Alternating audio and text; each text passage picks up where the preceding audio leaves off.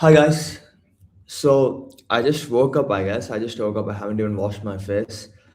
Uh, and give virtual of Amritapuri region. Let's see where we will put ourselves. Okay. How many viewers can I get? Like, let's just go and give the contest. Okay. This is having 25 solves. Let me try that. As part of okay, leave that. You're given a binary string s of length. In one operation, you can choose a subsequence of s of length 3 such that it contains at least one occurrence of both zeros and ones, and delete it from the string. You cannot perform the we can choose subsequence that has both 0 and 1 if the length is smaller than 3. The remaining characters are concatenated without changing the relative order. Find the minimum possible length of the string s after performing this operation any number of times. Can you get 0? Can you get 1? Can you get 3? These are the things, right? Mm, those are the only operations, right? Can you get 0, 1, 2, 3? Okay, wait a minute. If all of them are zeros, then your length can be bigger. Okay, so one thing we can say for sure, right? Let me paste my golden rules to here.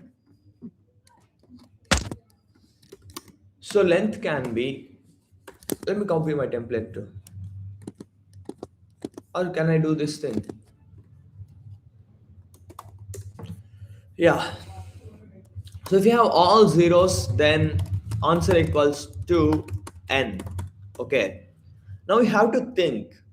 Uh, it's about subsequence, right?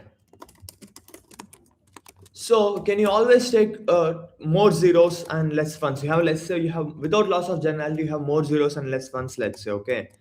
Then is it better to take two zeros here and one here? Okay, you remove two zeros and one.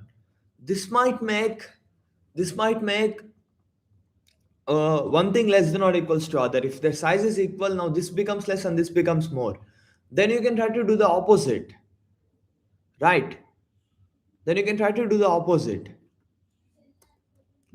So what I think is, if their lengths are equal, let me guess this. If their lengths are equal, can you always remove everything? Think about that. You can remove two zeros and one. Then what will it become? It will become 1 1 0 0 0. Now we can remove two zeros and one. Then it will become 1 0. Okay. So so if you have a number of zeros and number of ones differing by one or two, can you remove everything? I think yes. I think yes. Because let's say here both of them are equal and you have a total reminder 2. So we came till 2 because we can reminder doesn't change, right? If you're removing three things. Now let's say if it is like that and both most of them are equal. Now can you come to 1? See, first you take this 2 and then this one. Then what happens? 1 1 1 0 0 4 zeros. Now you take these two and that one. Now they are almost equal. Now you take this two and this one. So now it is 1. So we have done good again here. Okay.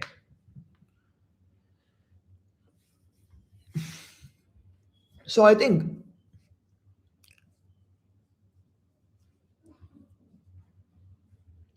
think it is like whatever is the minimum. Okay. If this is minimum, you have to see for twice of this try to remove that. Okay. So let me just exchange them without loss of generality.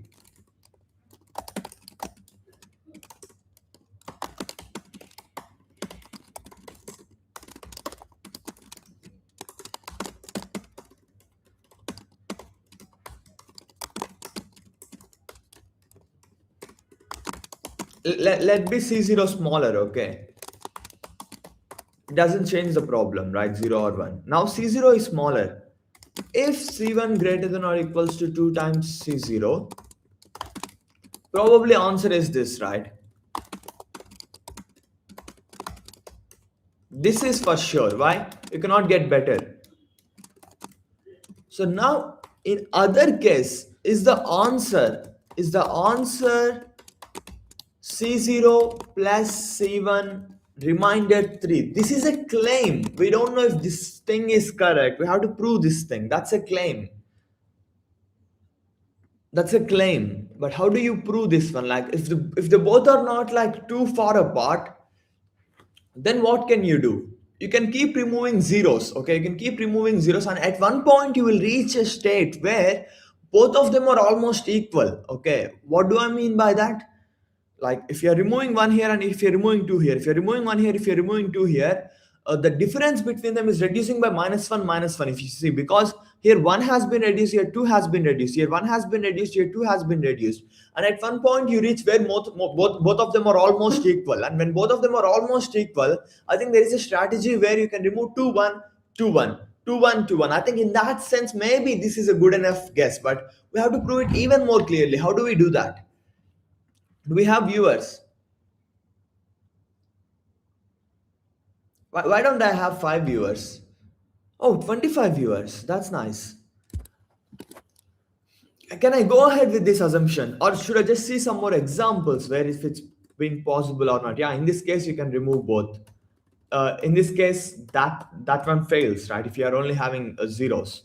So if you're having both, you can surely remove.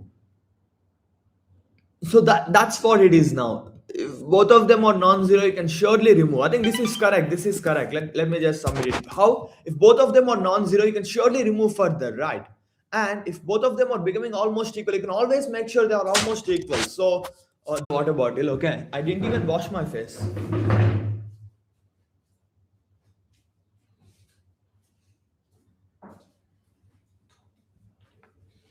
So it's a correct answer. We got our first solve.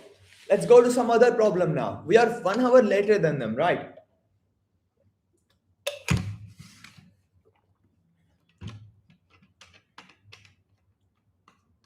Hi guys, like the video. You're getting live ICPC solved by a pro, and I'm best at ICPC. Or did they sort these things in increasing order? I hope not. Okay, it's live solved. It's getting live. So let's read this problem. Path pair maximization. It sounds good, right? Path pair maximization. You're given a tree with n vertices numbered from 1 to n. You must color exactly two edges of the tree black. You must color exactly two of them as black. It's in the rest of the edges will be colored white. Find the maximum possible number of pairs u, comma v such that uh, okay, we have find and the shortest path from u to v contains at least one black edge. It's a tree. It's not even a graph. Shortest path is unique, right? So let's look at tree. You guys, what you guys should do is you should not get scared at all. No fear. Okay, no fear is our motto always. You have a tree. Okay,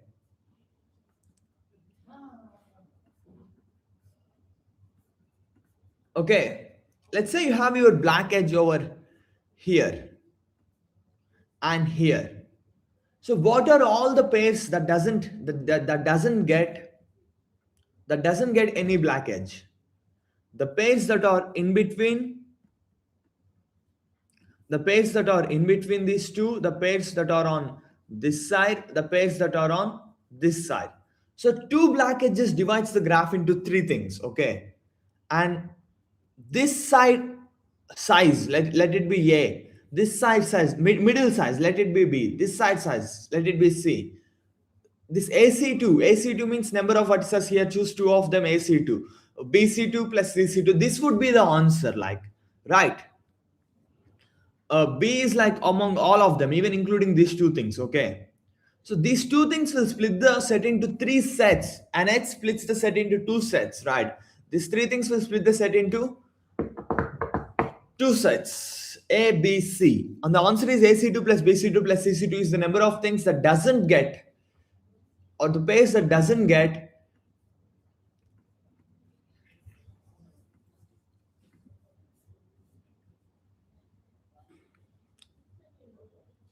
So we have to minimize this AC2 plus BC2 plus CC2.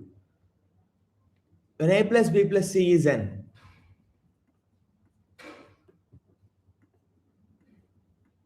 Can you brute force shit? What do I mean by that? Okay, let's fix this edge. So now A is fixed, okay, and now you have this subtree. Okay, if you fix that black edge, if you're fixing one of the edge, like we're trying to brute force, that seems the simplest, fastest approach we can proceed with, right? If you fix this edge, you have a subtree here, you have a green subtree here, okay. Now you have to find what is the edge, okay, what is the edge for which you can get minimum bc2 plus cc2, okay. You have b plus c as constant, you have b plus c as constant. So when will bc2 plus cc2 gets minimized if b plus c is constant? When B and C are almost equal, right?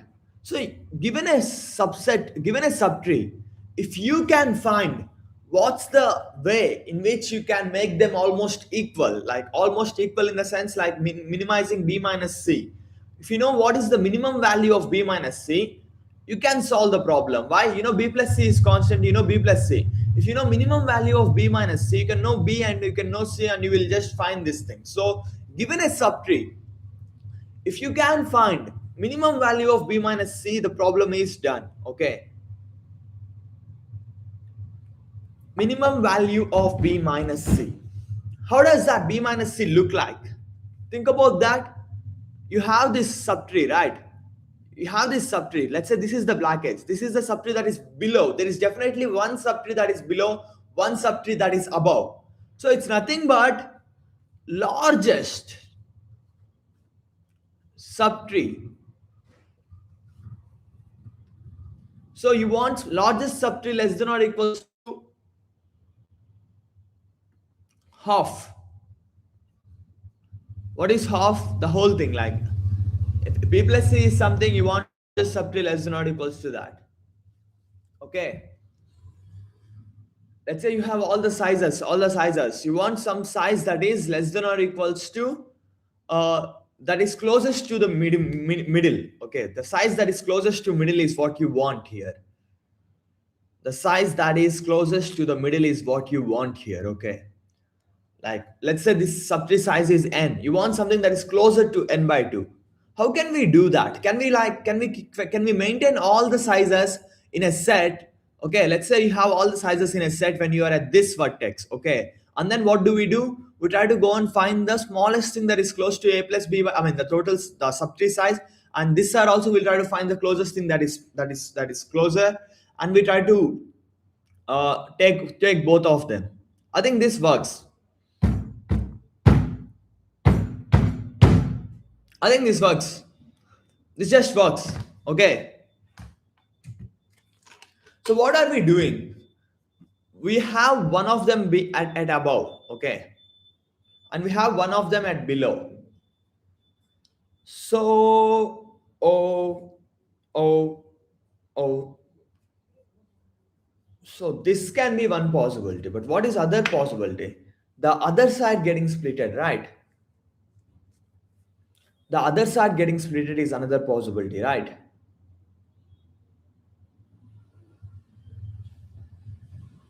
So this side getting splitted is, we know, like once you fix an edge, you have two different subtrees, which is below subtree in the tree and you have above subtree in the tree. Okay, above subtree.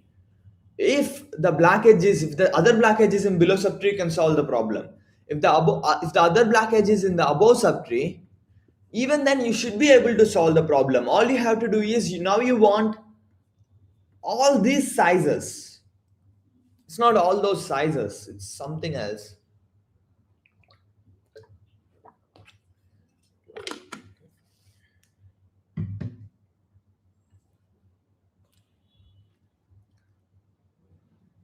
Bum, bum, bum, ba-da, bum, bum, ba-da, da, da, da, da, da, da, da.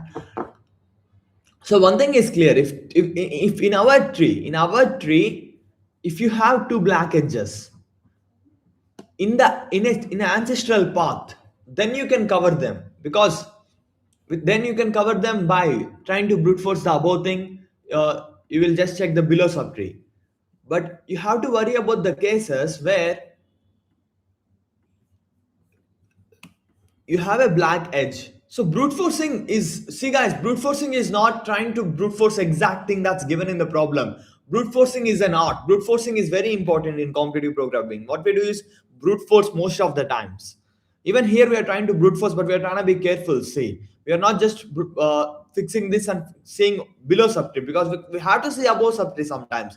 And when we have to see above subtree, when you have a black edge over here, okay, and you have another black edge like over here also. Now see, you cannot fix this, and then you cannot see just the below subtree. You cannot fix this and you cannot just see the below subtree. Okay, your tree is already fixed.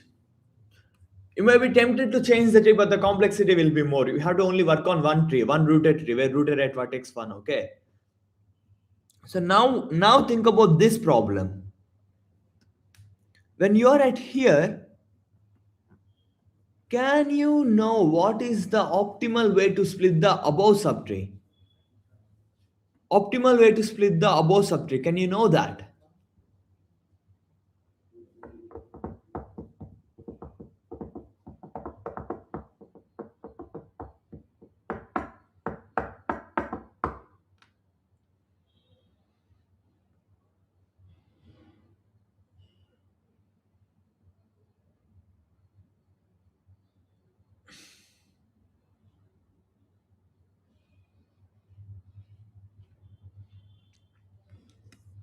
Do we have viewers still?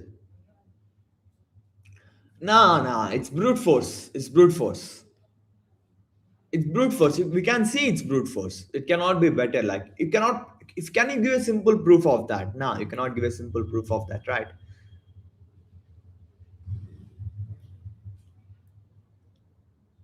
Why don't we have viewers?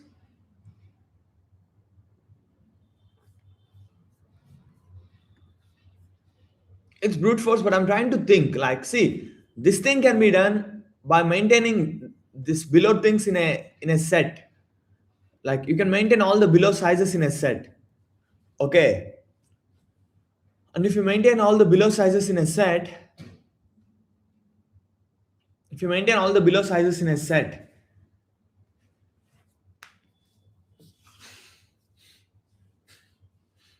if you maintain all the below sizes in a set, you can do this thing. How? In DFS tree, while leaving a subtree, okay, in DFS traversal, while leaving a subtree, let's say you're adding that to set. Now you're adding something while leaving. So what happens is, once you are here, you will have everything below in the subtree. So this can be solved very quickly. So I'm trying to think something like that for the above things. Can you have a set while you're doing DFS traversal? Okay, you guys should know DFS well. Like you use DFS, but you have to know it well. How can we see DFS well? Whenever you're traversing DFS, okay, you have your current vertex, which is V, and you have already traversed vertices, which are blue. Okay, let's say, and you have already traversed ones; those are blue. Okay, and then you have red, which are not yet traversed. Okay, which are not yet traversed. All these subtrees are not yet traversed at all. You are at vertex V. So this is also not yet traversed, but you are about to traverse it. That's how it looks like. What does this mean? You have went inside and you have traversed all of them and then you came out. And then you have went inside, you have traversed all of them and then you came out. Now you are at this path. You're trying to traverse this. I'm trying to think, can I ignore this part? Can I ignore this part? And can I assume that whatever the black edges that are of this format, can I assume that one of them will be touched once and then the other thing will be touched? Can I assume that? Think about that, guys. Can I make that assumption? If I can make that assumption, now I will maintain a set S. Now this set will have all the blue edges size, okay? And then we can brute force again. When we are here, we know whatever the size of above is. And my assumption is that blue edge is all, at some point, these two things will be like, this is at red and this is at blue. My assumption is that will happen because one of them will be visited first and one of them will be explored first and one of them will be left over first, and once you explore it and leave, that's a blue edge, and then you come to the next thing, and then now at this point this is in the blue edge, right? And if that is in the blue edge,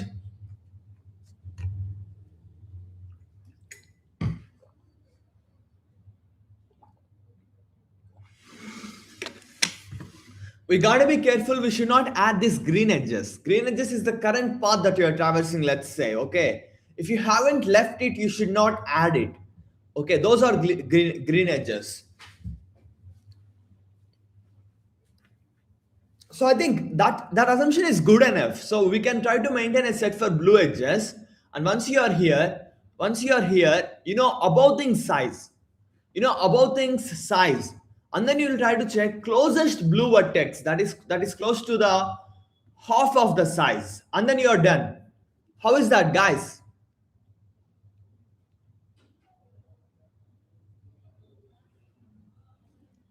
Do you guys get that? So the assumption, see, I could have tried brute forcing, tried covering everything, but instead I'm thinking, can I just brute force this blue thing and this thing? Will that just work out? Because I could have worried about this side too, right? The things that have been unexplored. But I'm trying to make such an assumption, and then that is definitely correct because if they both are in the same path, if they both are in the same path from root, then they will be covered with the other case where one is here and the other is in the subtree. But if they both are in different paths from the root, then one of them will be visited first and the other thing will be visited next. We are very concrete with our logic. You guys should observe that. If they both are in the same path, top thing will be visited first, then it will be covered in this subtree. If they both are in the different path, one of them will be explored once and then we come to the next thing. For sure, right? Without loss of generality, one of them will be explored first. And then when you are coming here, that will be in the green set, in the blue set. Now you can try to find again the problem.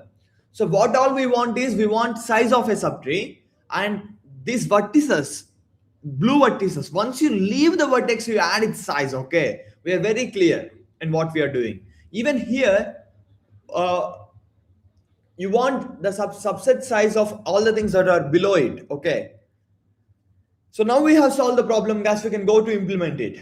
Okay, we should be able to maintain two sets. One is the blue sets which have been completely left.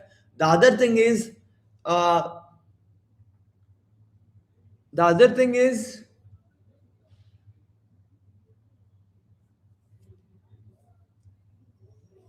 trying to maintain a subset for the subset. How would you do that? I think that is not easy. How can you maintain a set for the subset?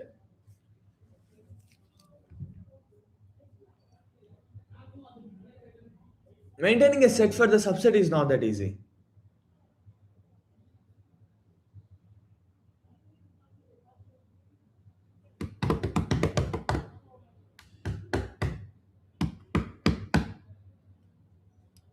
But subsets can be represented in a line. We know that, right?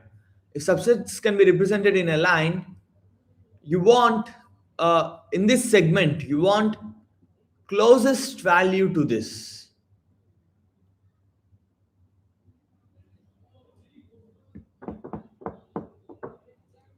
You want closest value to something in this subset.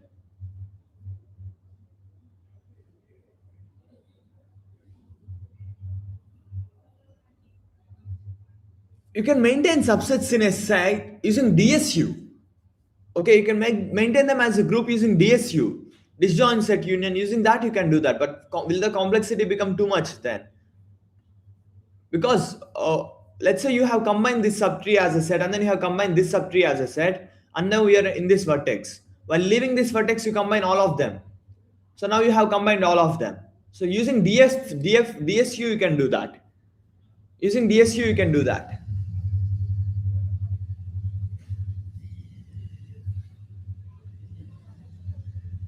So DSU is n log n, and then we are doing plus log n. It's not n log n times n log n. And then after combining, you will do plus log n to find the closest set. Okay.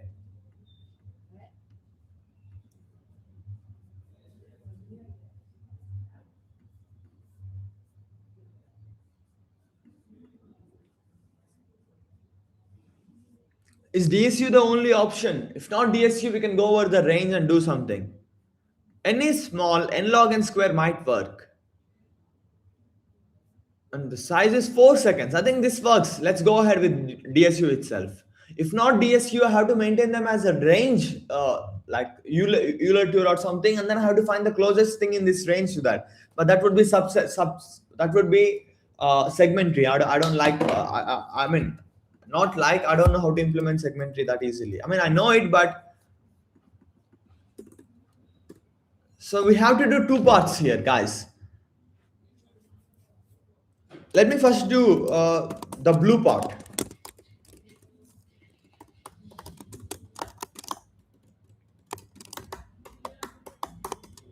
So we want sizes, right? We want sizes. Let's say we find DFSB.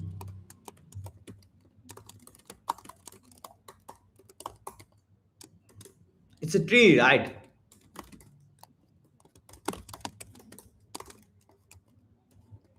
So what will happen to B of V equals to 1, and then DFS of U comma V, B of V plus equals to B of U. With this we have all the sizes. Okay.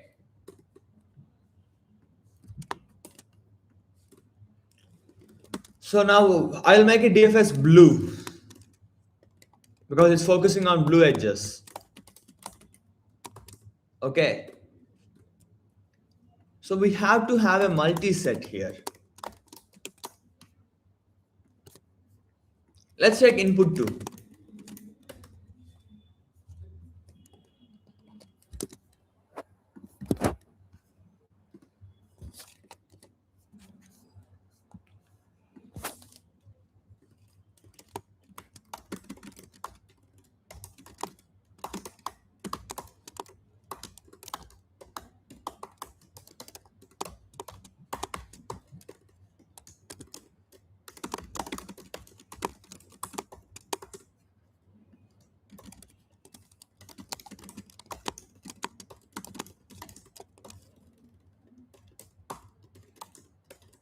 So DFS is simple. I mean, DSU is simple. DSU is not complex, right? You'll try to combine. Assumption is that once you are here, all the subtrees are combined. You will combine all the subtrees recursively, and then you try to combine each subtree.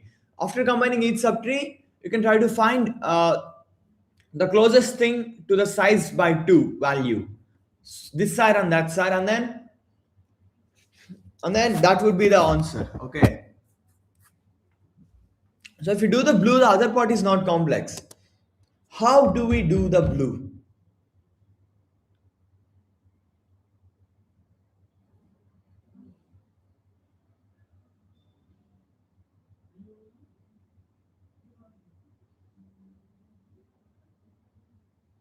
Wait, I'm worried about blue.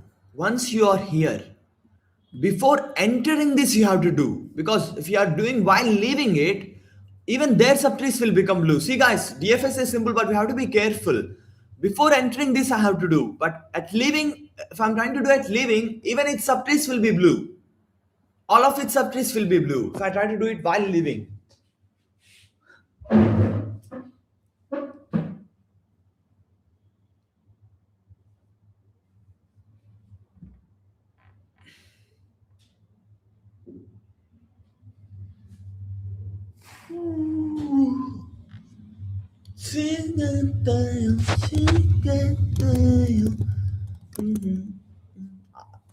So while entering, I have to see the blue things. Okay.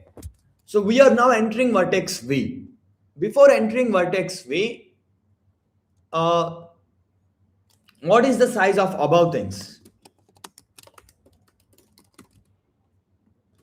Let's just have n here, or even above.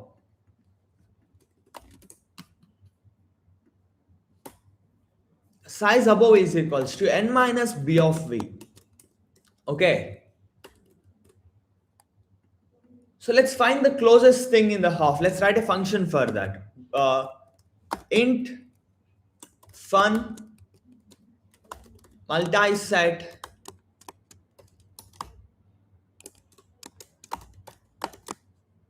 that takes this value, that takes some size.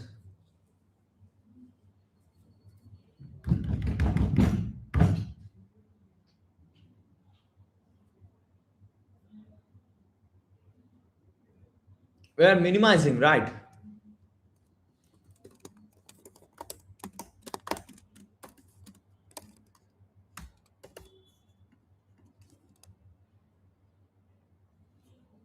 What have happened here?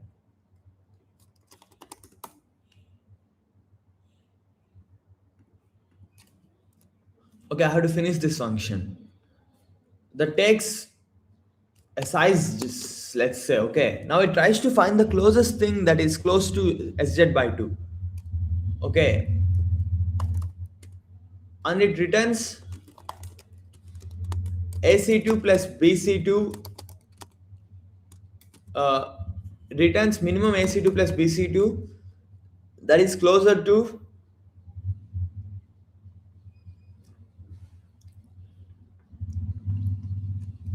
A plus B equals to SZ. Okay, Po- possibilities of A or in S. Okay, so what should we go with? We have to go with something that is closer to auto F equals to S dot lower bound of SZ by 2, let's say. Okay, if F not equals to S dot end. Okay, what do we do? Let's return infinite here. Let's make answer into answer equals to infinite.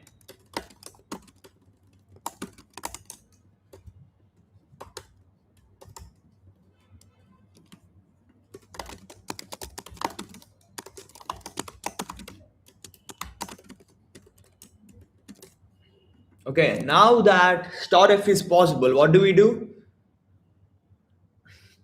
Now that star f is possible, what do we do? Yeah, guys, what do we do?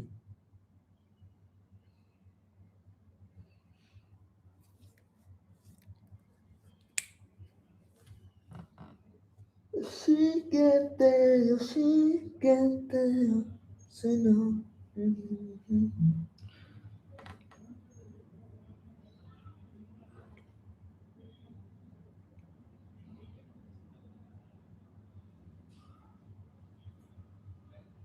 I think the other thing you need not use DSU. You need not use DSU. What you can do for the other thing is think about that. The other thing is nothing but they both are being in a path, right? If they both are in a path, while you're at this vertex V, can you find if you can maintain the whole path, if you can maintain the whole path in a set S, you're done. If you can maintain the above path, instead of fixing this and seeing that as subtree, fix this thing and see that as a path. In this, if you maintain for all of this path, if you maintain the above sizes, for all of this path, if you maintain the above sizes, because once you remove that, the above size is getting removed, right? If you know the above sizes for all of this path, you can try to find the closest above size that will be closer to half of the above things. In that way, we can do that. So this seems nice, right? We are not even using DSU here. Do you guys get this part? Did you guys get that part?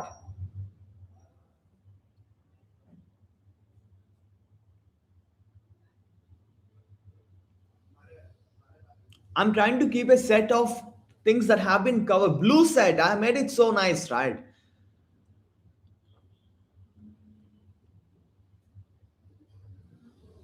I didn't get it, Pradeep. What were you asking? So we can do this instead. Like we have two cases, guys. One case is being covered by blue, and you're about to explore this vertex, and then you will try to see the blue things. That is one case. The other case is when they both are like this. I think then I will come here and then I will try to see the above things. For each of the above things, I will maintain its above size in a set. And if you are maintaining above size in a set, we can try to find the above size that is closest to this above size. Okay, did you guys get that? It's simple. It's like simple, but we have to be careful. Like, see, intelligence is the ability to put care into what you are doing. It's not like something that's too difficult. Okay, ability to put care into what you're doing is not easy because you guys are lazy assholes, I guess.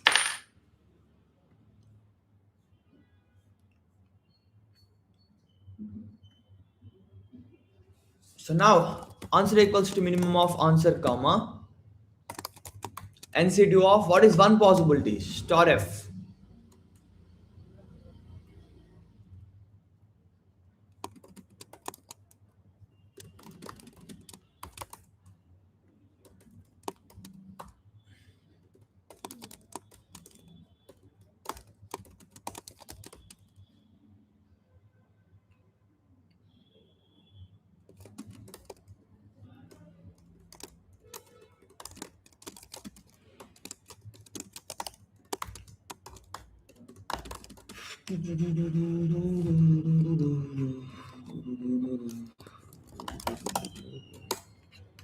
So that's what our fund does. Okay, now we are here. What should we do?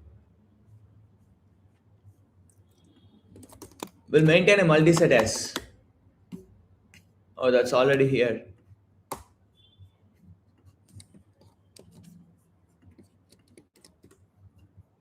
So now you're about to explore V. Okay, you're about to explore V, and S will contain all the blue things that have been explored, and you have came outside of them. Okay,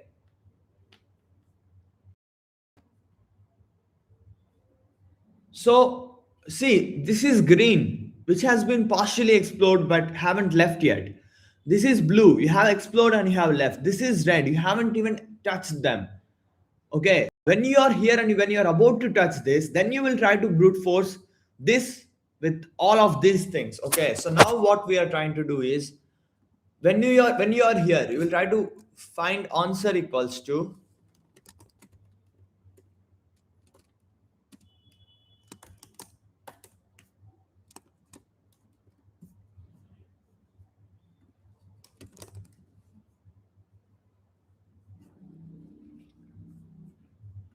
when you are here, initialize answer to infinite.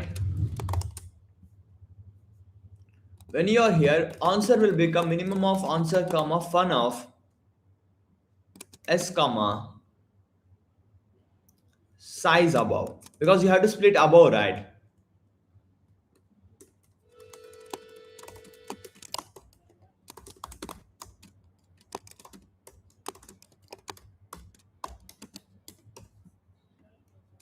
But how do we maintain blue set? It's simple. Maintaining blue set is simple. While you're leaving something, so if your definitions are very clear in your mind, if you know DFS3 as well as I do, because you guys might have used DFS, but you guys might not have studied it well. Like, okay, we have explored completely left. We have these blue things which have been left out completely. We have these green things that have been partially explored, which are in the path. We have this. We have these red things which are never touched at all. You should have the clarity, guys. It's not about intelligence, it's about clarity. Like, I can take any difficult problem and I can try to solve it like one after the other with clarity, because I believe and I can do that clarity thing. I mean, even I cannot do well in contests, I know that. But we should have clarity in general. So now we have to add that to blue set. What we should add just B of U, because now we are leaving that. Now this is going to become blue. We have explored everything in there, and then now we are leaving it. When you're leaving it, it's about to become blue. So now you can add that. And then we have covered all the possibilities where one blue edge is here and the other one black edge is here and the other black edge is here. That's what we have covered, all of them. When both black edges are not in the same path, we have covered all of them. See that? Now we are trying to cover.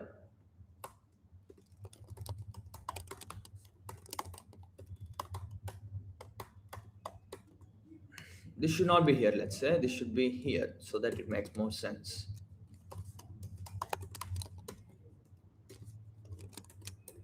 So DFS blue has been covered. Now what? Now I'm trying to do this thing. Now I'm trying to do this thing. When I'm here, I will try to see the above path. I'm trying to brute force the path for each of the path vertex. Okay. For each of the path vertex, I will try to add the above size. Okay. We are trying to brute force two black things. We are trying to brute force. Let's say this is the path. Okay. We're trying to brute force two black things falling in the same path, like here and here. So now what will I do? When you are here, for each of the above vertices,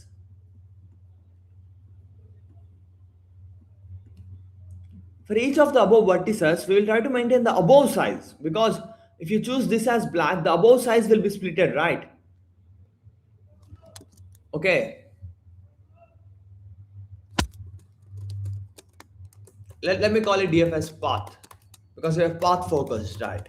See guys, these are not like different types of DFSs. I'm not able to name them, that's why I'm using those paths. Okay, see things for what they are. Okay, see how it's a very important ability to be able to see things for what they are. That's what problem solving is. This is, you're not seeing this for what you are. Maybe you will think, okay, DFS blue is a strategy. No, it's not. I just came up, it's brute forcing well. Now we have this size above. Now we have this set S, same multiset S, let's say. So now the assumption is, when you are at V, you have all the things in the path and above. Now you're trying to maintain the path. Okay. So the path is having all the things in the above path. So now when you're at here, you will explore all the children, right? So before exploring some children, this goes into the path. And after you have explored all the children and you're leaving this, you have to remove it from the path. Okay. So what you should do before exploring children, you have to add it to the path. S dot insert of B of V. But we are not adding B of V. What we are adding the above size. Okay. What is above size? N minus B of V. Because we are trying to remove the above size. We are trying to add the above size so that we can find the answer based on that. So now we have this thing. When you have the size above, answer equals to minimum of answer comma fun of S comma size above, because you are trying to split that again. Okay, but you have to remove it. Now you have, now the path is clear for children, because V has been added to the path. You're trying to maintain a path here, guys.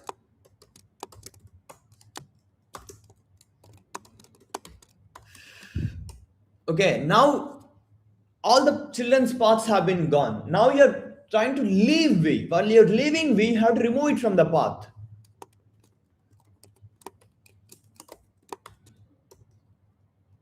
In the above case, we don't have any leaving thing.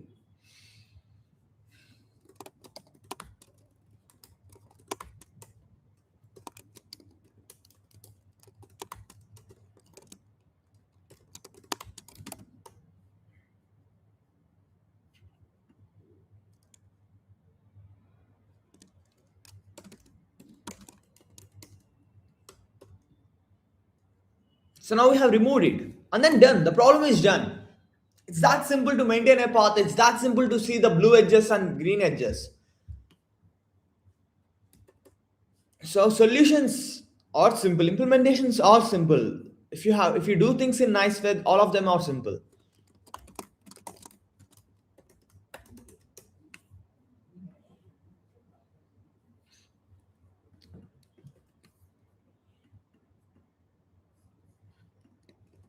We had to do on DFS.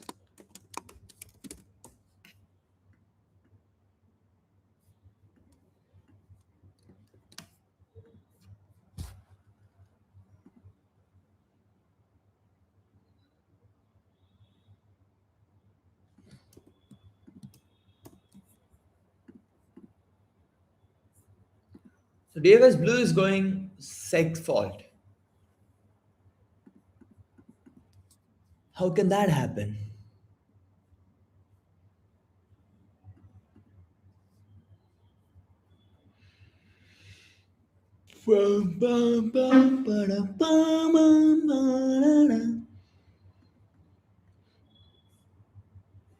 Maybe is there something seg fault happening here?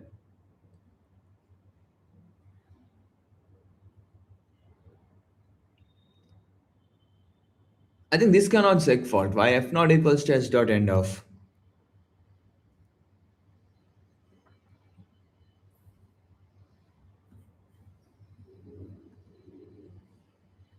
Well, let's try to see if that was the issue. Oh, that was the issue.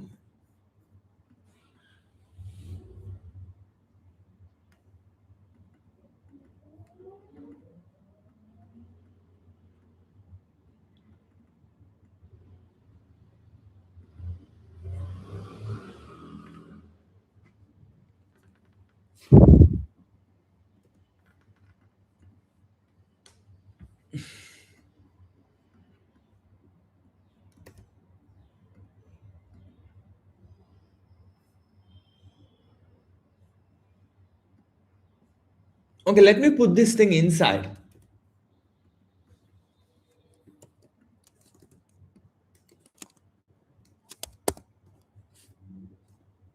Because if S is already end, I think you cannot do F plus plus again. Maybe. See, that was an issue.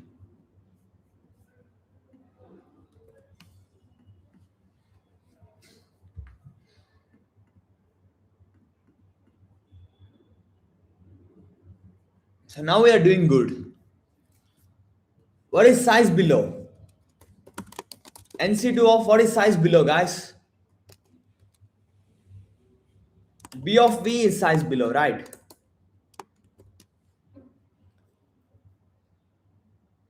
Here, what is size below?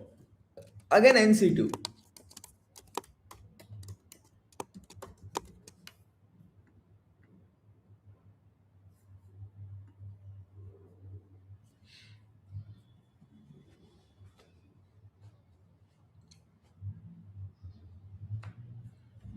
1, 2, 3. Okay.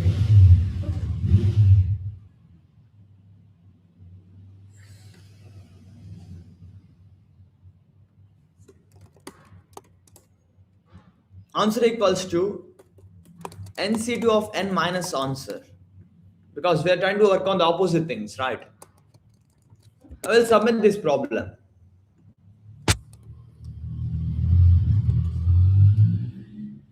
See, simple code, like code is not difficult. Fun is simple part. DFS B is just making B. DFS blue is just trying to sieve over this and blue. This is just sieve over this and path. Code is simple and clear. Like we may not have any mistakes over here, right? 4 seconds we have. This is just n log n.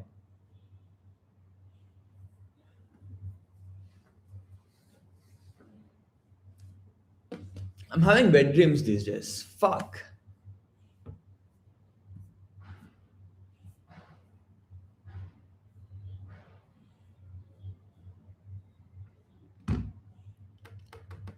What could be going wrong here?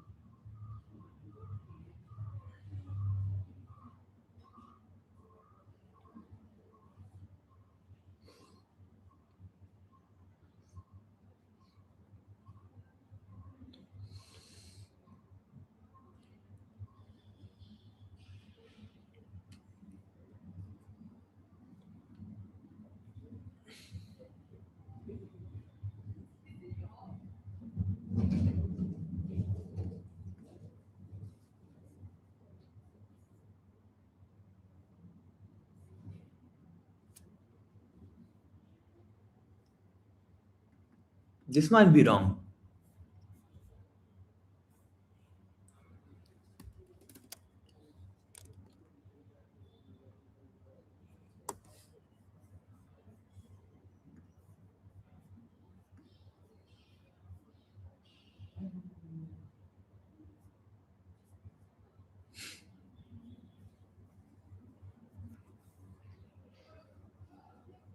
Do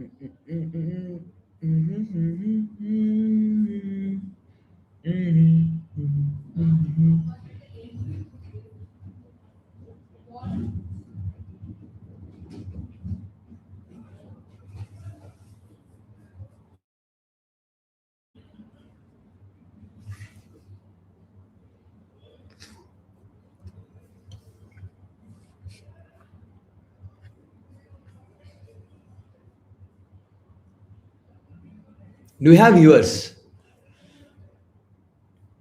Guys, leave a W if you're active. Okay.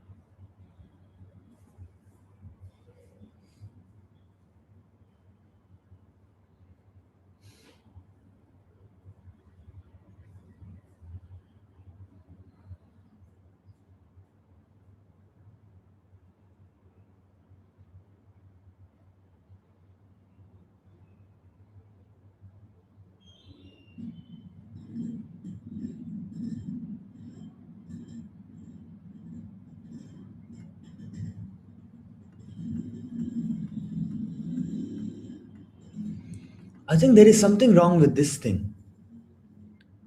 Maybe not.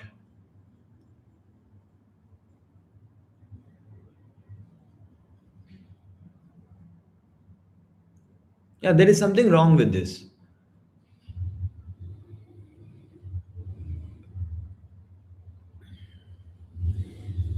We are finding something just okay. We should not be doing like that. We should check with this thing and then we should check with the other thing. That was wrong. What I have done there was wrong.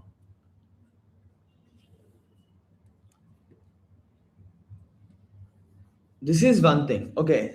Try to just see something greater than or equals to lower bound. That is one thing. And the other thing is trying to see something smaller than this. That's the other thing.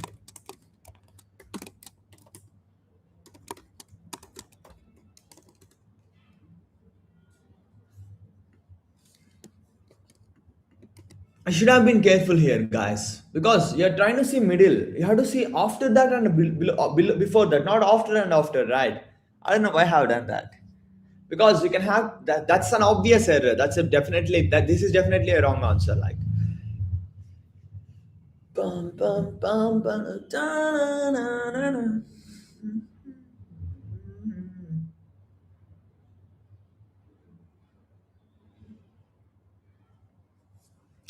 Let's go. It's a correct answer. Not yet, but I hope it's a correct answer. It's taking time at least.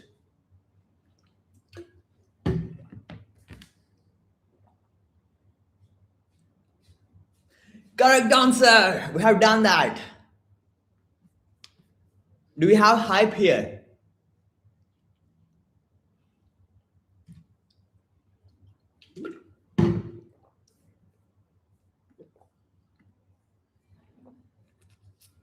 Only two solves so far. We and someone else. Who the fuck is this?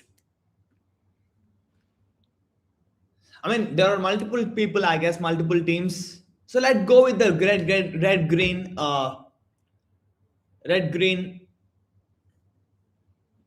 game. This itself was so direct problem. Does it have any thinking? It doesn't have any thinking. It's brute force, direct, stupid, easy problem. I don't think it had any thinking to do.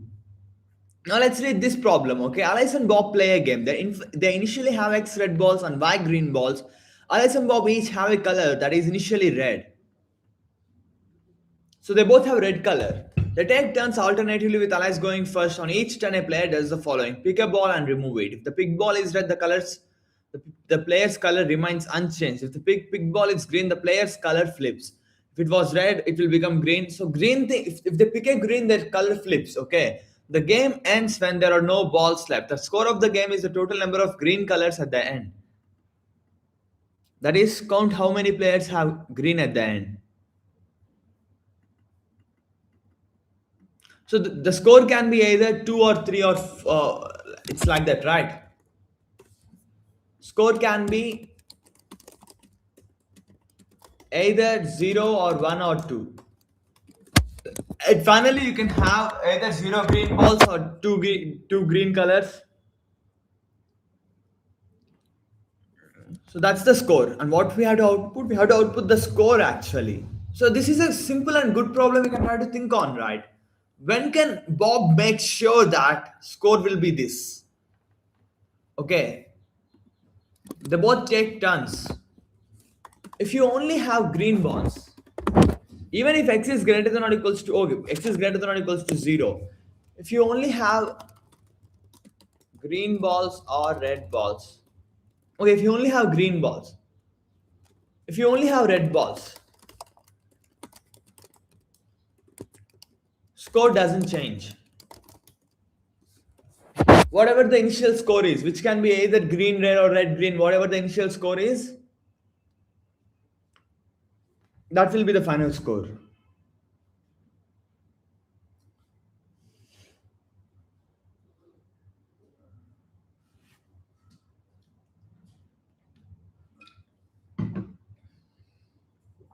If you only have green balls,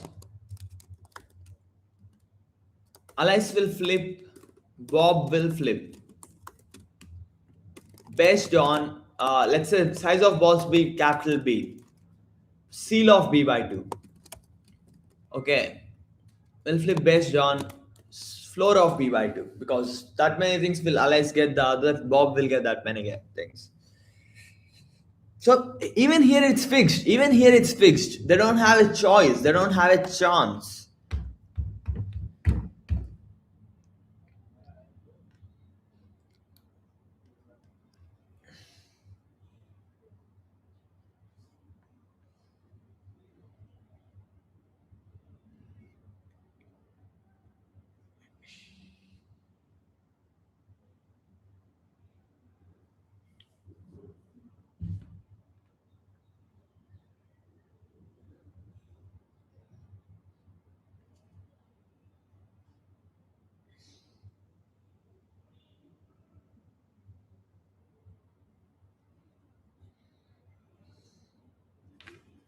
This seems more complex to me.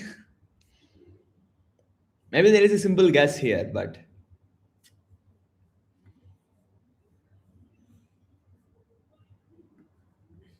sure, Pradeep, you are that.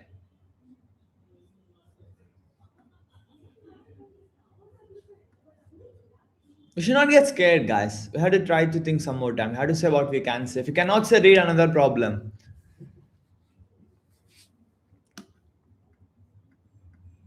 We have to minimize that shit.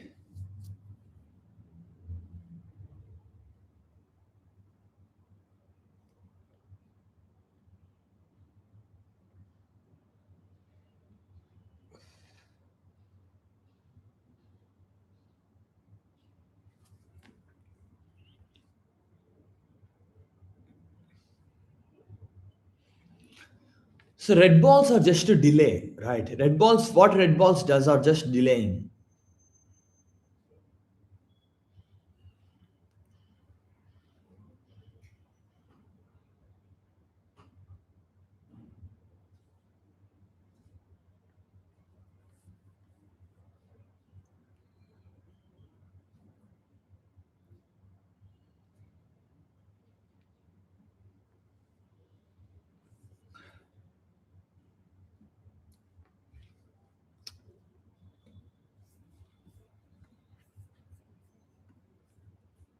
Let me read some other problem. Okay. Point mirror, preventive measures.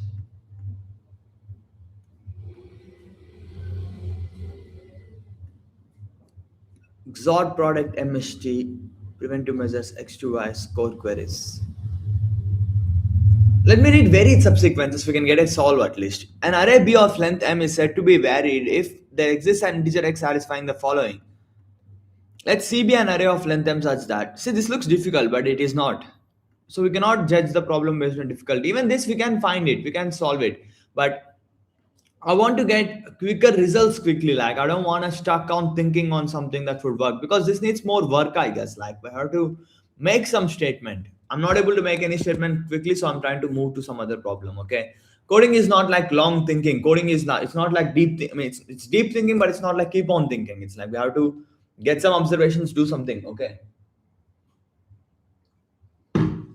what am I doing on a weekend?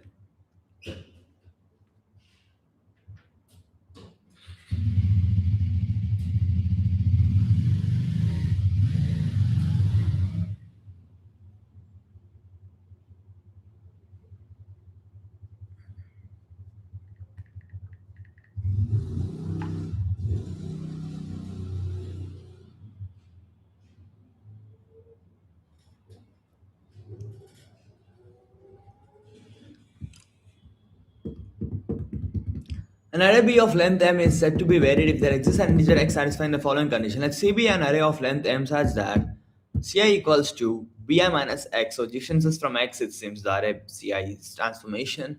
Then it must hold that Ci not equals to Cj for all the elements of C are distinct. So if B is not distinct, then we are fucked.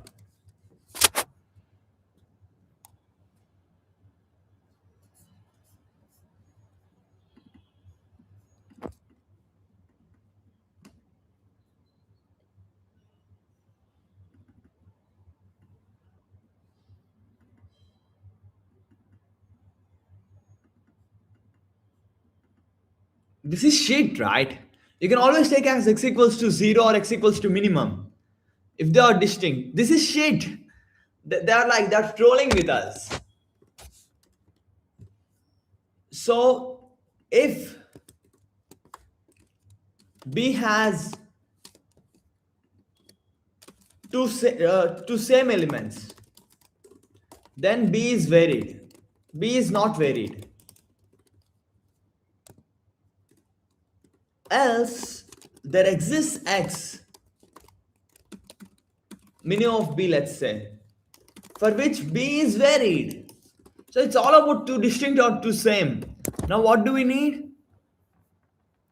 So if there are two things that are same, you can just output 8 comma 8 because you need just a subsequence, right? If all are distinct, you should say none is the answer.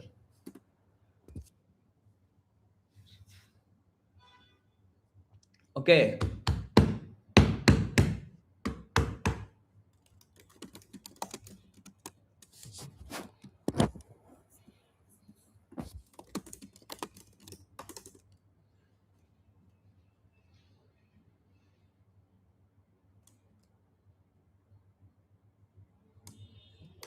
I'll just maintain a set.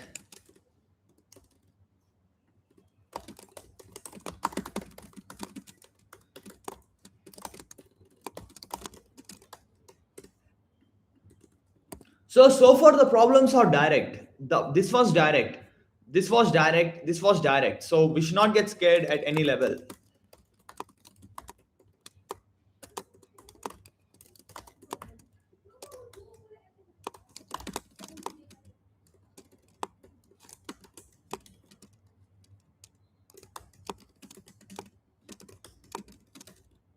And then done, return.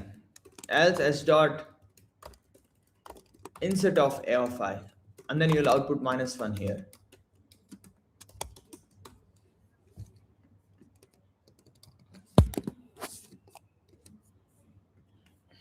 That's an easy problem.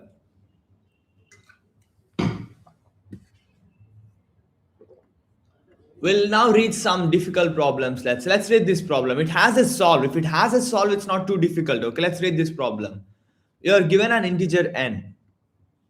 Consider a graph J consisting of n nodes. We have solved 2700s, 2800s, 2900s, even 3000s on some of my streams. I think 2900s. Consider a graph J consisting of n nodes numbered from 1, 2, 3 up to so on n. Given for any two nodes x and y, there is an undirected edge between them with weight What the fuck is this thing? X less than y, okay. X times y times x XOR x plus 1 XOR up to so on y. So you have to realize one thing. When some things look shitty, it is more easy because this thing cannot get involved in the logic, right? This thing cannot get involved in the logic. Maybe you have to say something about that, but it won't get involved entirely into the logic. Find the sum of weights of the minimum spanning tree of G.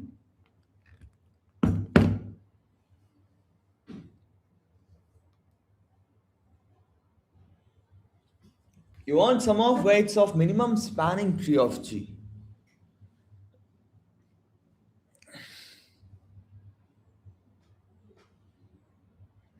Since the value might be large, you will need to find it modulo. This makes it more complex.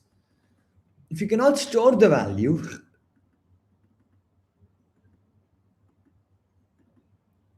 how do you compare it? Mm-hmm. But that's not that big of a value. It's just 3 cube of a value because n cube is the biggest value. Okay, this is n cube already. N into n cube is the biggest thing that n power 4 is the biggest value that can be possible. N is 10 power 6.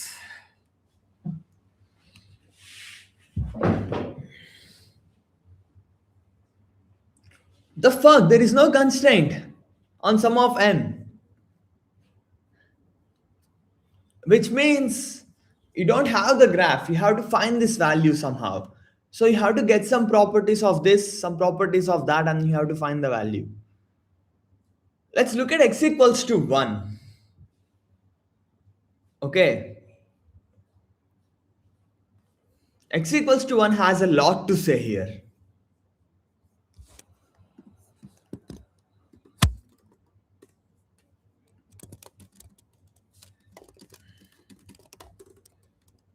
One XOR, two XOR, up to so on n. What do we know about this thing?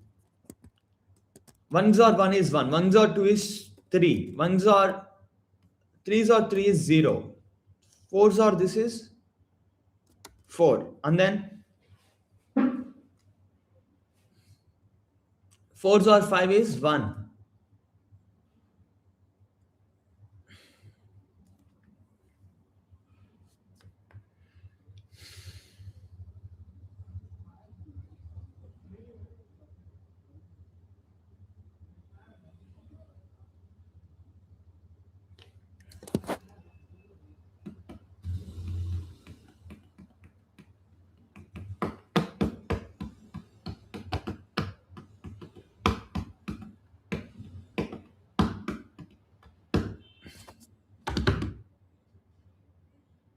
There are 0 weights at places.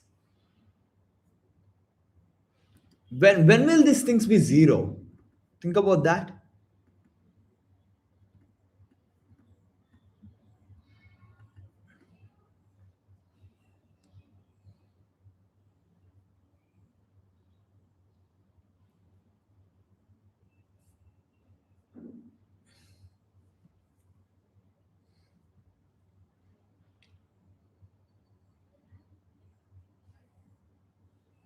We have too many 0 things.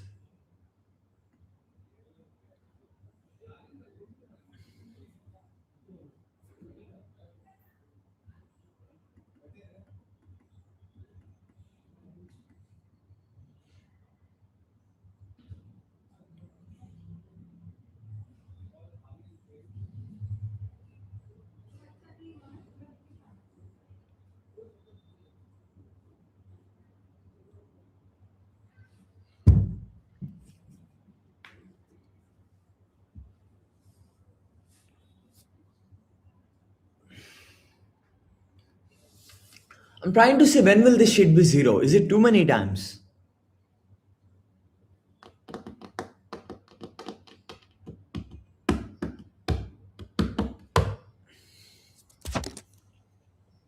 We see here 1 XOR 2 XOR 3 is 0. Let's do this again. And then you have to XOR with. This is 2, this is 3, this is This is 1, 2, 3, 4. This is 5. Now we have to XOR with 6, let's say. That will be 7. And now we have to XOR this with 8. No, now we have to XOR with this with 7. Okay.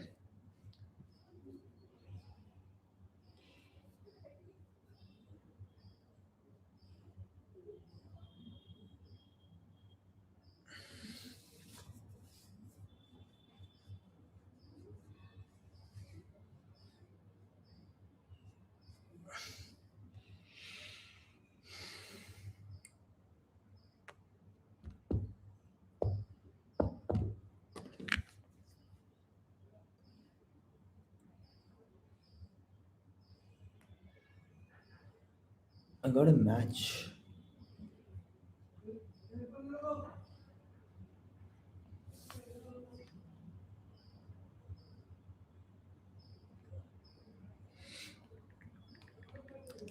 My line on dating apps is simple. Hey Cutie, how you doing?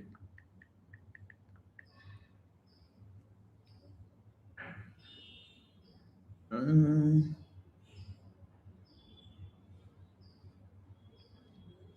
where are we now?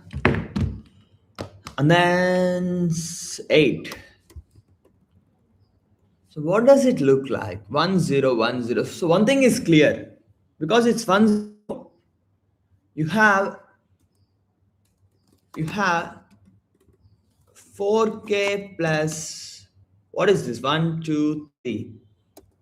All are attached to 1 with 0 cost.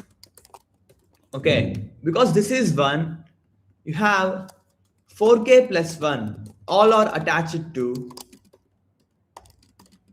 2 with 0 cost. These two statements you can say, because why am I, all of them are 1. So if you remove 1, it will be 0 and it will be from 2. These two things we can say. And 1 and 2 are attached with 6.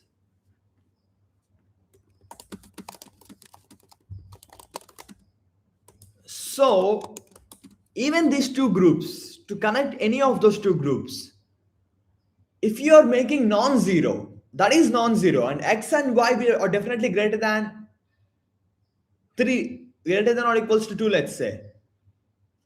If they are greater than or equals to 2, it will be greater than or equals to 6. So you must combine 1 comma 2.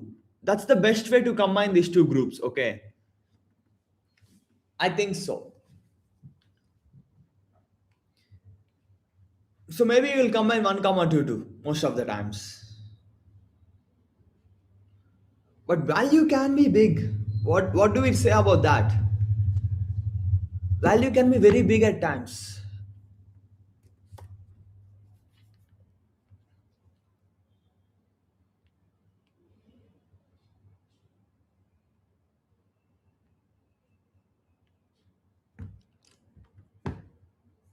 I don't get what's wrong in my behavior though. Let me check it, like how many people have seen it also.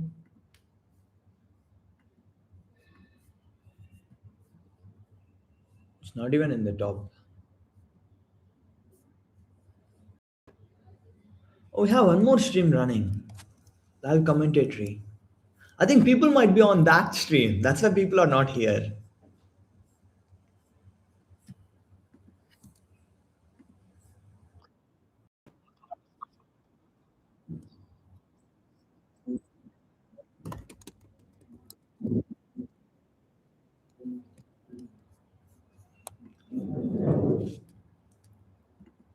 Oh, was he saying in my stream? That's nice. So, guys, we have to do better. We have to do better. What about this XOR MST? What about preventive measures? What about X2Y? Let's not waste time. Let's try to read the problem quick. It won't be too difficult. Like, I should not get stuck at any place, okay? XOR MST, okay, we have some zeros, we have some zeros, okay, that's there. All of those are already connected. Now we have to worry about something else.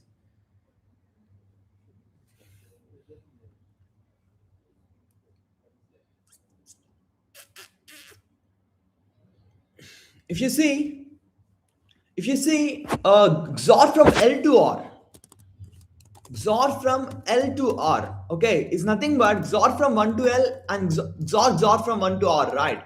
And you know what is XOR from 1 to L and XOR from 1 to R pattern is? It's like this value. It's like either n plus 1, what is this? 1, 2, 3, 4, right? 1, 2, 3, 4, or n, or 0 or 1. So when you XOR those two things, what will they be? They will either be L plus 1 XOR or uh, L plus 1 XOR or L XOR or. These will be the formats, right?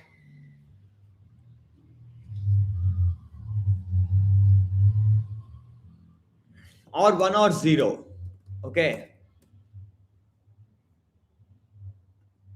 You can already see the things that are forming 4K plus 1 and 4K plus 3. You can already combine all of them.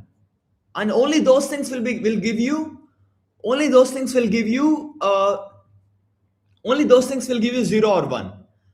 Every other thing, every fucking other thing, when you XOR, they will give you these formats. Okay.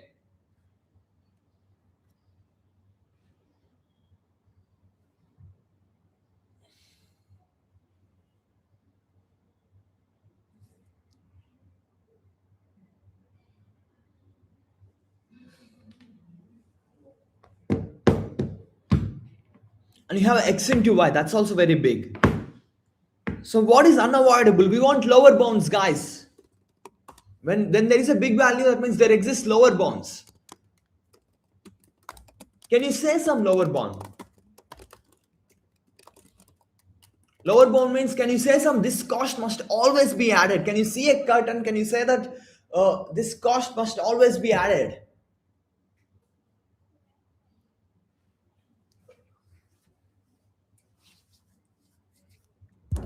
Let's look at 1 comma 2 itself. You must add 1 into 2 into 3.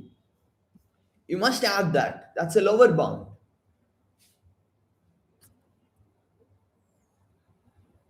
I'll come back to it later, okay? But what is a greedy way that can be used to solve this problem?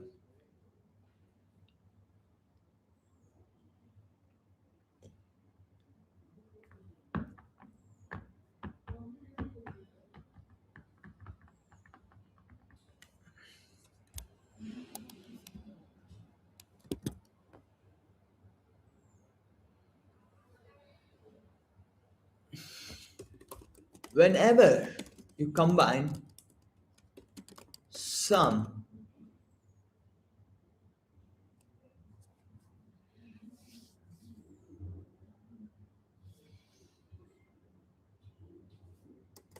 4K plus 1 with 4K plus 2, let's say.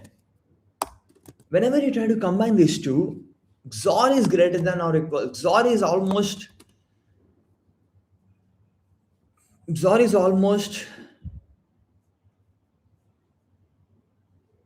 n plus 1 XOR n plus 1. XOR is n. Okay, XOR is value which is 4K plus 2. XOR value is 4K plus 4L, let's say. XOR value is 4L plus 1. Okay. And then you have 4K plus 1 times 4K plus 4L plus 2 times 4L plus 1. Instead of doing all that, you can combine it with 1 itself. K equals to 0 would be better. If K equals to 0, the value would be the same again. 4L plus 2 times 4L plus 1. I think this is the key. Maybe like we'll make this 1. That's the best thing possible. Okay. Now let's look at the other cases. Whenever you combine, I think is it always either combining to 1 or 2? Everything you try to combine it to 1 or 2 and that gives you the best value. Is it like that?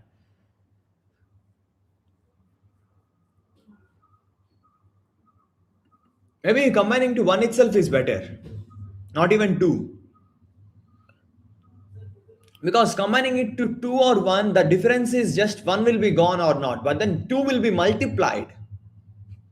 So I think it's all combining to one. That's it. I think it's combining to one. Sometimes combining to two is better, and then two gets combined to one. That's it. You don't combine these things to one. You combine these things to two. So I think that's it, guys. I think it cannot get more complex, and because people are solving it, right? Let me just go ahead with this. Okay, let me just go ahead with this. So 4k plus 2 will get combined to 1. 4k plus 4 gets combined to 1. Okay, because if you combine 4k plus 2 with 4k plus 2 will gets combined to 1. This is clear. 4k plus 3 has already been combined to 1. Now we are only left with 4k 4l. Let's say 4l plus 4l is left. Okay, if you see 4l XOR equals to, if you combine it with 1, XOR equals to what? XOR equals to 4l. Okay, if you combine it with 2, what is XOR? Let's look at it. 4k plus 1. If you combine it with 4k plus 1, it's unnecessary. Combine it with 1 itself. Okay, now we have 4k plus 2. If you combine it with 4k plus 2, even that seems unnecessary, because you will get something non-zero, and then you will have value times value. Instead of that, you can just combine it with that.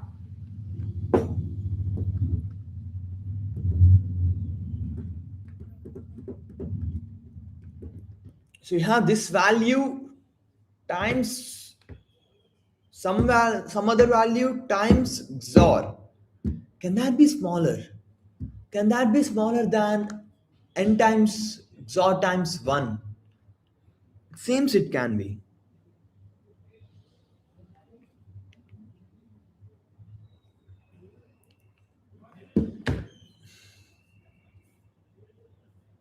I'm thinking, can we combine these two things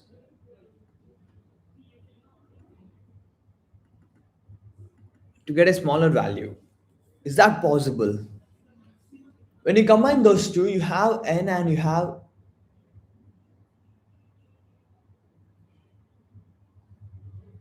two big values getting multiplied. But if you try to combine this with 1, that's also worse. Then you will have this itself getting multiplied twice.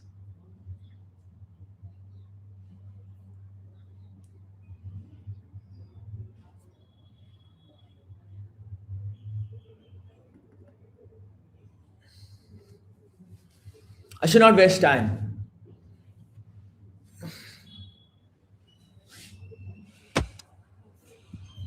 Let's come later to this problem too. Let's read this problem.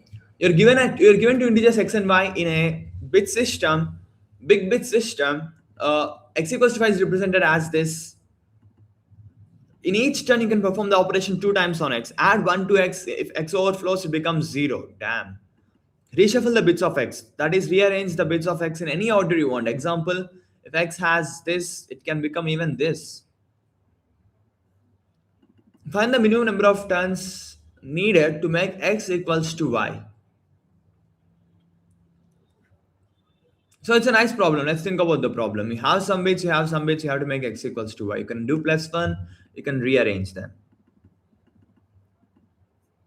If bits of x equals to bits of y,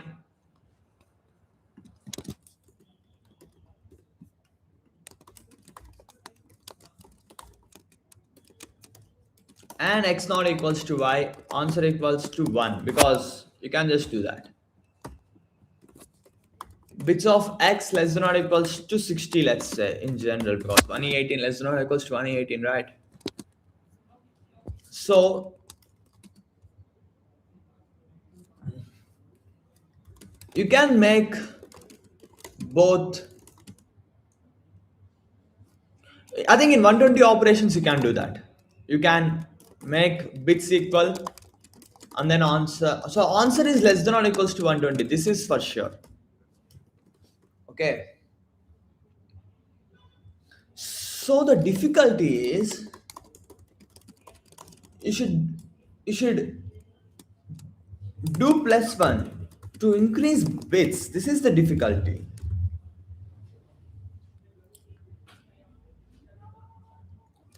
If you perform shuffle, at least once.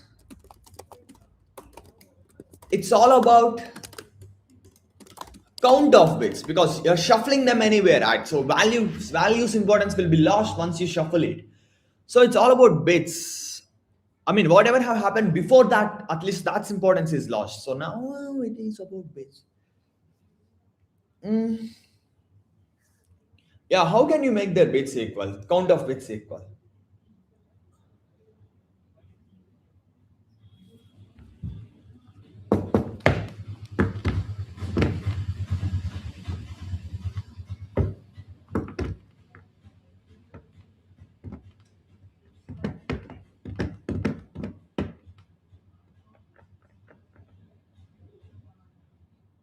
Wait, how do you remove bits? I think adding bits, the best way is move all the bits here, okay? Move all the bits here and then add bits, add x bits using 2 power x minus 1. That's the way. I think that's just the way. That's just the way it is. And then now you have c plus x bits, shuffle them back to match. How do you reduce bits?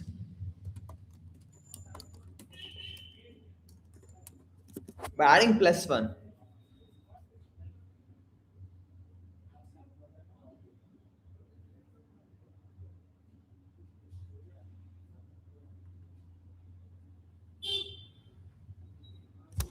Okay, you can reduce bits by keeping them like this. Shuffle them and keep them like this. Now if you add plus 1, bits count will be reduced. Keep how many bits you want. You can keep them like that and then you can add and then you can do that. So if it's about reducing bit size, you can do one shuffle, okay? Reduce, shuffle back. 3 operations at max. But adding bits is not easy. If you use some ones in between while you're adding, that makes it worse because those ones will disappear, right? That's just the way it is. That is definitely worse. So I think there is this lower bound while adding bits. For sure, there is this lower bound.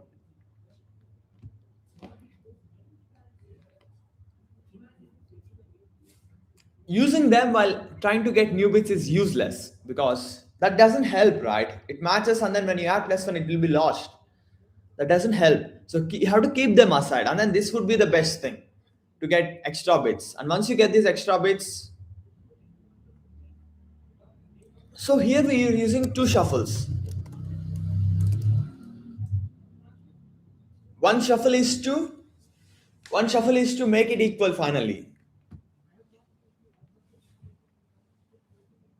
That might not be required at times. It's becoming shitty a bit, but yeah. Even here we are using 2 shuffles for sure.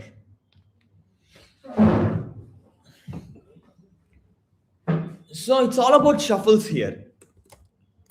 If you need 2 shuffles, because you need at least one addition, right? To change the number of bits. Answer equals to 3. If you need one shuffle, because at least you need one addition because you cannot change bits count otherwise. Answer equals to 2. Else answer equals to 1. So this thing is done. You have to think about when you need 2 shuffles, when you need one shuffle. When do you need 2 shuffle?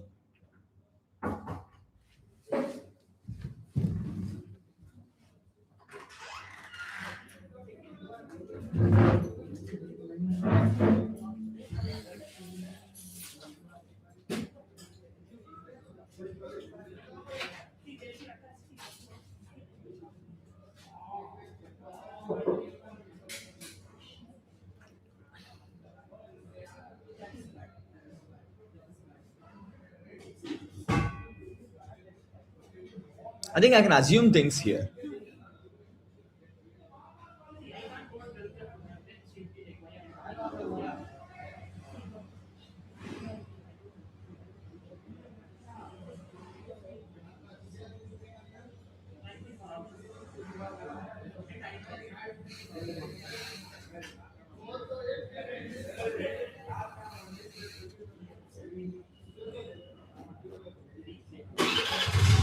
It's annoying a bit. It's annoying, but we have to do it. Why are you laughing?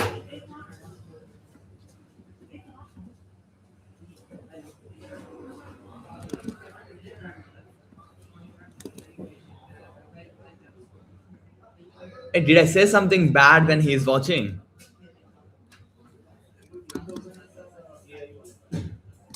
What might have said? I don't know. I'm not saying anything bad. Okay, we have to solve this problem. Let's read another problem, guys. Let's read another problem. Preventive measures. Alex and Bob have a tree T consisting of two n nodes numbered from 1 to 2 and Bob has an integer k and he wants to find n pairs such that each integer from 1 to 2n appears in exactly one pair and sum of the distances equals to k, where distance denotes the distance between nodes xi and yi in the tree. That is the number of edges in the unique path. So we have a tree of 2n nodes. We have to find has an integer k and he wants to find n pairs such that each integer from 1 to 2n appears in exactly one pair and the sum of the distances I equals to 1 to n equals to k. Alice doesn't want Bob to succeed. She can perform the following operation: remove an edge in T, add an edge in T such that it remains a tree. Note that it is allowed to choose the same edge to both delete and insert, which will result in the original tree. Okay. Or she can only do it once.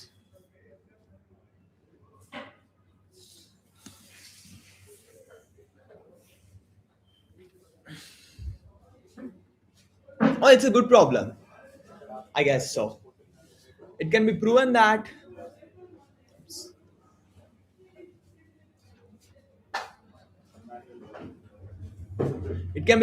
under the constraints of the problem, it's always possible to delete an edge and add an edge where each integer from 1 to 2 appears exactly in.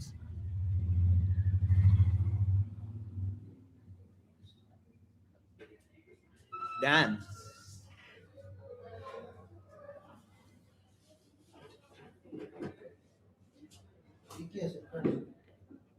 Oh.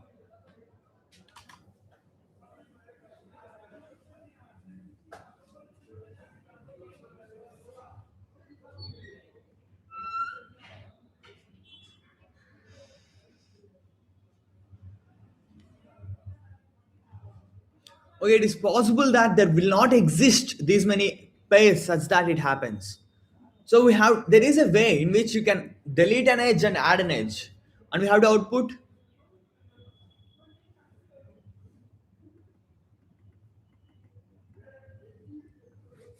So guys, there is a way. We have to find a way in which it's possible that the sum will not be equals to k.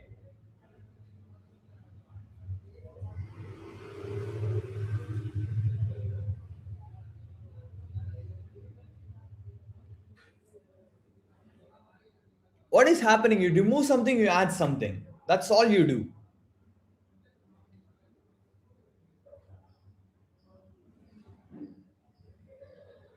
And you have n pairs. Pairs can be anything. How can you easily make sure that? How can you prove that? How can you prove that it's impossible to form k by taking n pairs? How can you prove that it's such a thing? Is it about parity? Can you do something with parity? Because otherwise, how? I think maybe let's try to think of like maybe with values, maybe it's possible. Let's think, but let's try to give it a shot that maybe with parity you can say something. Let's say, okay. Let's first give with parity. Can you use parity to prove the impossibility is one thing we can try to think of. If that's not possible, then we have to go with values. That's a bit more complex, but let's try to see. Let's try to see. But if it is done with parity, it's too simple of a problem. But still, it can be difficult because people will not attempt problems, right? So if you let's try to look at parity.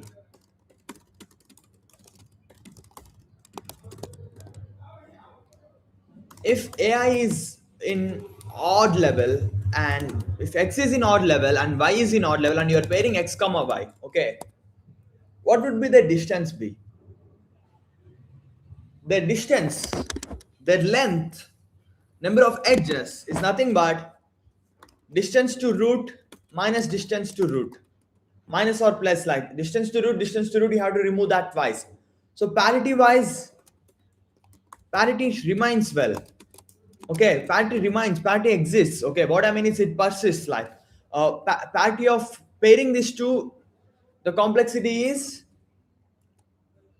it's like pairing 1 comma x and pairing 1 comma y. Okay, I mean what I mean by that is it's like x has a parity, y has a parity, right? X has a parity, y has a parity, and if you pair x comma y, the distance parity would be parity of x XOR parity of y. I mean, it's just parity of x plus parity of y. Okay. So, yeah, k has a parity. Okay. And initially, and initially, all the nodes have a parity. And whatever you do, sum of k pairs, sum of n pairs, parity of sum of n pairs equals to parity of everything. So if you can, okay, if parity of everything not equals to k, then you are done. Okay, so if you can change sum of parity of everything,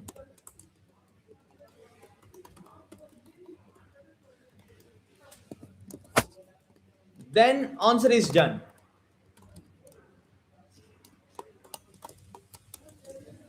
Okay, when can you do that?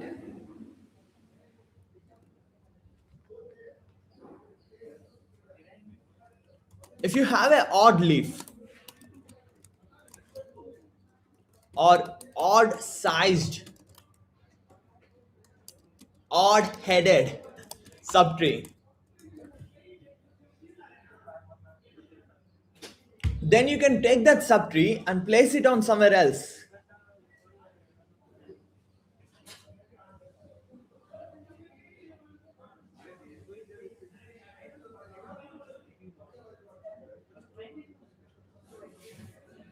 Okay, if you have an even leaf, place it on some even node, then you moved one even leaf to an odd leaf. The problem is done. It's about parity. It's solved with parity. Such an easy problem. Nice. It's a good problem. It's direct problem, right? You take an even node, you place it on an even node because an even node is connected to an odd node, but now you're changing it and you're connecting it to an odd node. So the problem is done. What is n? N greater than or equals to 2. If n equals to 2, you have problems. You have problems.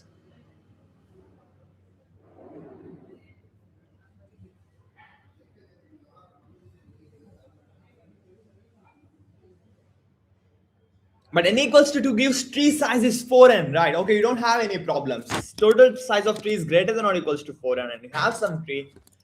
So take a leaf, okay? After you remove that leaf, you must have,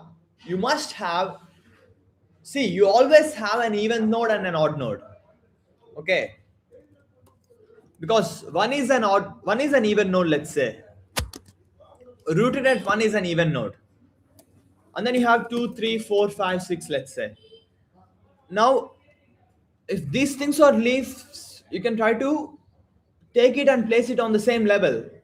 Then you are done.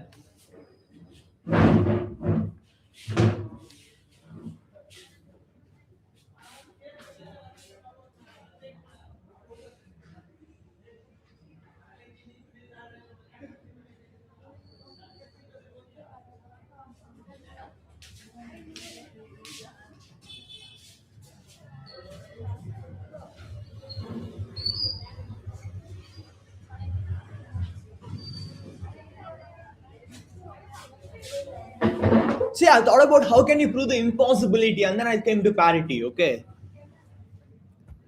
So now where are we? You have to take a leaf and place it on the opposite side. I just want to make sure that opposite side exists. Okay. Take a leaf. If it is even leaf, place it on one. If it's odd leaf, okay, you should just make sure that that leaf is if that leaf is two, then you have a problem. If that leaf is if that leaf is two, you cannot place it on two. Then you have to place it on three. If that leaf is not two, you can place it on two. Then you are done. Okay. And when will that leaf be two? And if that leaf is two,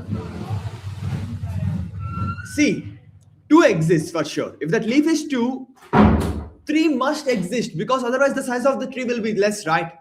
Three must exist. There should be something else in that level. Otherwise, one, two will be the graph. And if two is not the leaf, you are done. So we are done, guys. We are done with the problem.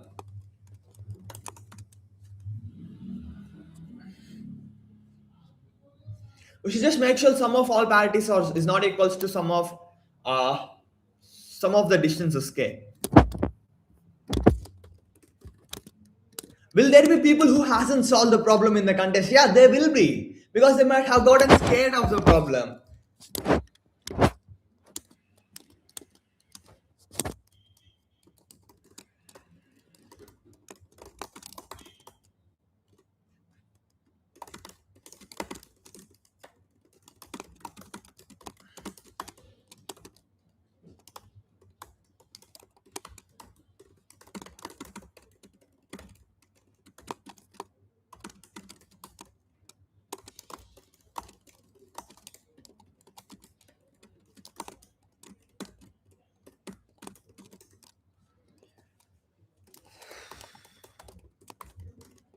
See, I came from proof. How do we prove? Golden rules are golden. You guys don't realize their effect, like because you guys don't realize their meaning, and it's not even using them. It's like believing in them. That's why rule is not a rule because rule is how to follow, but these are like more of beliefs. Like you have to believe them. I sometimes think about that. Should I rename it? But yeah, we cannot rename it. It's golden rules now. It's golden rules forever. In H, let's say, okay.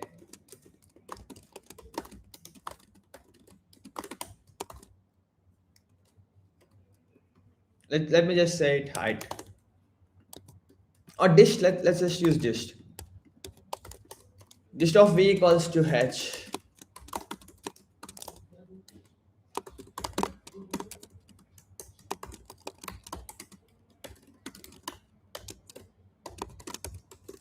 We only care about parity, right?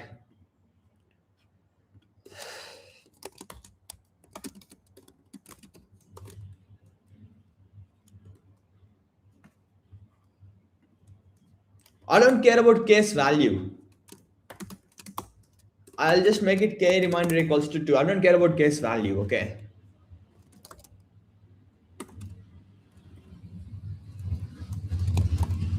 So I will see what is current XOR. Current XOR equals to H of dist of I, right? This is the current sum, okay? If k equals to 0, if k equals to 1, if k, which is already not matching, if it's already not matching, what should we do? If it's already not matching, what should we do? We just have to output one edge and then we have to output the same edge.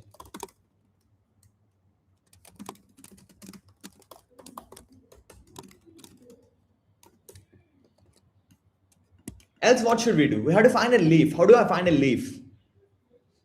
Which is not 1. I will find a leaf that is not 1.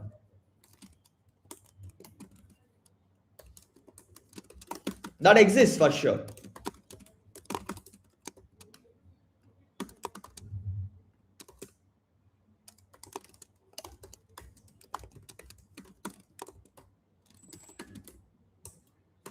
I need not break.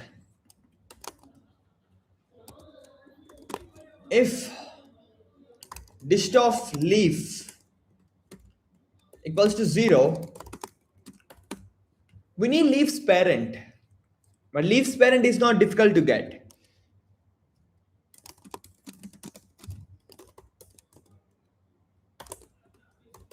This is leaf's parent. We remove this shitty edge. X less than y can be anything. Yeah, they should just be. It's not like x less than y or something like that. And then we add it to 1. And then we are done. If leaf distance is even,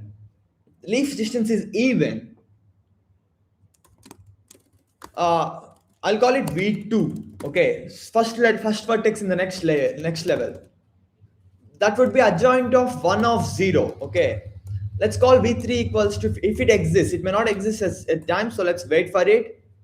Okay, if V2 equals to, if leaf not equals to V2, we must remove this leaf, that's for sure. Let's keep it here. Now we have to add it to V2.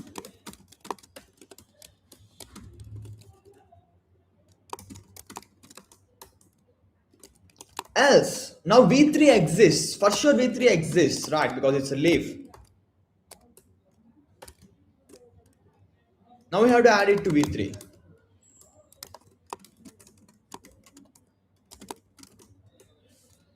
Now we run this problem.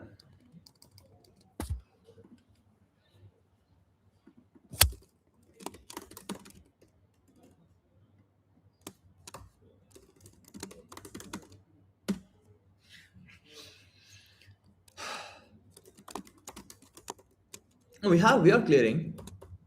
1 minute. What might have been going wrong here? All I am is a man, want the world in my hands. I hate the beach, but I stand in California with my toes in the sand. Is the clean my sweating. It's have an adventure. Head in the clouds with my granny Santa. Touch my neck and I'll touch yours.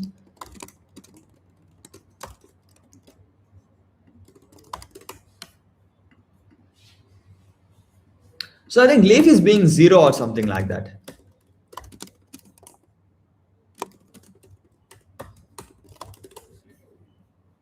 How can that happen though? How can that happen? How can leaf be 0? Does there exist no leaf after that? Is 1 the only leaf? How is that possible?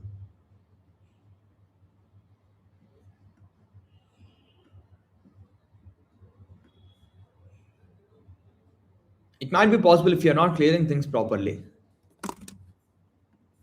Touch the snake, touch my neck, and I touch yours.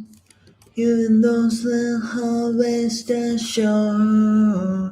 So 1, 2, 3, 4. What are we? What's the leaf we are finding? We found 4. We removed it from 4 comma 3, and then we are adding it to 4 comma 2 because v2 not equals to that. I can test some other test cases, but yeah, why do we write wrong code? We write right code, right? We submit it after writing it.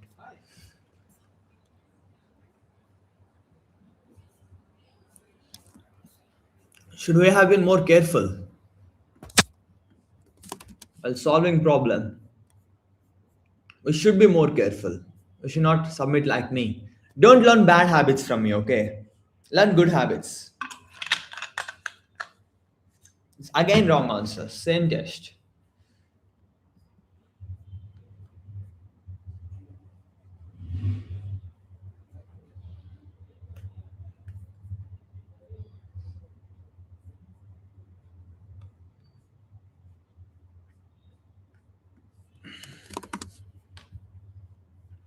See? I have changed that and haven't changed this. It's a correct answer, guys. It's a correct answer. We need not think about that.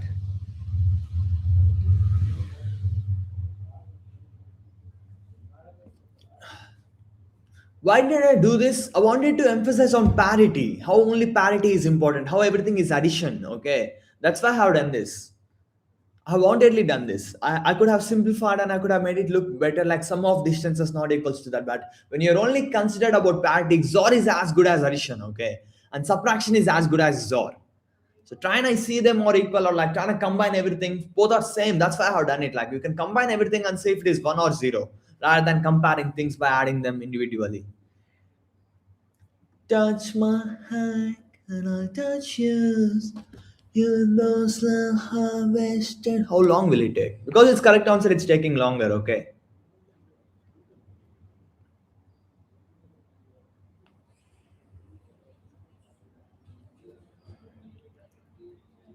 Time to call Saul. Better call Saul. So this is right.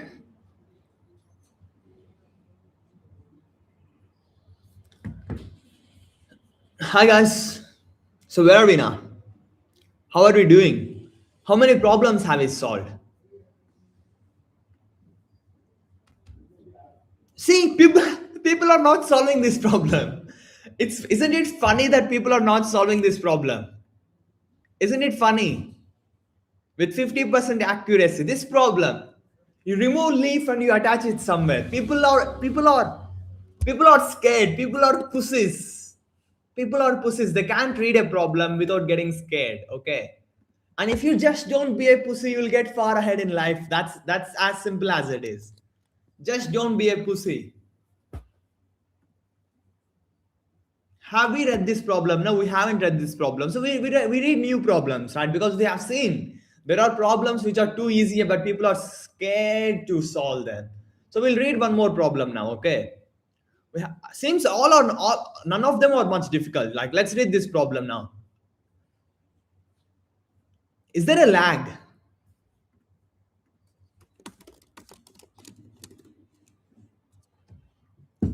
I'll try to sing it again.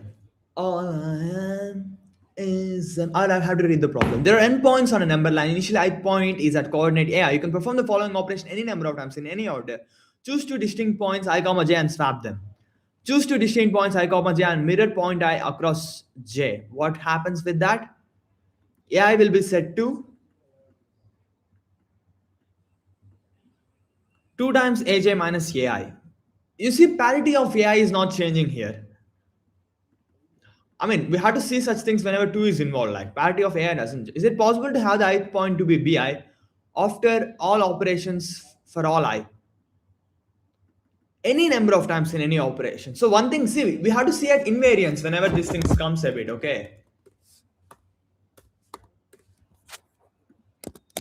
Uh, parity of so in operation 1, parity of sets doesn't change. I mean, what I mean is, so okay, let's look at operation 1. Swap is happening. Okay. So what does that mean? Order doesn't matter. Equivalence class with respect to a swap is a set, right? If you can do any number of swaps, equivalence class is like order is not mattering now, okay? Because you can swap them and you can keep it as you like. The equivalence class around swap is just a set. What all are swappable forms a connected component. Here everything is swappable. Order doesn't matter. That's all it comes from operation 1. Now we have to only focus on operation 2. Given two values v1 comma v2, you can do v2 equals to 2 times v1 minus v2. You can do this shit. You can do this shit any number of times. Okay. So parity doesn't change here. Okay, this is an important step to be. Parity doesn't change here. Also GCDs or LCMs, also those things doesn't change here. Okay. It is possible, sorry, GCDs, because if everything is divisible by the same some number, that will always be divisible by that, right? But you have 2 times of that.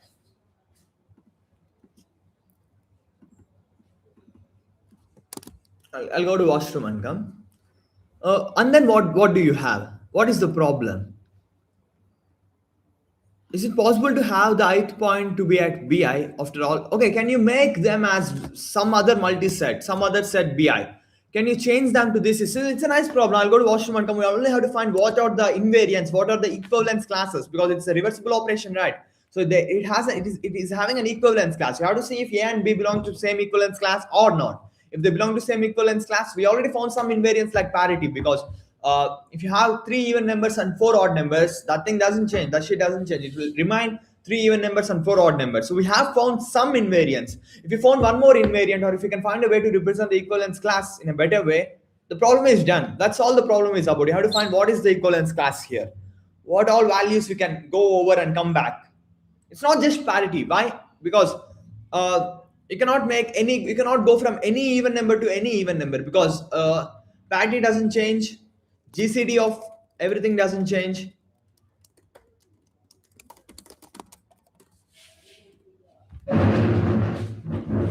Is it GCD times 1 comma GCD times 2?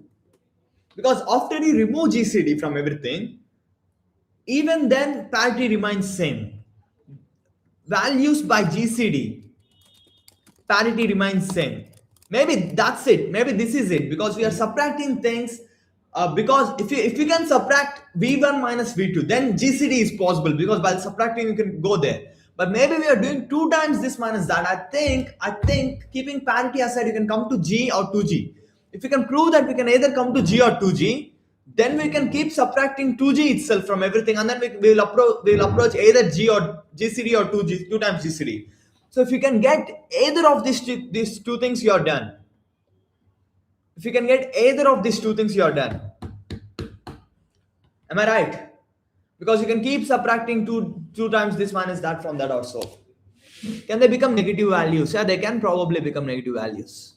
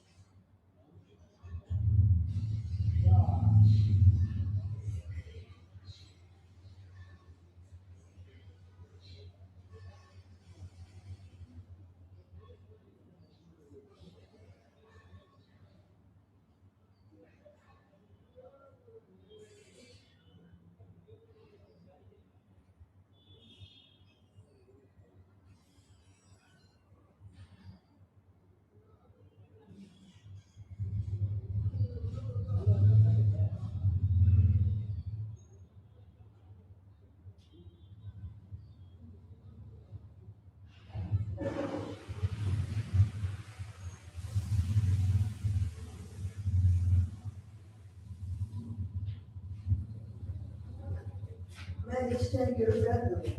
Our mind is not much to say. Sometimes the silence casts the mind to move to a place so far away. Can you keep doing this and approach either? See, if it is subtraction, we can approach GCD for sure, because you know Euclid's algorithm, right? How? How can AI take over my channel? Can AI do what I do? I don't think it can do what I do.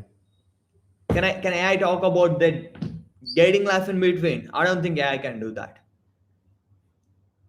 ChatGPT having a crush on Grok.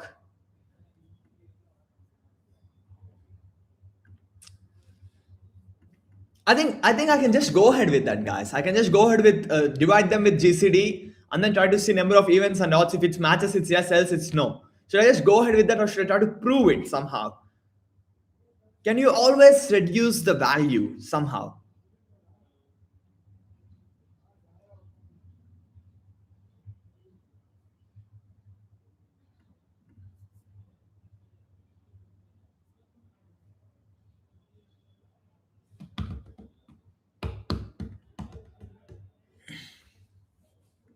Let's try to think of it. Let's try to think of it.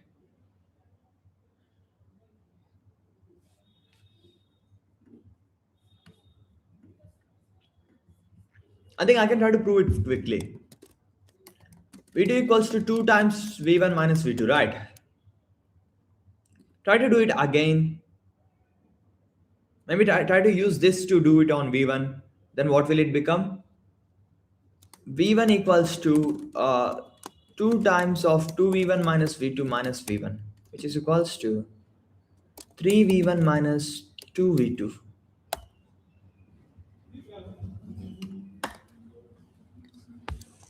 So what is this? This is V1 plus twice of V1 minus V2. Okay. So we know that, 1 minute. What have I done? So we know that V1 can be added twice of the difference. If you can add difference, I think you can go to GCD somehow. But we are able to add twice of the difference. So maybe we can go to either GCD or we can go to 2 times GCD. Does that make sense? Because the operations are reversible, you can likely go to minus.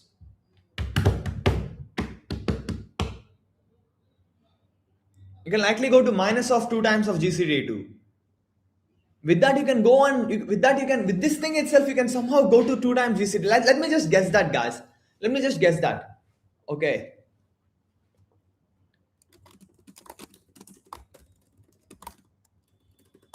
It should be illegal to be able to guess like this, but what can we do? I'm too good.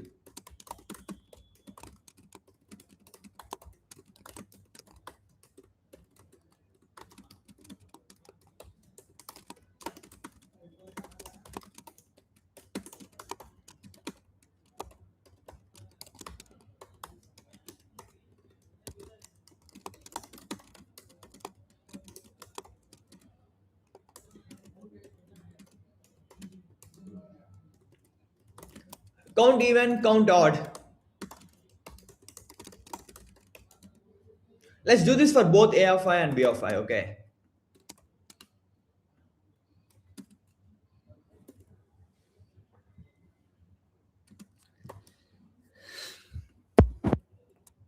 Let me keep it G1, G2.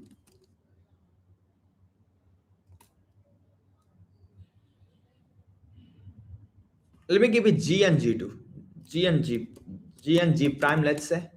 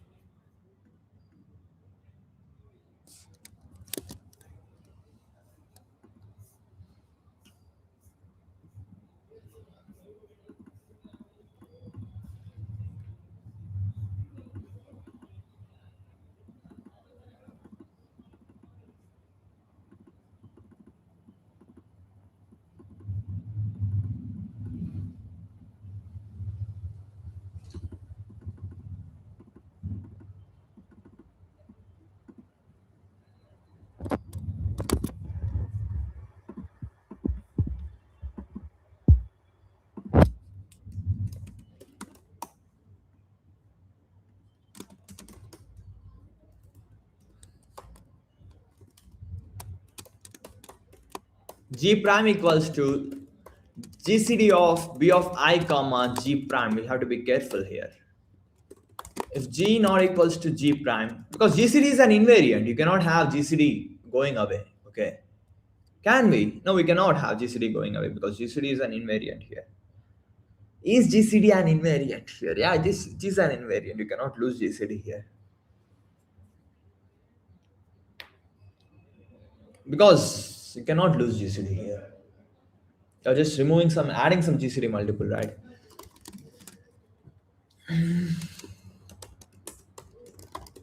So now after GCD, my claim is that number of even things should be equals to number of odd things. Okay.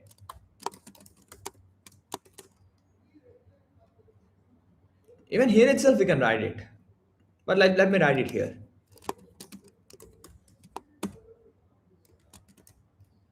There can be negative too, right? So let me just take it absolute. I'll just make it absolute here itself. So this is a guess, guys. It may go wrong, but I am thinking it's right because we have seen something like this. We are able to add something like two times of that. If we can do this, we can make all of them as GCDs. But if you're doing two times, I think it's like two times GCD. Like only that's being persisting, okay? Because parity is anyway persisting. I mean, after you divide that, I think that's good enough evidence that we can try to guess that. I can even make it like I'm thinking now. It's only depending on parity, right? I can just make it like reminder two. Mom is calling.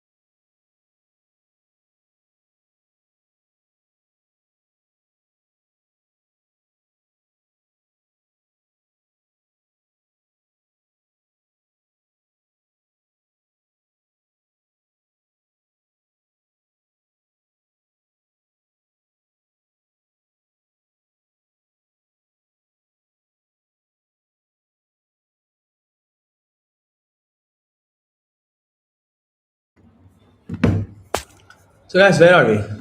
Now we are only worried about. We have taken reminder two already, right? We're only worried about even count and odd count. If a of I o plus plus else o minus minus else e plus plus. If b of I o minus minus else e plus plus e minus minus. C out e equals to zero and o equals. It's just number of ones equals to number of twos. Okay, number of zeros equals to number of twos.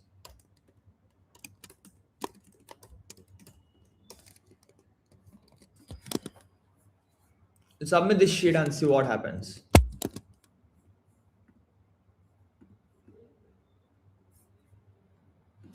Clear compilation error. But let's run it here. My CLang doesn't have GCD underscore underscore thing. Did it pass? No, it didn't pass. So is it wrong?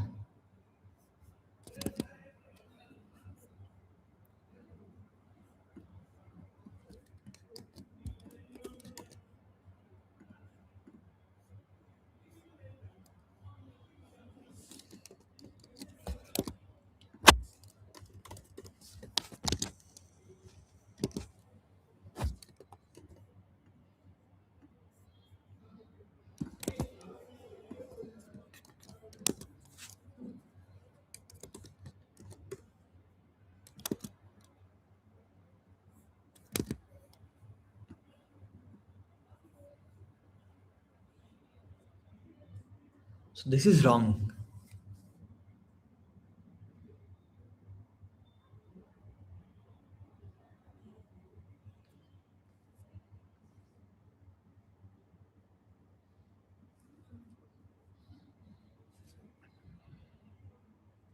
What is GCD here? GCD is 1, right?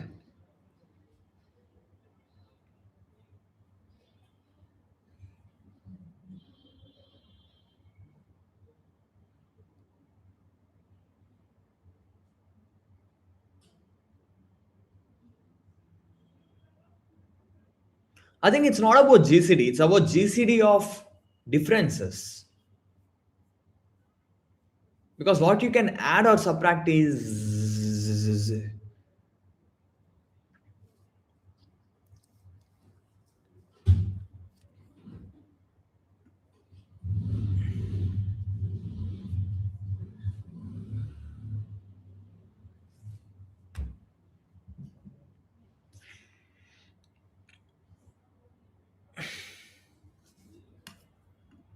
So this is nothing but v2 plus 2 times v1 minus v2.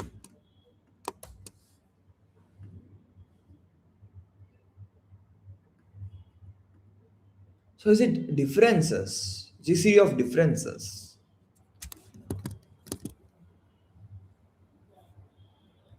Okay, if GCD of differences remains same,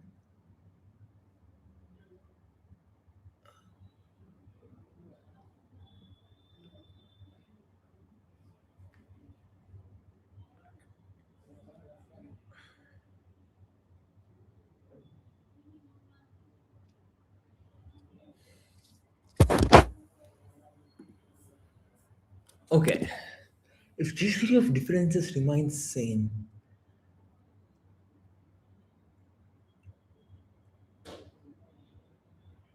so with respect to this value, we can make everything as equal to that and equal to this.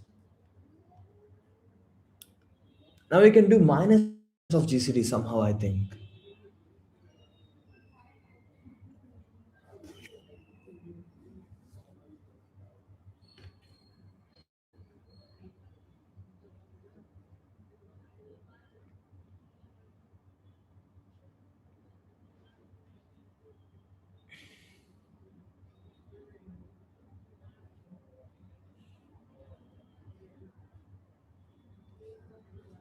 So guys, now let's think about it. Okay, you have one odd, one even.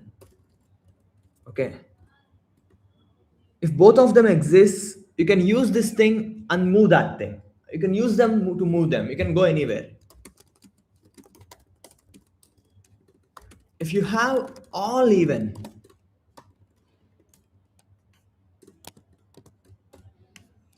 you can only combine them, but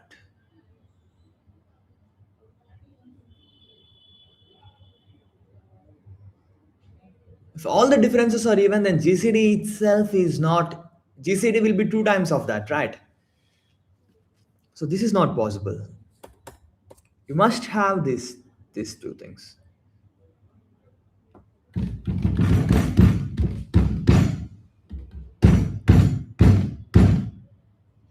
Are the points distinct?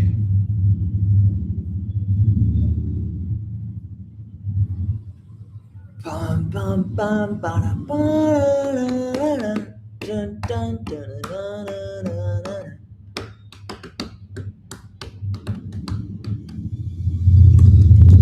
If points are same, they remain same, which is nothing but if GCD equals to 0, you have an issue. If GCD of adjacent differences equals to 0, you have an issue. Else you have these two things. Else both of them exist. You can go anywhere. You can go anywhere. In this case, so one is GCD of differences, the other is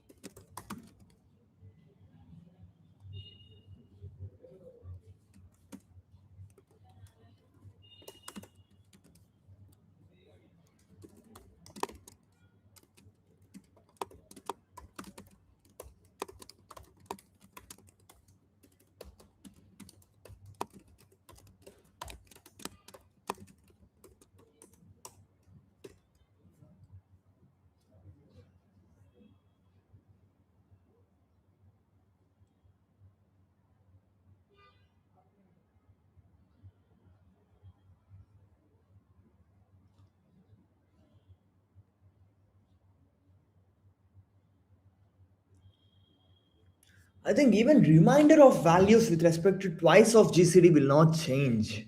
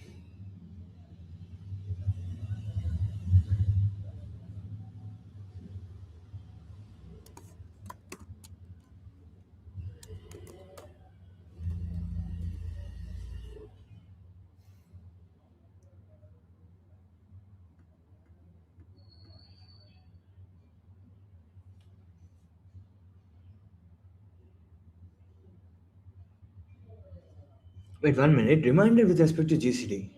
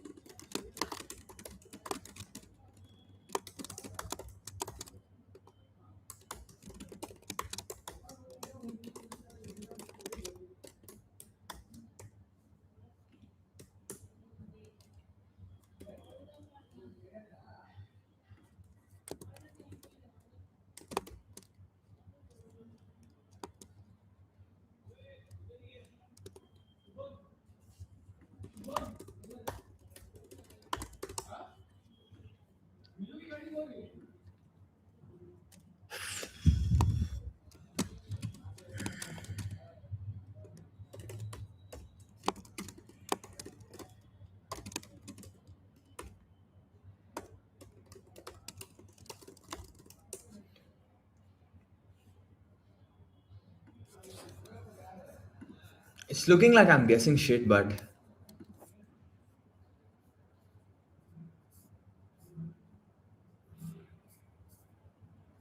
where is that written?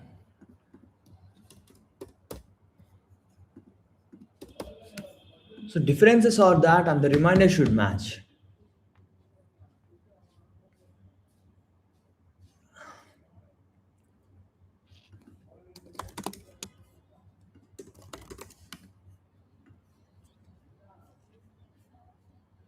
Why I separated j equals to 0 is because of this reason. Okay.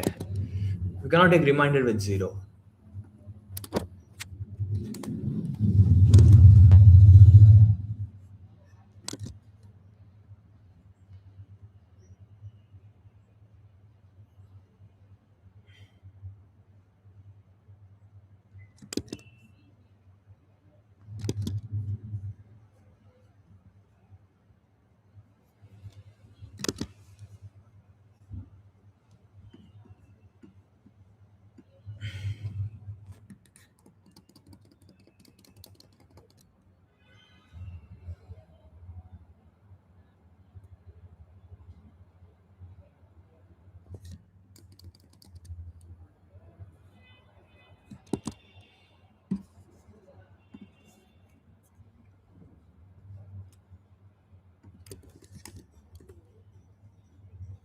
G is 1 here, right?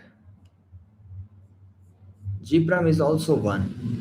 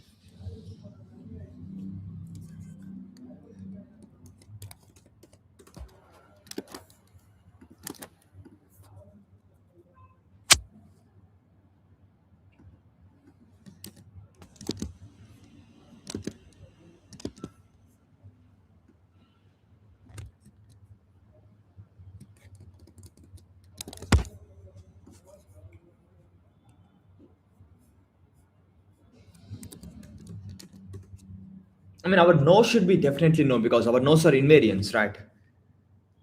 So what are the differences here? 2 is a difference here, and then again 2 is the difference. So GCD is 2 here and GCD about here.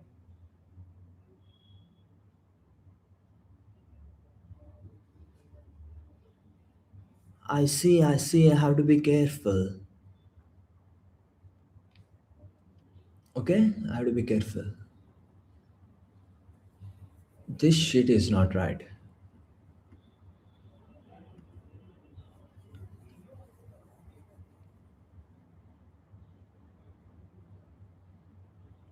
Because you can be more capable than B, right? Yeah, I have to be careful. You can be more capable than B. I was trying to see if they're equivalent or not, but they need not be equivalent. But wait, but then I thought the operation is reversible.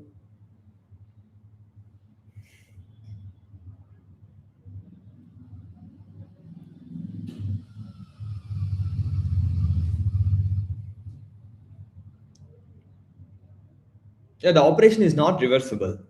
Wait, the operation is reversible.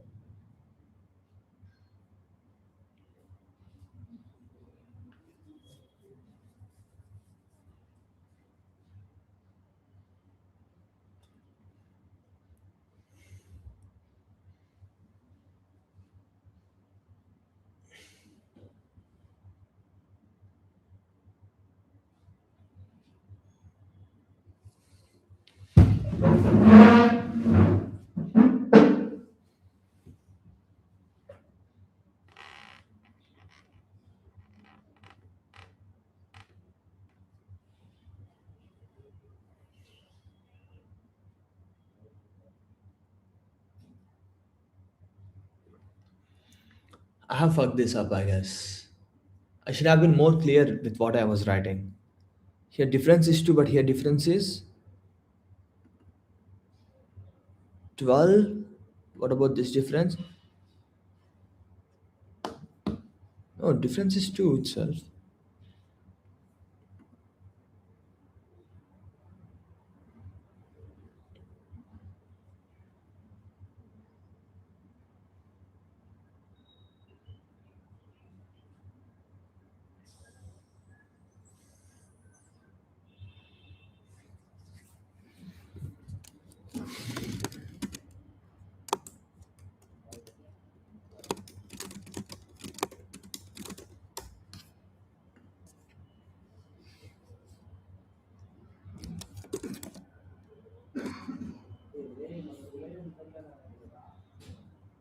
Okay, these are matching.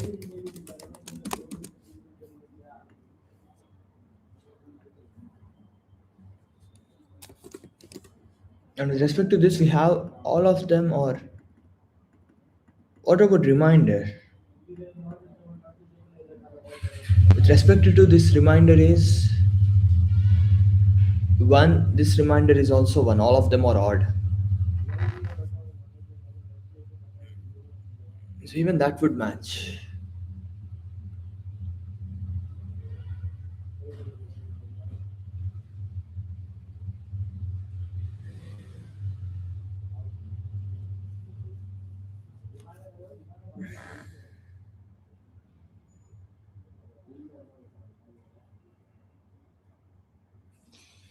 So should we see these things for reminders? Should we see these things for differences, like not the values but for the differences? I guess so.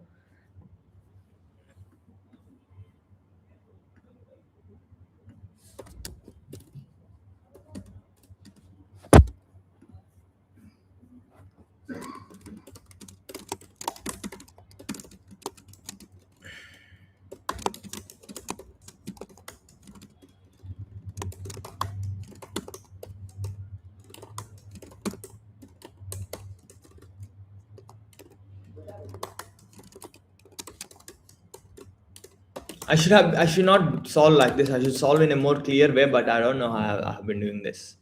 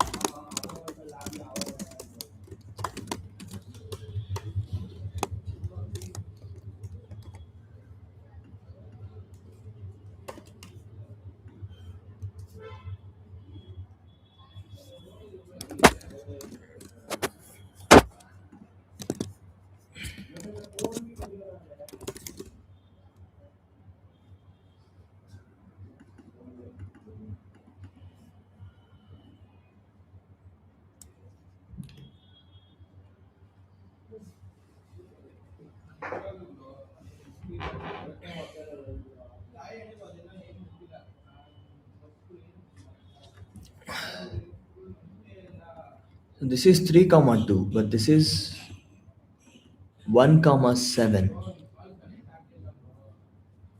One is 2, the other is 7.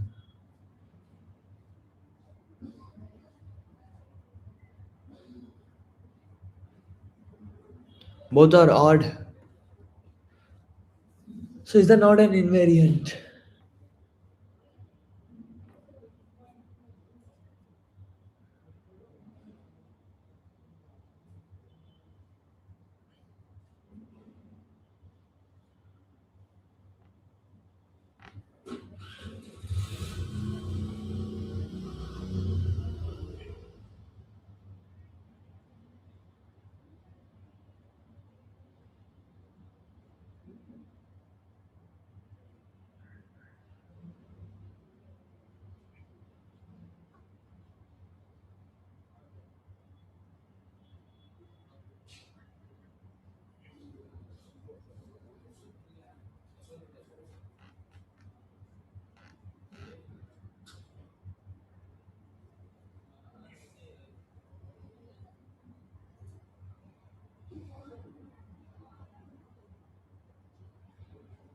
We should not waste time, guys. Do you have people?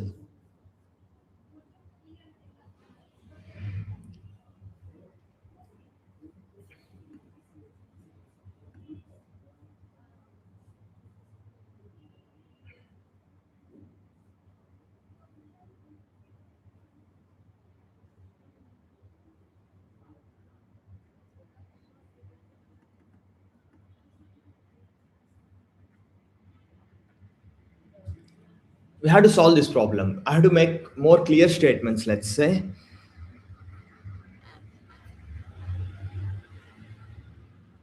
With this, you can do that. That's all you can do.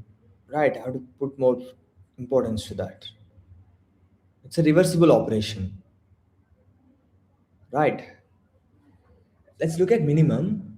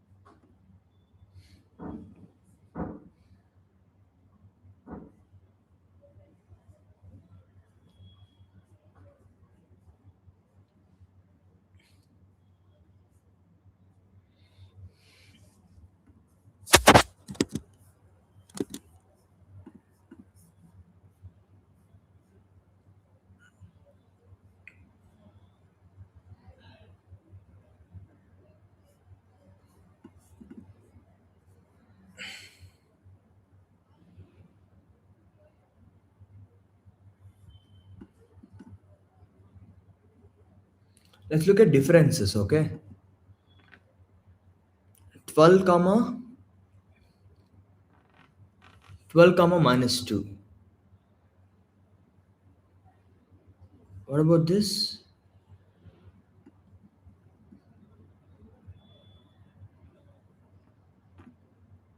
14 comma minus 2. Both are odd here, but so that's not an invariant. If that's not an invariant,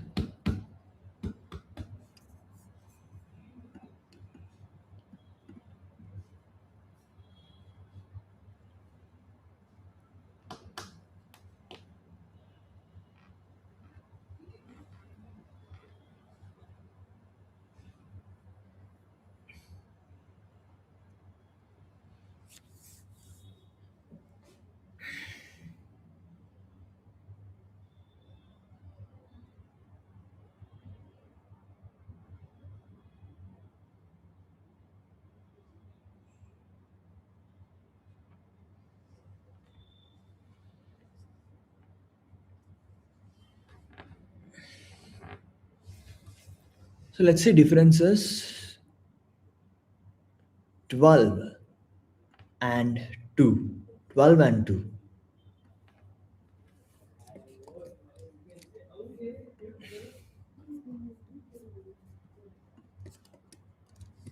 Okay, sir.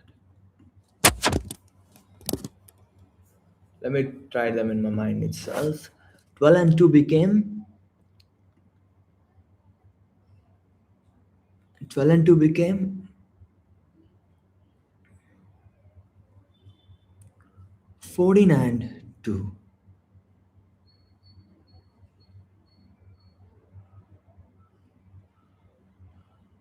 14 and 2 itself is lost, right? How did that happen?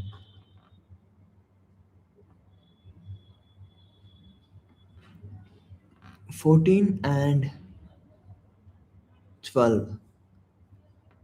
14 and 12. That is correct. 12 and 2 became 14 and 12. 14 and 12 is two times odd and even, two times odd and even, right? That is correct. If you see here, this is 16 and 2. So wait, where does it go wrong?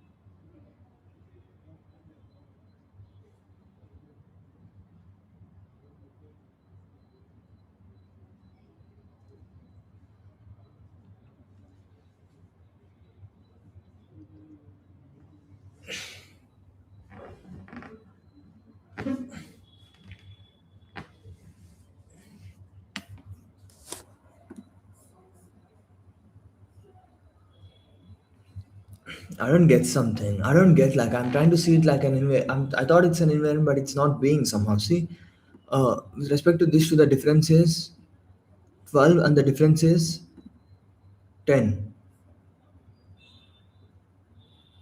Okay, with respect to this,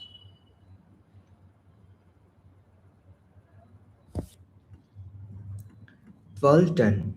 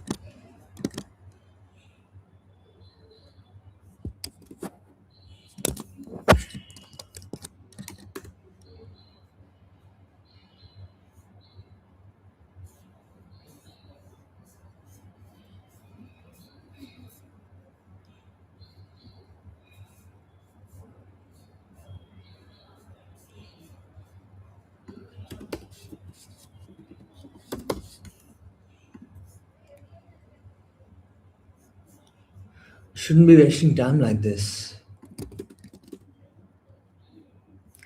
297.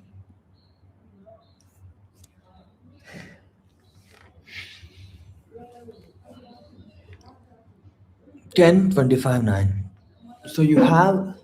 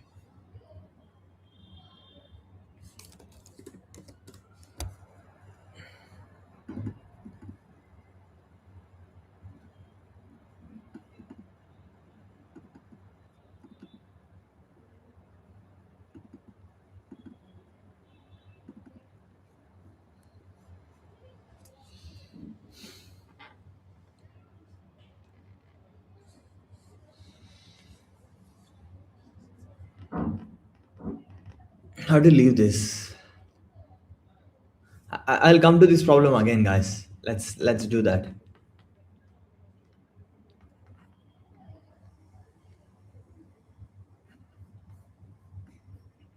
I have gotten something, but then it's not being that somehow. In this, it's being that, but here it's not being that. Is there something wrong somewhere?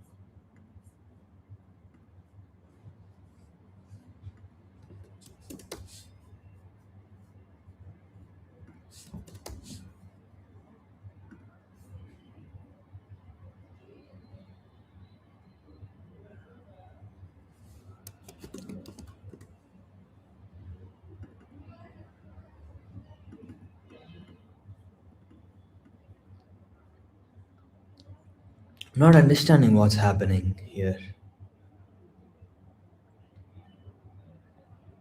So with respect to fourth, the reminders are same, right? Why is it not happening here?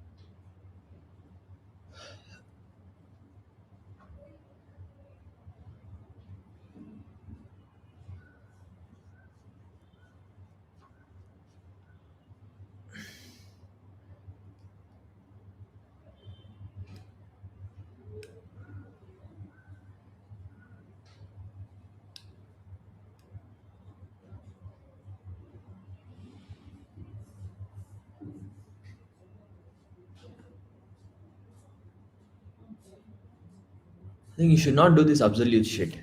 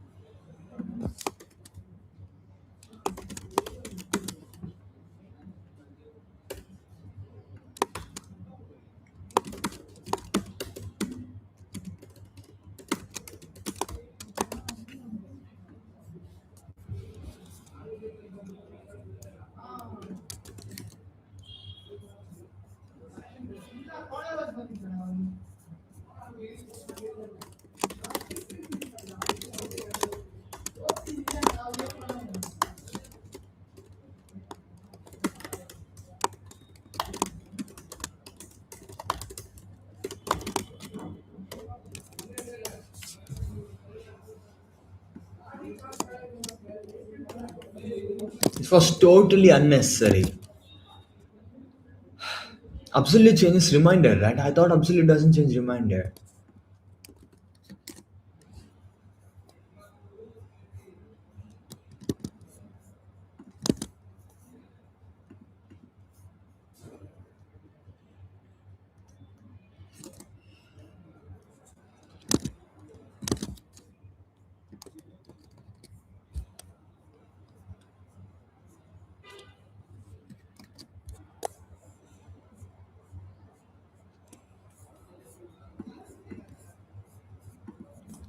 Let's just guess it, guys, at this point.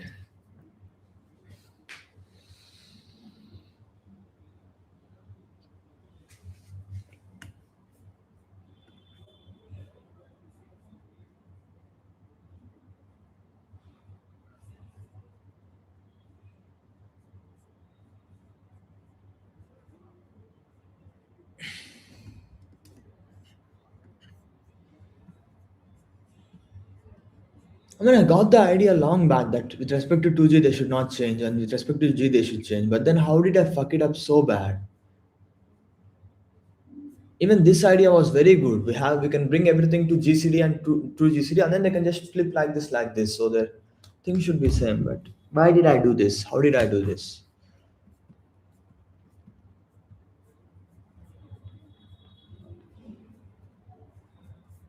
Wasted a lot of time on this, right?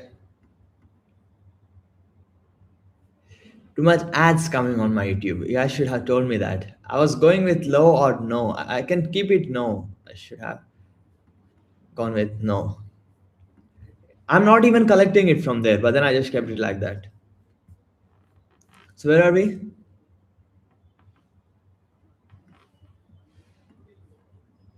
Some of my friends from IIT BHU got nice placement, got placed in Oracle also. Try a little bit of coding, try to say that you're good, try to sell yourself somehow, I guess. I don't know. Maybe you have to have some, you have to have some. We are still 11, guys. How can we increase our rank? We have to solve some easy problems now. We have this ZOR product MST, we have it little bit in our mind. We have this red green game, which we should solve for sure. We don't have much time. We have this L2X, X2I. What was that about?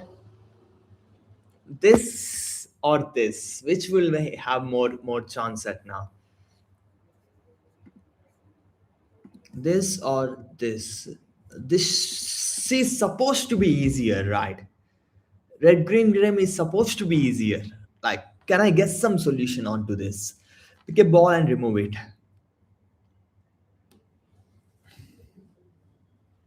What are the invariants? What are the, okay, let's look at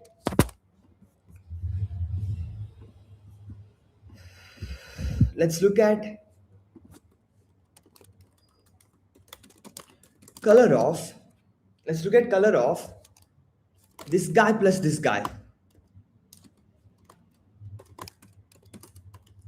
If you see this set, it doesn't change for red balls, but for green balls, one of them changes. Only one of them changes. Like they alternate this or that, but one of them changes. So initially, what was that set?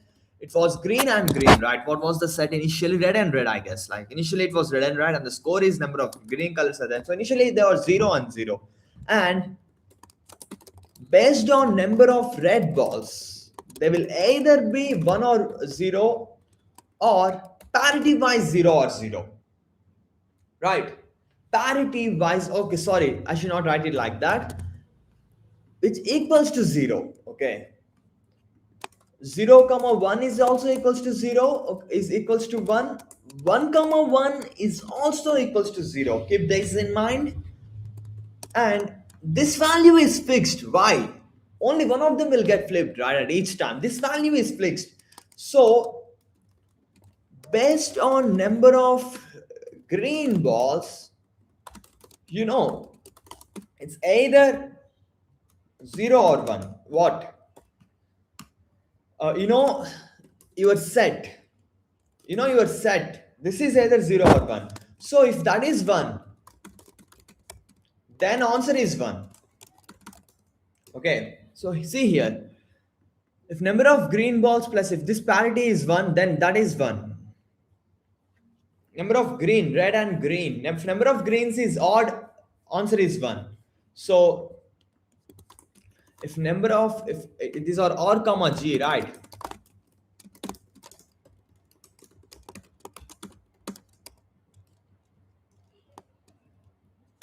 If G reminded 2, C out 1. No changing that. Now you only have two possibilities for the other case. What are two possibilities? Can you make both of them 0 0? Can the other guy make both of them 1 1? Alice wants to maximize the score. Alice, can Alice get 1 1? Is the question, okay?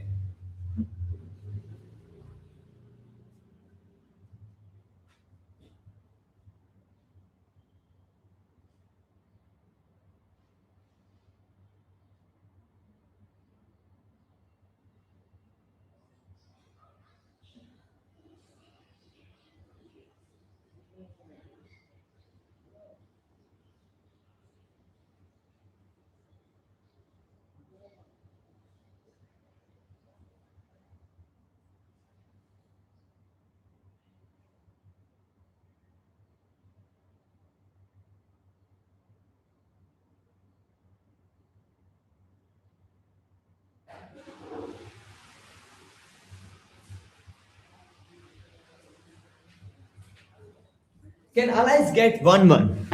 Can Alice force Bob to make? Can Alice get 1 1? Which is nothing but can Alice force Bob to take odd number of greens? Okay. Alice wants to take odd number of greens. Bob wants to take even number of greens. Okay. Alice wants to take odd number of greens, but because if Alice takes odd number of greens, Bob also takes odd number of greens. If Alice takes even number of greens, Bob also takes even number of greens. Okay.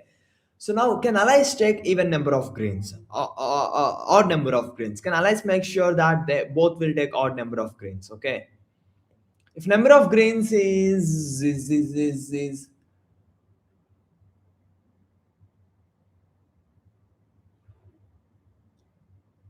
so it's either odd or even because sum is even, right? Alice wants this shit.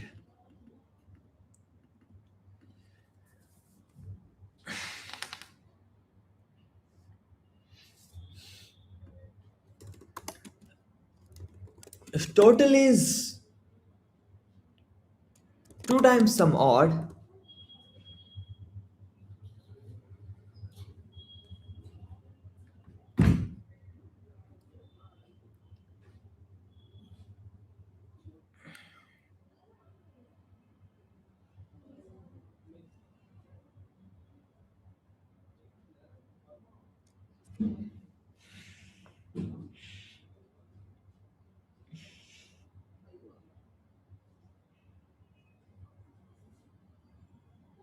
Can Bob always take odd number?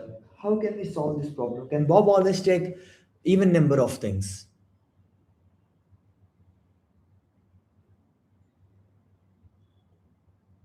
So if total is 2 times even, okay, in this case we know number of green is even. For Bob to do that, number of green must be even.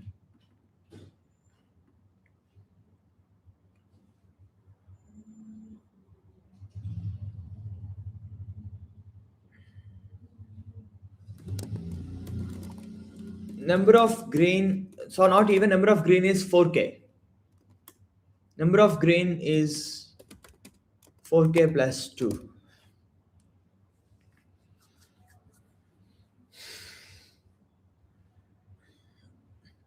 And if this is happening,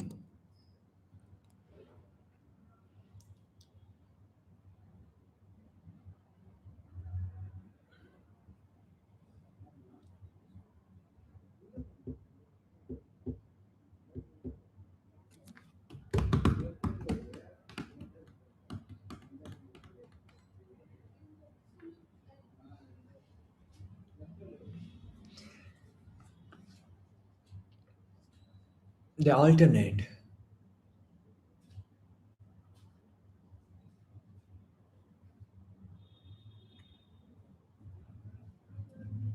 They take same number of turns. Both of them take same number of turns, right?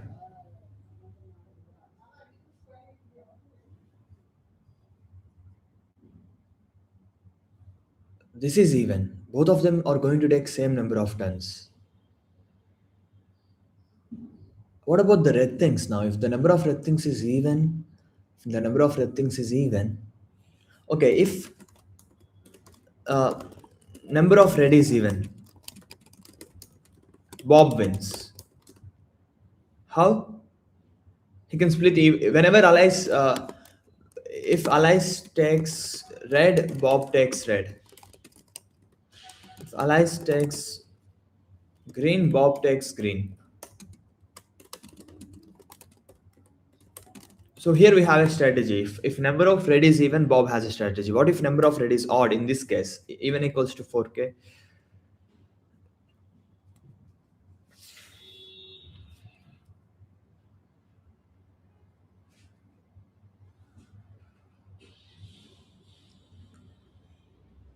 This cannot happen.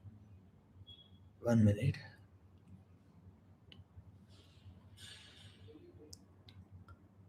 Mm-mm-mm. I'm taking more time in this easy problem. Fuck. How is it easy for others and not for me most of the time? Many times there are problems like that.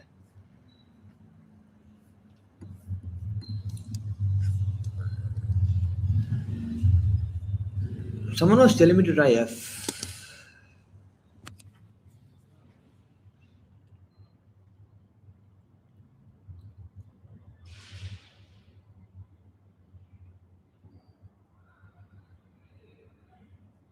Do I need sleep?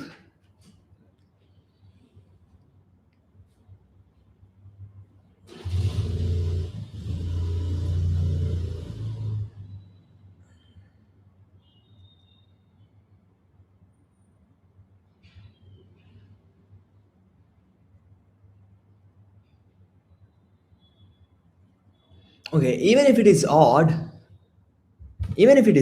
whenever he takes this, let's say, okay. Now he has taken red, he has taken red. Now he has taken red, he cannot take red. So now he takes green. But from now, what happens? Wait a minute. In this case, he cannot split into odd odd, right? If number of green is 4k, you cannot split into odd odd. What? Why? If you split it into odd odd, it is not 4k plus 2. So in this case, Bob wins. That's it, right? Because you cannot split them into odd odd. Okay, if number of if total number is 4 times 4k plus 2, in this case you cannot split it into even even.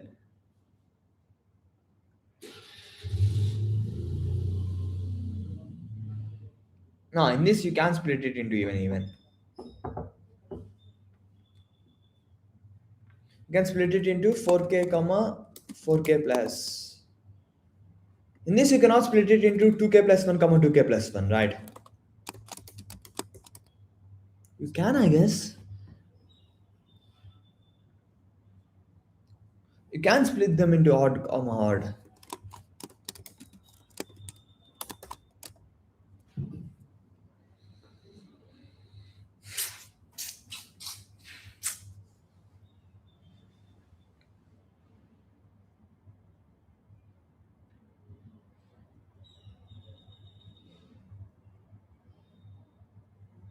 Should I just go with something like first everyone tries to pick red and then everyone tries to pick green?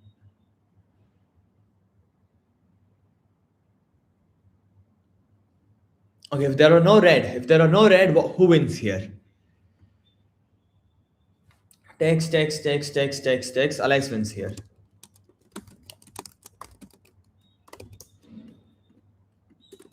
If there are no red, Bob wins here. If there is one red, what happens? Let's say Alice takes that red. Okay. Now Bob takes, Alice takes, Bob takes, Alice takes, Bob takes, Alice takes, and then again it will be equal. Wait,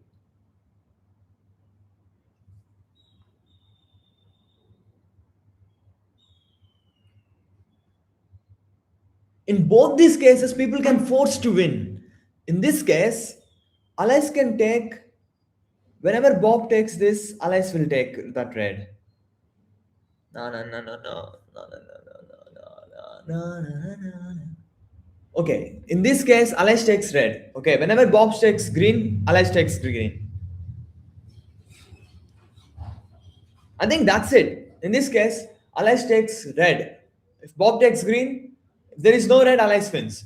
Alice takes red. If Bob takes green, Alice takes green. If Bob takes green, Alice takes green. If Bob takes red and there is no red, again Alice wins. So I think that's it.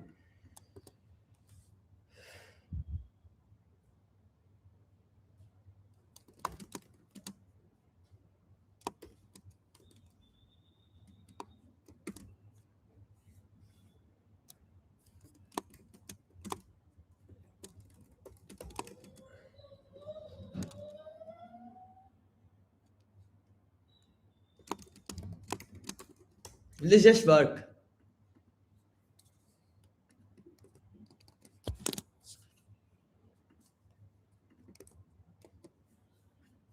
Submit now. We don't have time. We have to compete with people, guys. People will say I'm better than him and he's having a YouTube channel.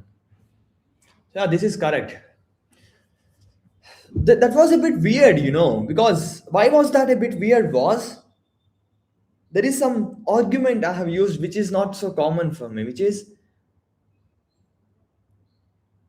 you can take one red, but if the red doesn't exist, it's done. That's what.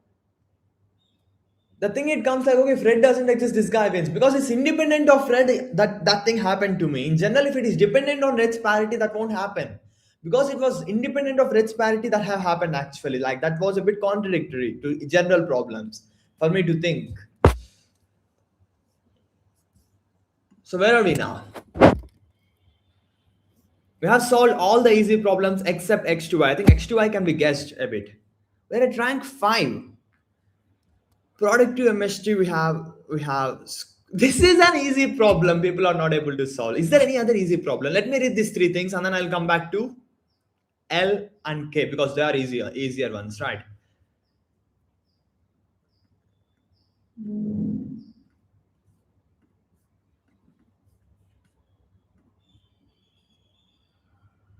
Red green was done. So now we will try to read these problems a bit, okay? Because there may be some easy problem for me. Suppose you're given an array B consisting of m positive integers. You can modify B by performing the following operation. Select the subsequence S of indices such that B not equals to Bj for all pairs. We have to select some distinct subsequence and both I and J are in S. What is S? We have this S such that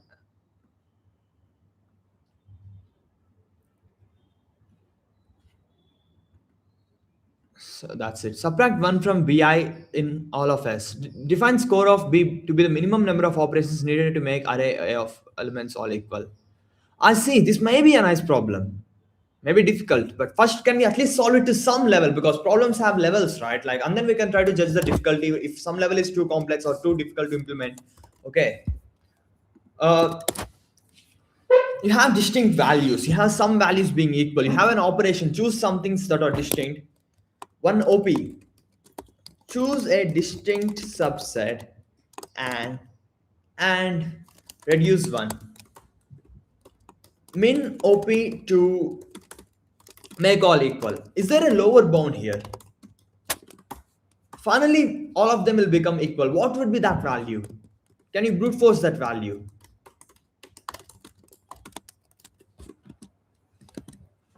Would you ever reduce minimum? Is it ever beneficial to reduce minimum? See, two things, relative difference. When will the relative difference reduce? The relative difference will only be reduced when. Uh, is it beneficial to reduce minimum at all? Is it ever beneficial to reduce minimum? If you're going to reduce minimum, don't do that. Just keep it like that. Okay.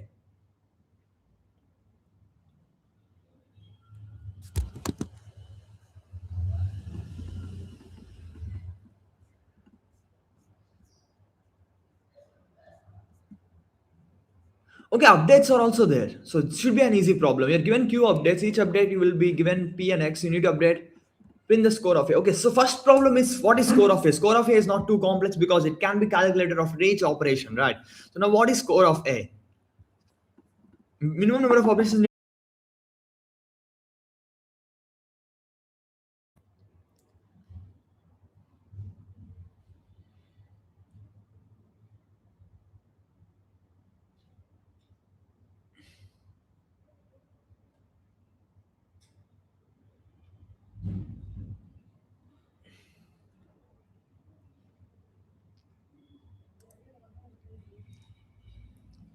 The more number of distinct values you choose, the more you can reduce.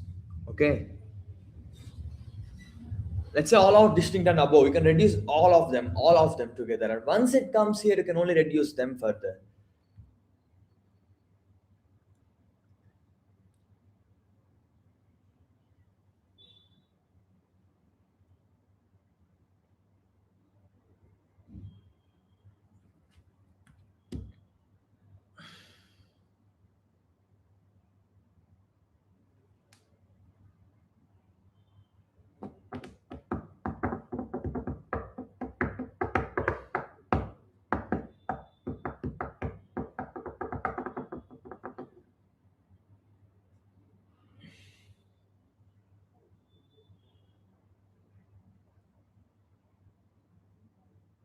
So maximum coming to min is a lower bound.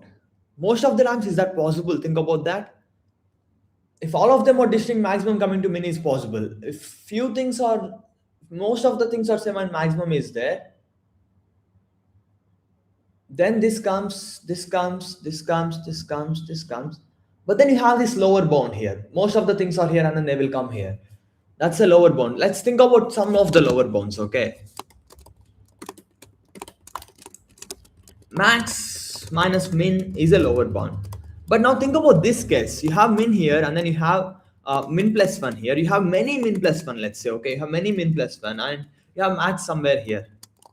Okay, now max can come here, but these things will make it like you cannot do well. These things will make it like that, okay? You're trying to, max is coming slowly.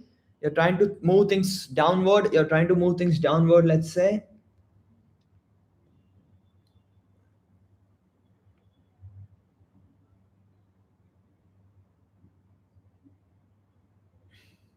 If you see them as levels, the only problem is only one thing can go down a level in one operation, okay?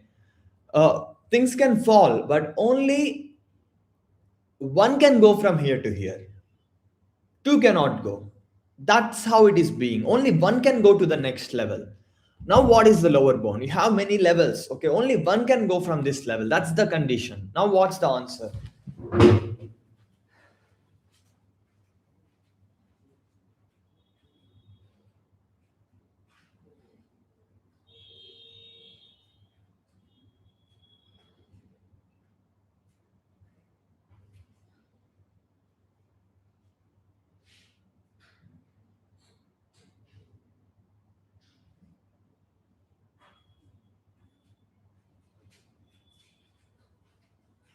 I think you know what to do.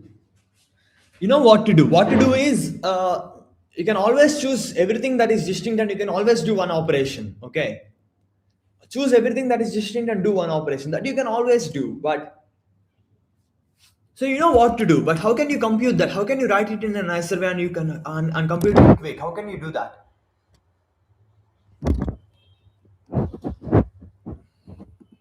Will my viewers increase after the contest? Like once people do contest, will my viewers increase?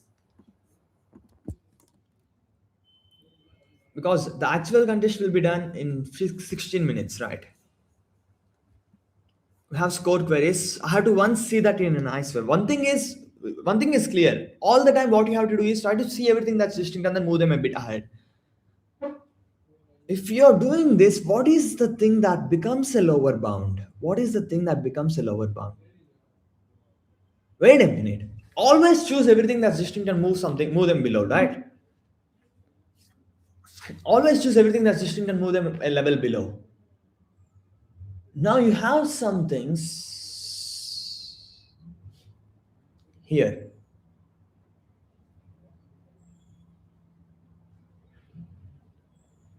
If there is something that's going down, okay. If there is something here that's going down, if there is something here that's going down, down, down.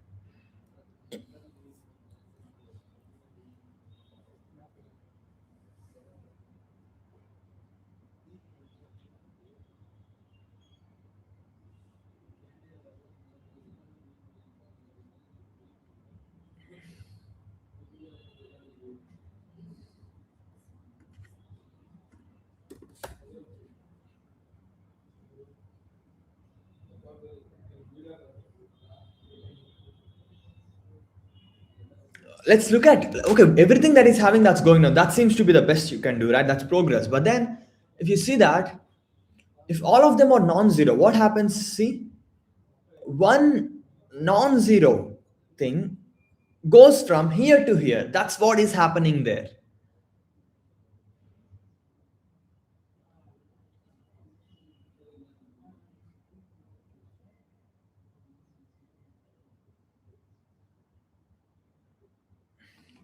One non-zero thing has moved from there to there.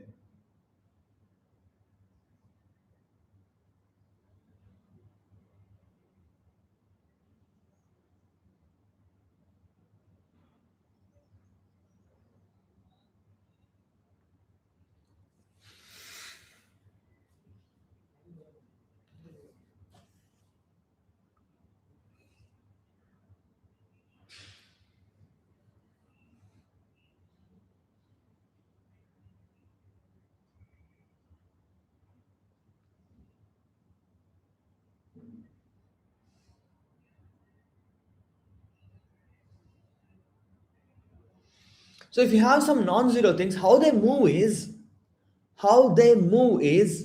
they go one one one one one one.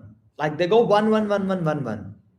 And then some above non-zero thing comes one one one one one one. You see that? Like a chain, like a snake. They are like a snake right now, and then they go one one one one one down. Okay, they're like a snake and they go one one one one down. And once they touch the below thing, that's a big snake now. That snake will go one one one one one down.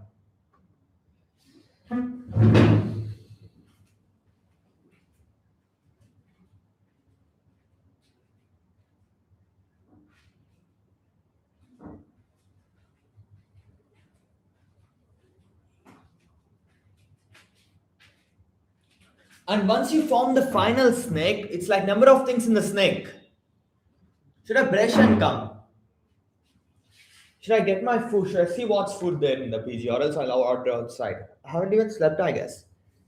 Do I have viewers though? Working so hard and there are no viewers at all. See my streams, bro. That maximizes your selection. Guys, we're still trying seriously, okay? So you guys see those snakes, right? You guys have seen those snakes, right? Like those are like these snakes, this type of snakes, okay? You have levels. You have levels, okay? And you have this snake. You have this snake like this, values like this, snake like this. Okay, what how snake moves is it moves slowly down. Okay, and then you have some other snake above. And once this snake touches this,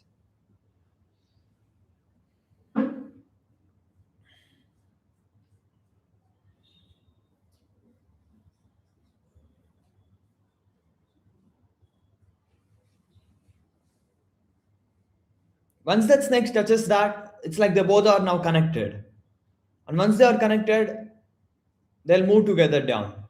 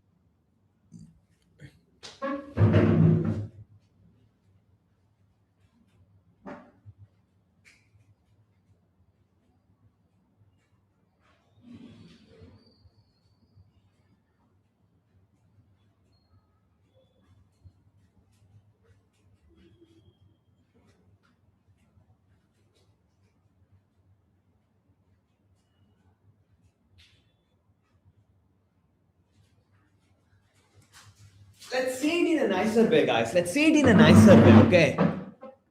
Finally, this is minimum. This is where everything falls. So how many moves it takes for it to fall is nothing but total number of things minus number of times this will be empty. Number of times this will be empty. Can we see it like that? Now, if we see it like that, we have these snakes coming up. Until this snake comes from here to here, it will be empty, right? And then when will it be? And then again, when will it be empty?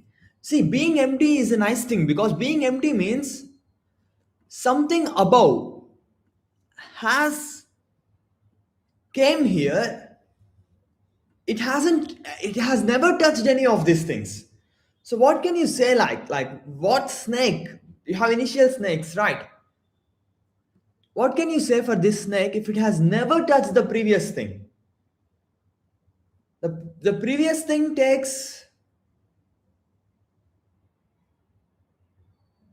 it has never touched any of the previous thing.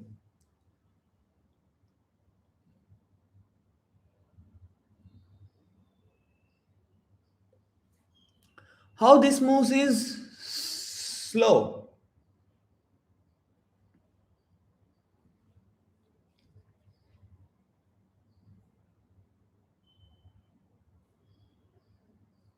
I think if you see that, for this thing, will it touch this or not is the question.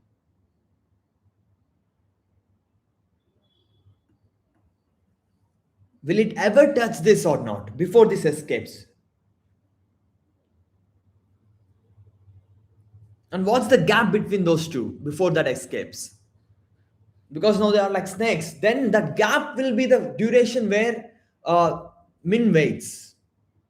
So for each of the adjacent things, if you can somehow know the gap that it takes,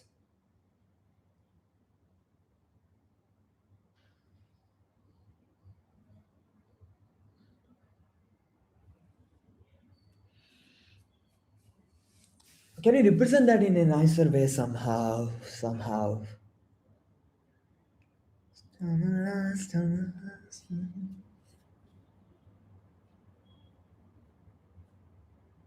Will this touch or not? Will this gap become zero or not is the question now. A number of gaps that are not zero would be the answer. Total plus that would be the answer. Because those gaps will fall into your min. And how can you find if this both will touch or not? It depends on the speed with which the speed with which this shit will fall down.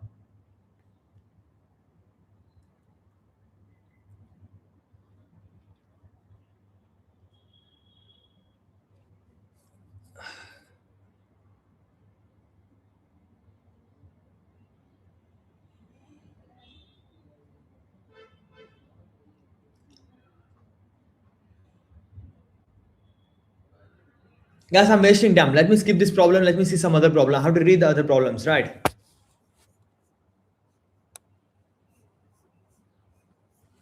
Aryan C is here. Uh, yeah, where am I? I'm able to see that like a snake, but yeah, let's read some other problem too. Okay. And let's judge the difficulty of them and then come back because I have still this to do to increase my score. I don't have time to do them, but I don't know. Maybe these two also might be easier than the other ones, right? So let me read them too. Sequence domination. An integer sequence is called super decreasing if vi is greater than sum of everything after that. Damn, that's decreasing a lot. It should double at least. If there are two things over here, will it double at least? Likely it should, I think. Because this is greater than this. So if you compare these two, this should be twice of that. Given positive integers, find the number of pairs of integer sequence a and b of length and such that a less than or equals to b less than or equals to m, and this is also happening. And for all super decreasing sequences v of length n,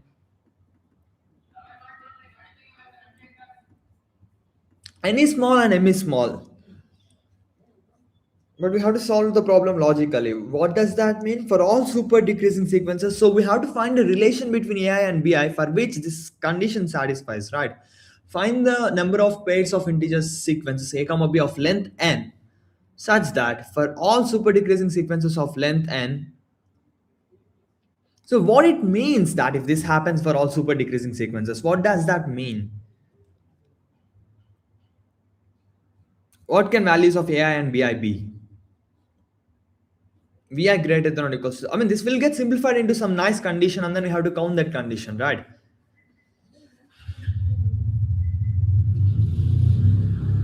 Let's give it some thought and then move ahead, okay?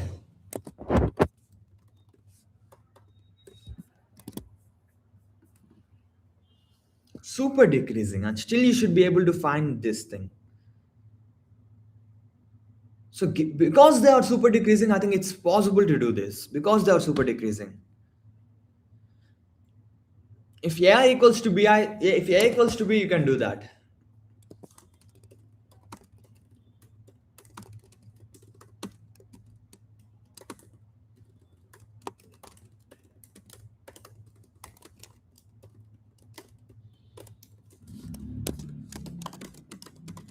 You use it super decreasing.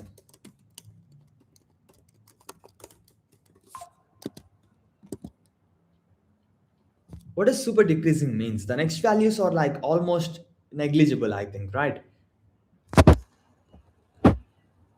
The next values are almost negligible. Let's move it this side, okay?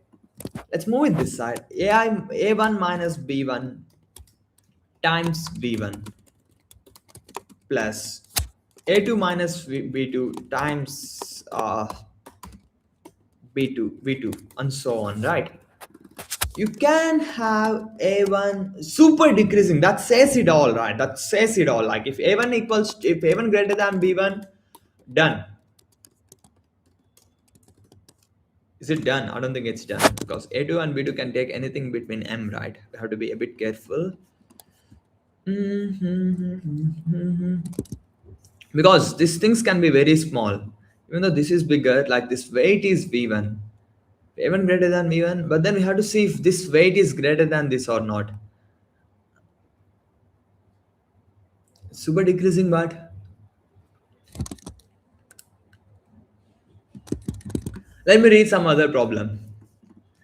Uh, this has higher accuracy. Okay, that's what this is. Segment elimination then.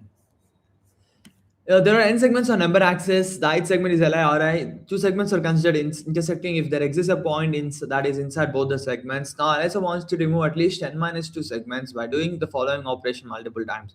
Select a non-empty subset empty subset of segments as such that for any two different segments in S that do not intersect, then remove all segments in the set from the number axis.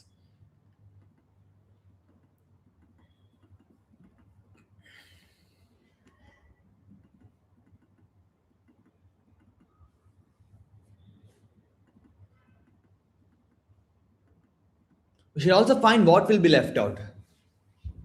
So this is a nice problem, but how do we solve the problem? We have to remove non-intersecting things, and then you have to do that in minimum number of operations, and then you should also say that whatever the such that two things are left out. Two things can be left out.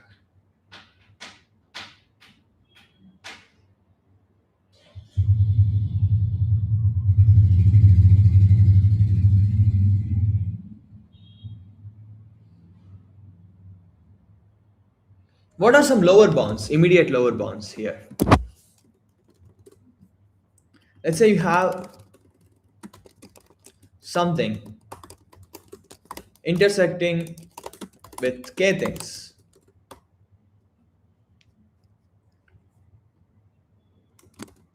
K is a lower bound. That's a simple lower bound because you cannot k minus 1 or k is a lower bound because you cannot involve both of them in the same operation, right?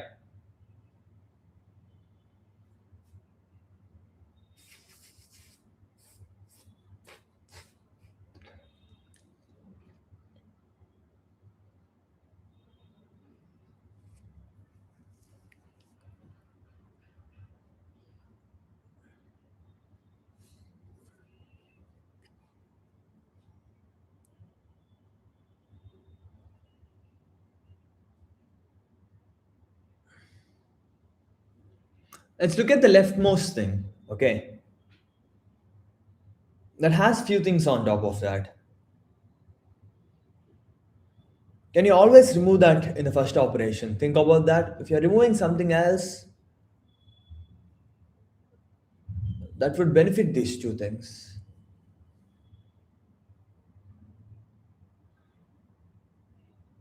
Can you always do greedy like maybe try to remove the first thing and then remove the first thing that's not intersecting, then remove the first thing that's not intersecting, and so on.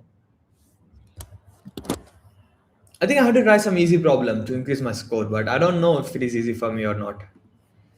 This is easy for me or not. We have seen something here. We have seen that all once at the end, to decrease what we have seen what we have to do. We can do in at most three operations. To increase, we have seen we have to do at least that much. And then rearrange. But sometimes after doing at least that much, you need not rearrange. Sometimes. You have to be just careful about that.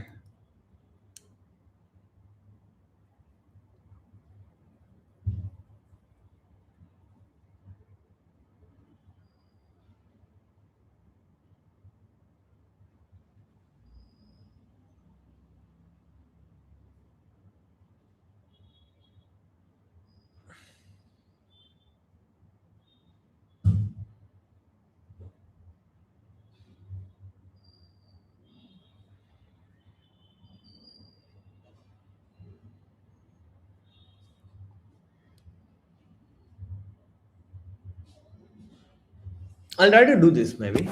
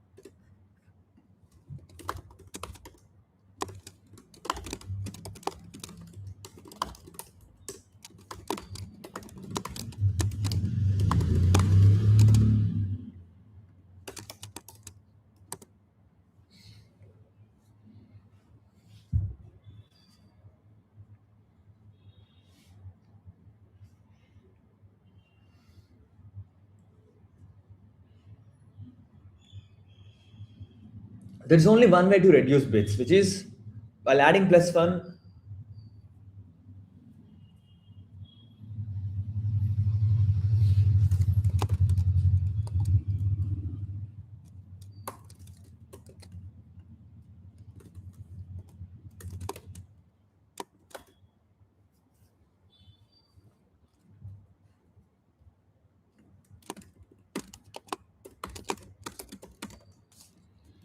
So one operation cases are done.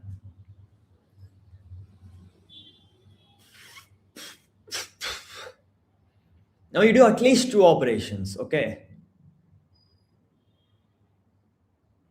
If the first one is a shuffle or not, can we split them like that? If the first one is a shuffle or not. If the first one is not a shuffle, then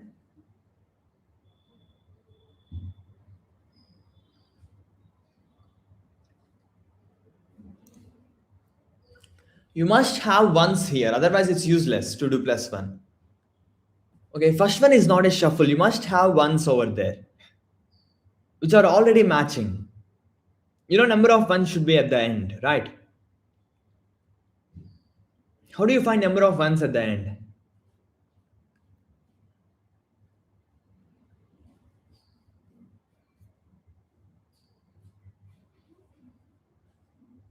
I think by XORing you can know, or by XORing x and x plus 1 you can know number of ones at the end. Let's have a number of ones at the end, okay?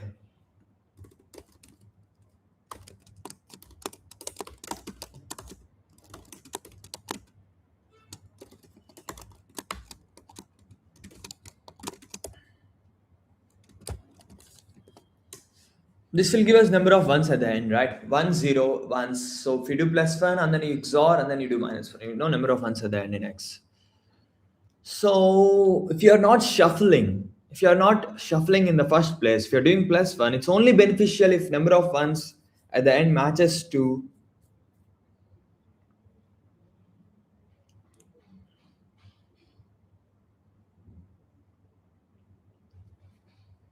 how much you want to remove.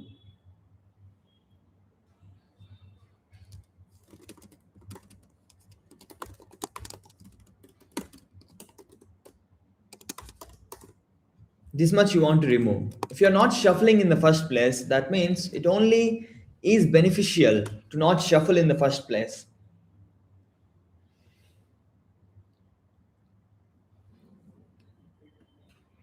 Otherwise, you have to shuffle. If once at end of x not equals to rem plus 1, okay, because after you add plus 1, number of ones at the end minus 1 will be removed, okay. Number of ends at the end minus 1 will be removed, okay. If that's not equals to the things you want to remove, what you do?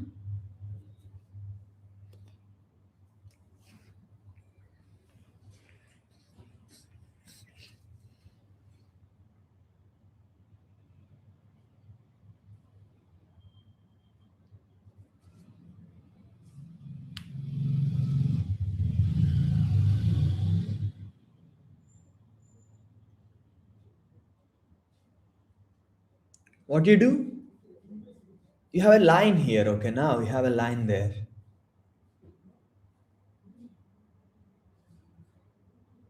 You must shuffle them.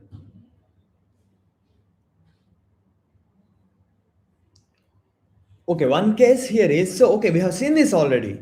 You either shuffle, but if you shuffle,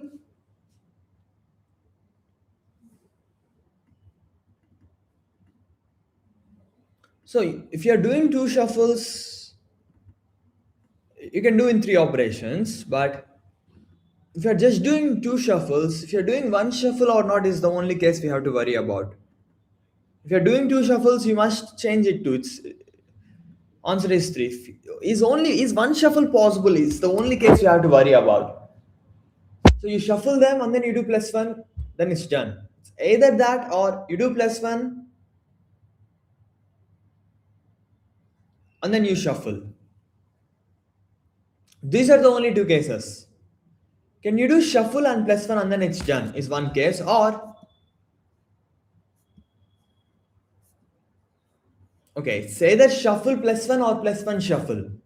For plus one and shuffle, let's try to eliminate plus one and shuffle. Okay, this is plus one. Else answer is three because it's either two or three. One has already been removed. Okay.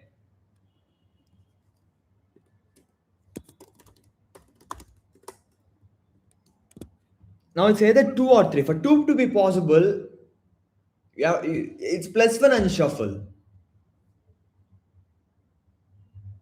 Here it's two.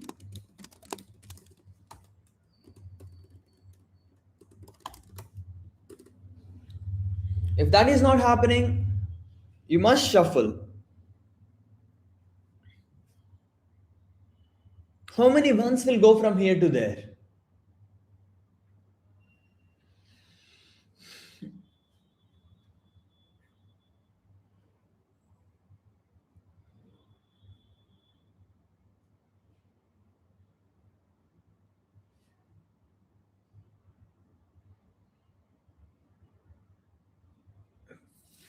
Shuffle and plus one. We're trying to verify now shuffle and plus one. Okay.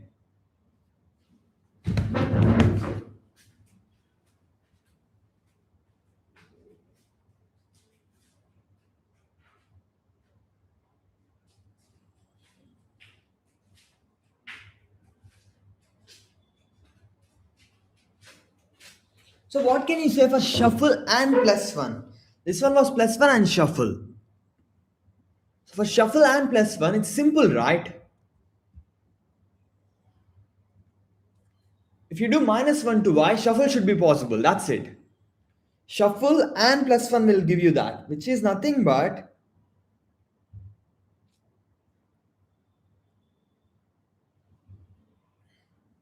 if you do minus one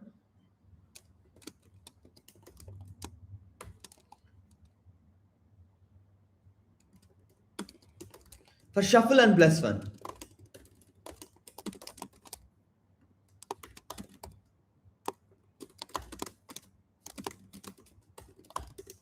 So this case is done. We only have the other case now. C bits of x less than C bits of y.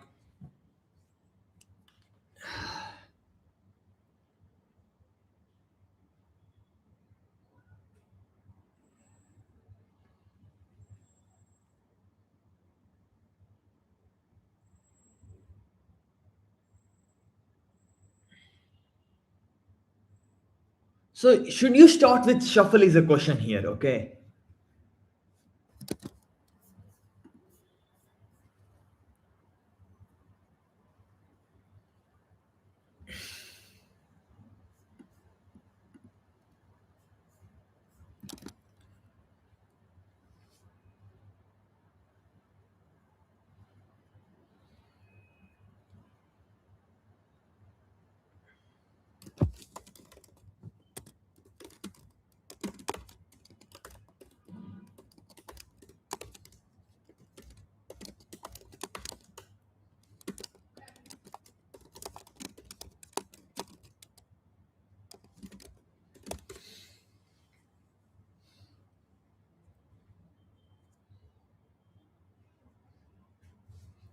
Can you add any value or can you add only plus one?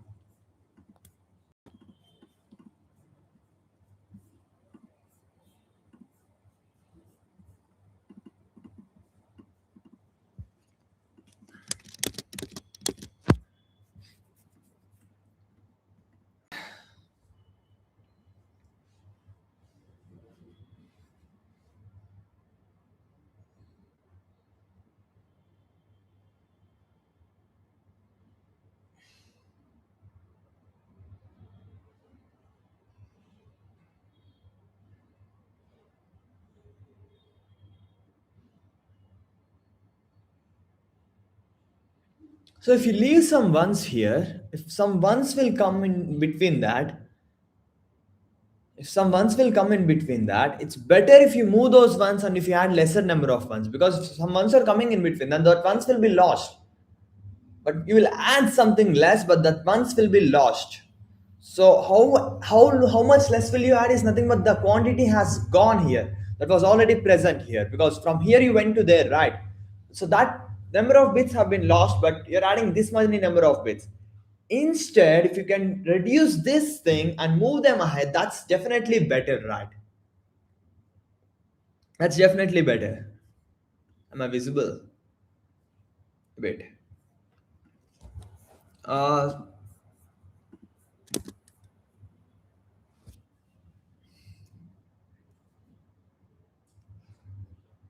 so I will assume that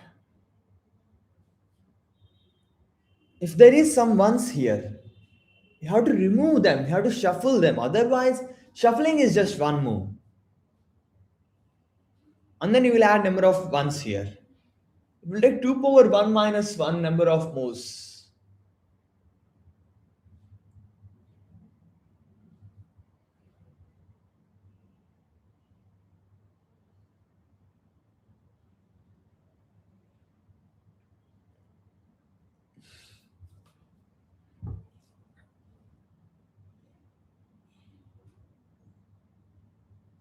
Okay, until shuffle, adding is useless. Adding is all about increasing number of ones. Okay.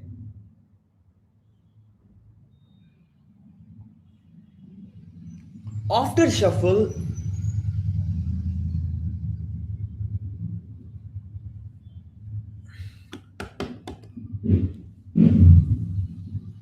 so 2 plus is possible. You shuffle them and you do that.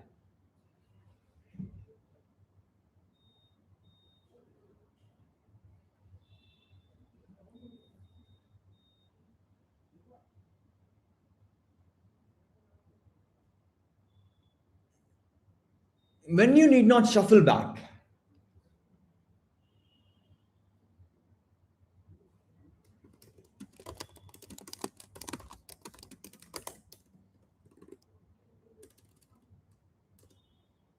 if you're doing two shuffles, that's already there.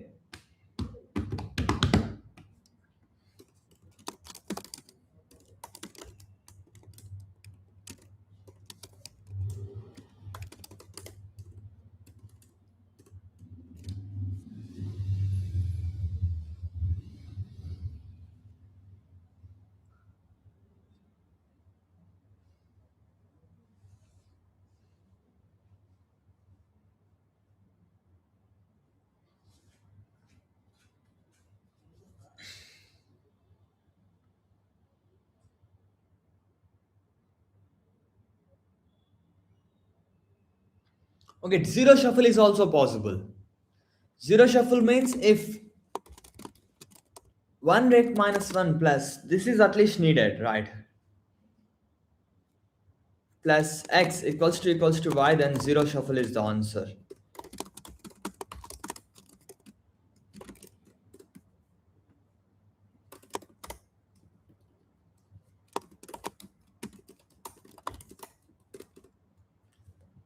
If you can do it in one shuffle,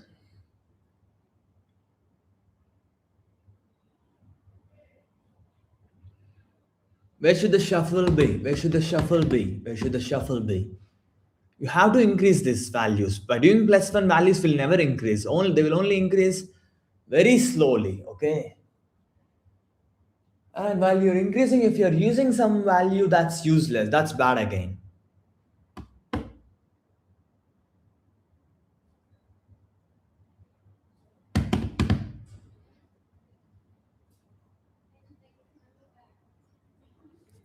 So if number of bits are matching, you don't add again. And to match number of bits, the best way is to add. Shuffle and then add is seeming useless. Because why do you want to shuffle in between? So it's at least it's shuffle plus add. This is the best way, I guess. Shuffle and add is the best way.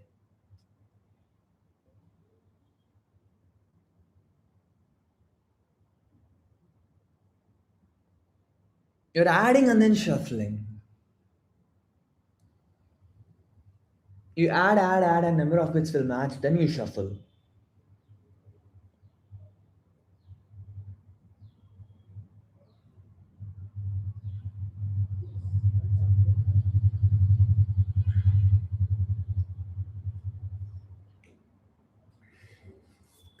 For okay, add and shuffle, let's say.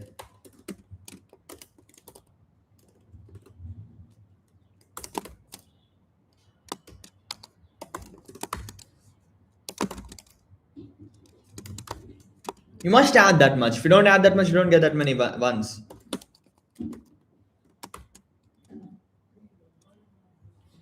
Just add. Let's say, okay, let's just add is done already. Add and shuffle now we are working on.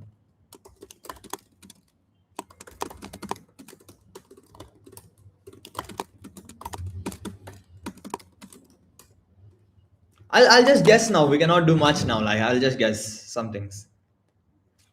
For shuffle and add, let's just guess shuffle and add.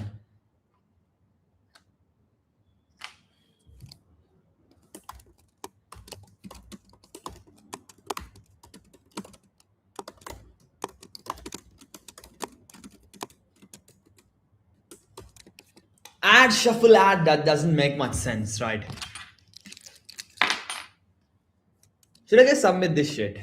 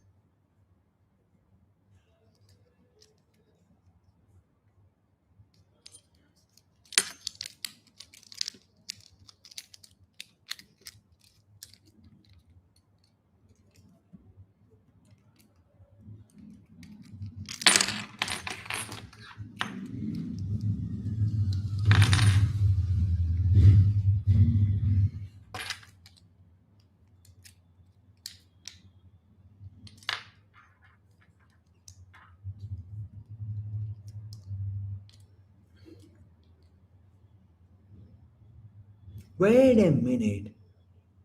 Sometimes you need not add this much if there are some things in between already.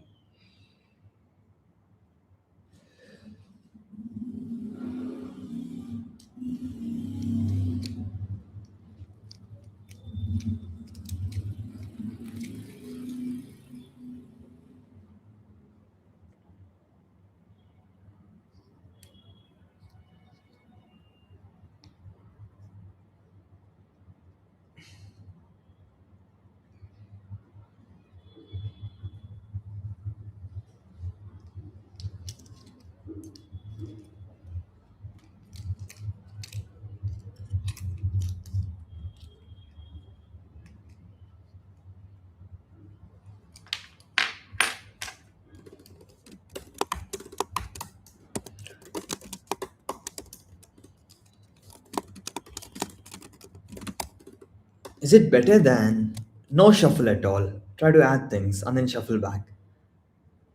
And then again add things.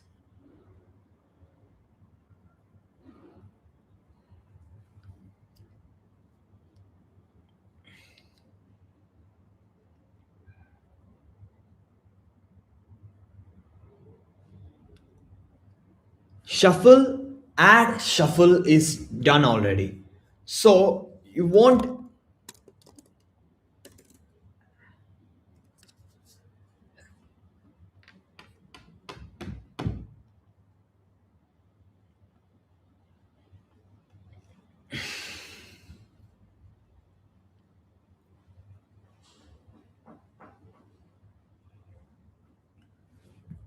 So min is at least needed, right?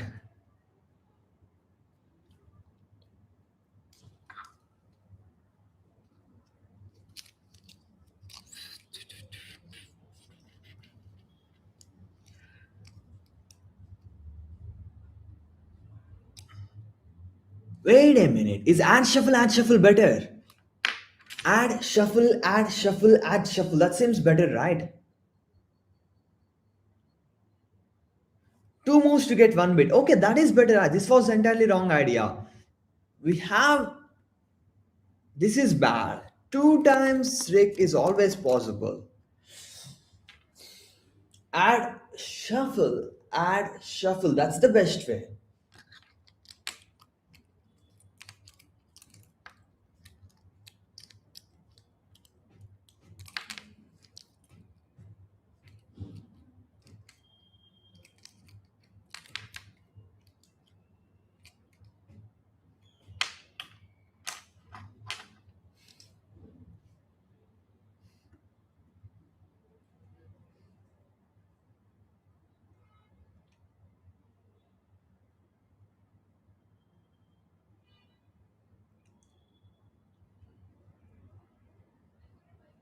I think this can be done now. This can be done now. Hoo, hoo, hoo, hoo, hoo, hoo, hoo, hoo. So we'll try to brute force this strategy of adding and shuffling. Okay.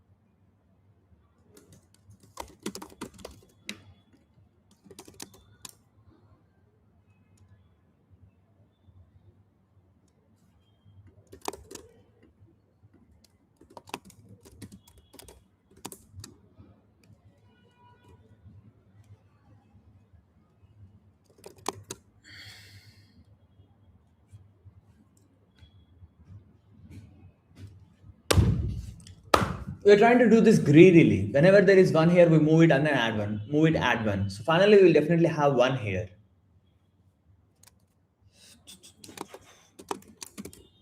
Okay.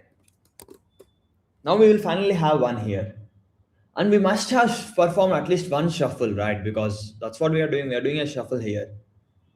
So we must have performed at least one shuffle. If you are not performing at least one shuffle, that means just after adding one, number of bits have become equal.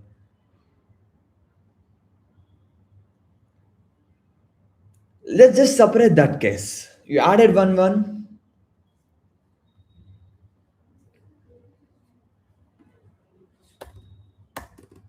I'm trying to be careful about some edge cases a bit.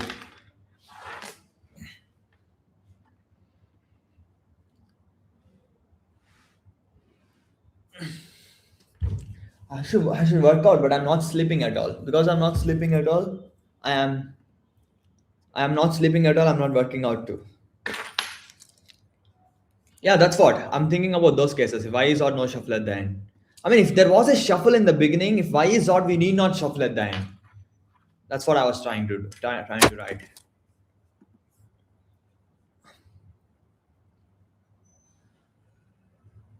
Okay, if there was no shuffle at all have happened. Okay, until this point, if there was no shuffle at all have happened. Here with one shuffle you can do. If Y is odd, okay, and have one shuffle have happened, then we need not do any shuffle at all because we have done a shuffle already.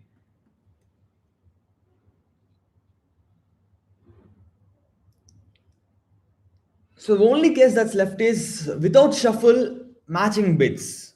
Okay, I'll write it here without shuffle matching bits.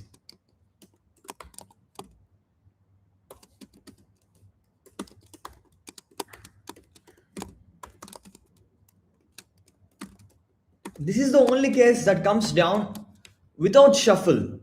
Without shuffle, it comes down, but it matches bits. Other things have shuffle.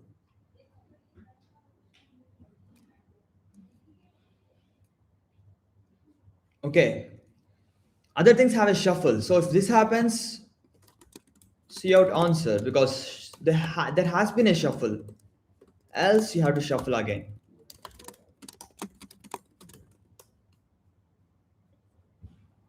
But this is the only case that comes down without any shuffle.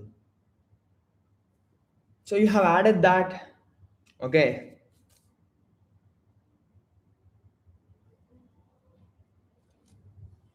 But this case, I mean, this case will take one operation, right? You have added, you need not shuffle, and then it's matching bits.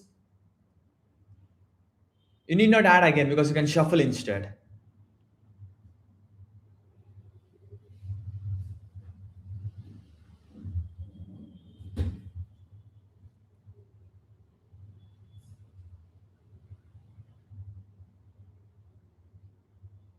Okay, let me be careful here. You have came down. You have came down. Let's look at this case. Zero, you have came down. If you need not shuffle now, means if it somehow is going here, that means it was done in one operation, and that's not possible because we have eliminated one operation above. So that's the reason why this might pass. We have to be very careful here, but it works out, I guess, because of some other reason.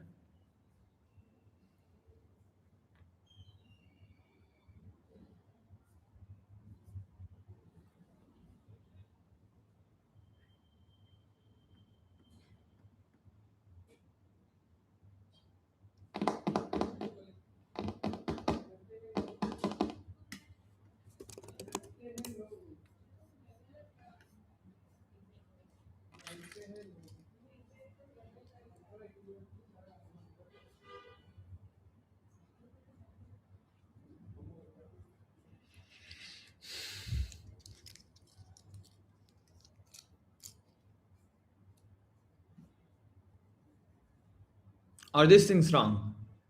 I'm doubting everything.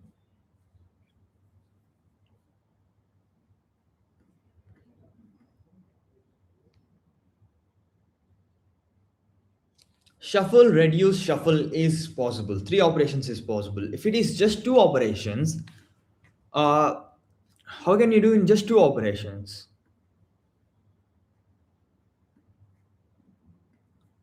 It's either add and shuffle. So if you're adding,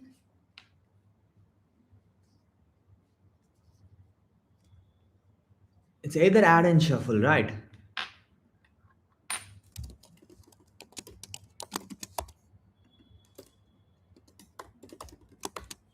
It's either add and shuffle or shuffle and add.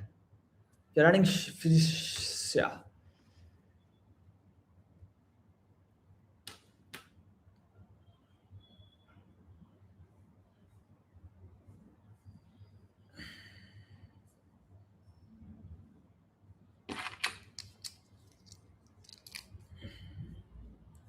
That shouldn't have an error. Like that was right before too.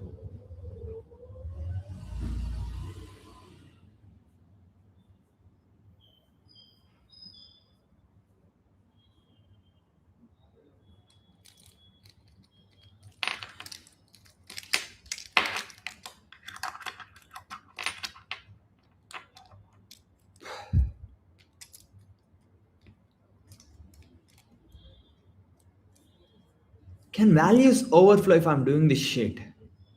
They can overflow if I'm doing this shit, right?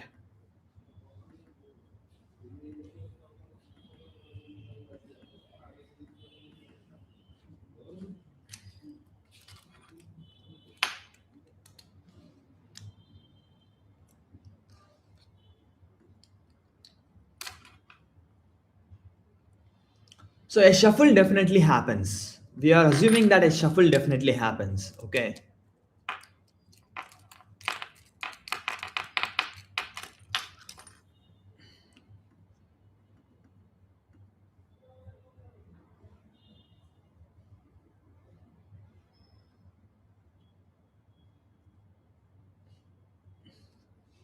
Can I just compress number of bits?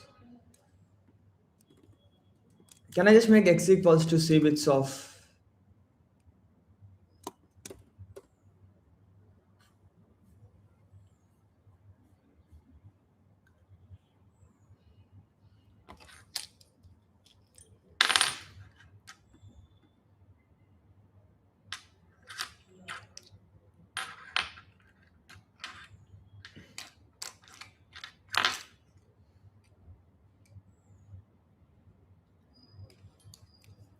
How to consider overflow, guys?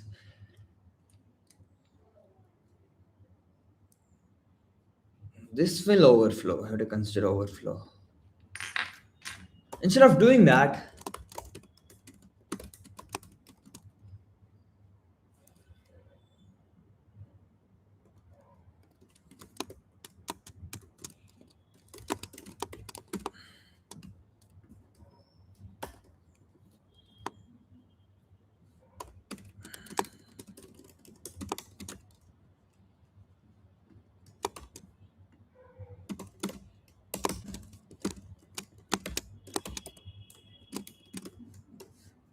This might be better.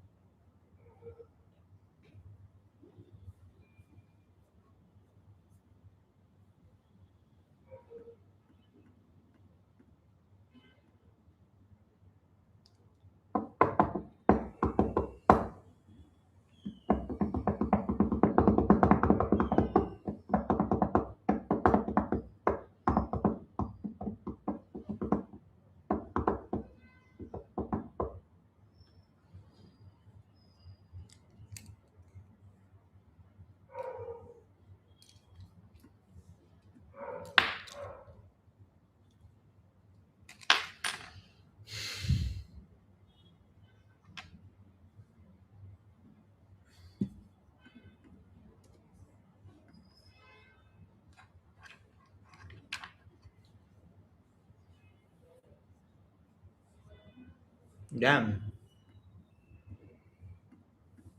Bum, bum, bum, ba-da-da-da-da-da. Is this giving really?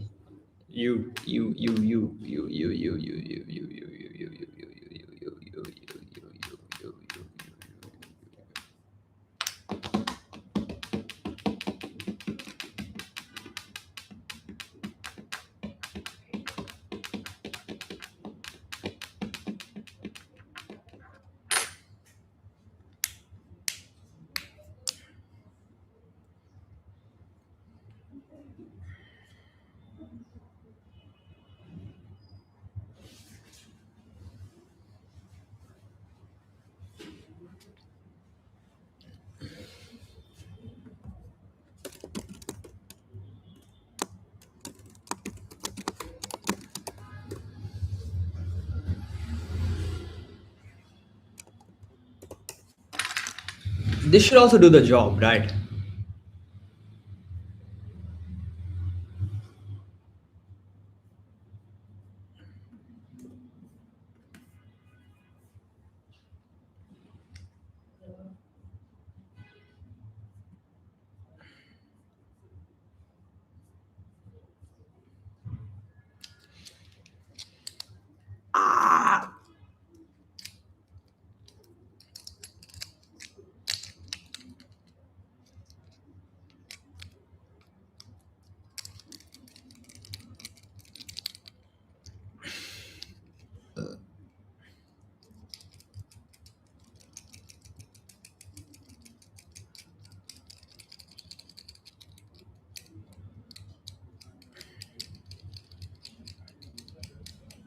Okay, only case that might go wrong here is you have added one, but you haven't shuffled before. You have added one, you haven't shuffled before. Oh, wait, that case can come here. I should eliminate that case. If you have added one, but you haven't shuffled before, which is c bits of x plus 1 equals to c bits of y and x remainder 2 equals to 0. In this case, you are adding 1 but you are not shuffling it before. A number of bits are equal now. Now you must shuffle. This will not match because if this is matching, it might have gone earlier.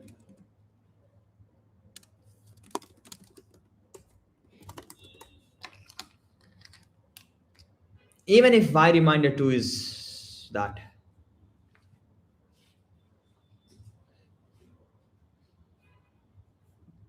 I was confident on this one.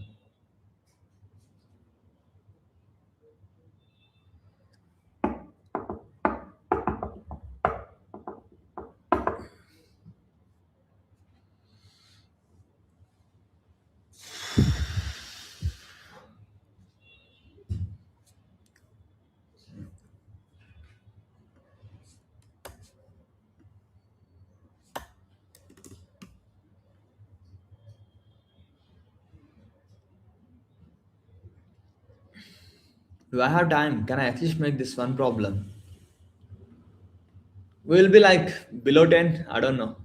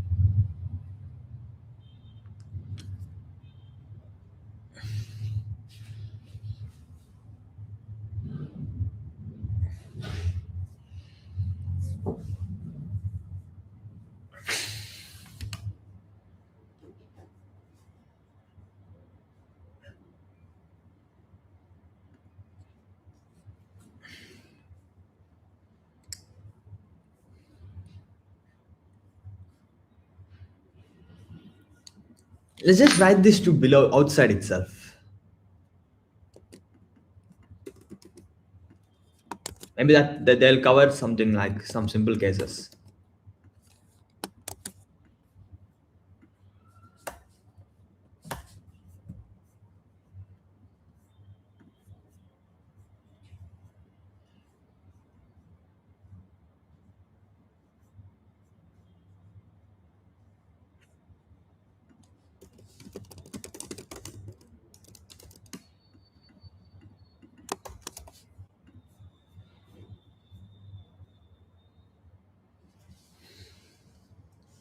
Wait, now it should not be difficult, right? What are we doing? If it is even add plus one and move it aside.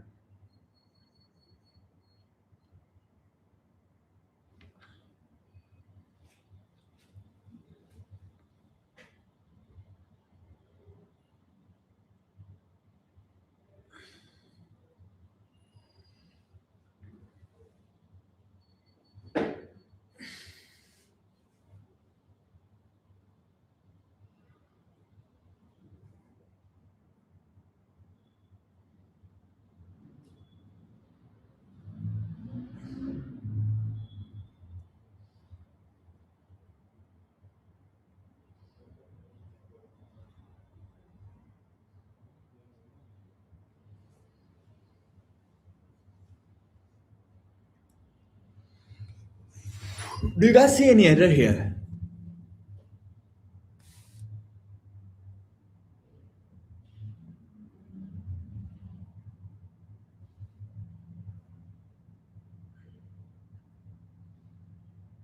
I'm not able to focus.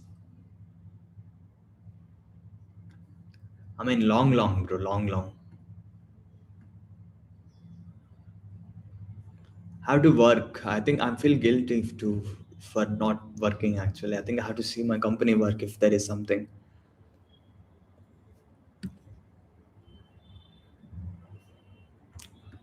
Fixed reminder to then add and shuffle.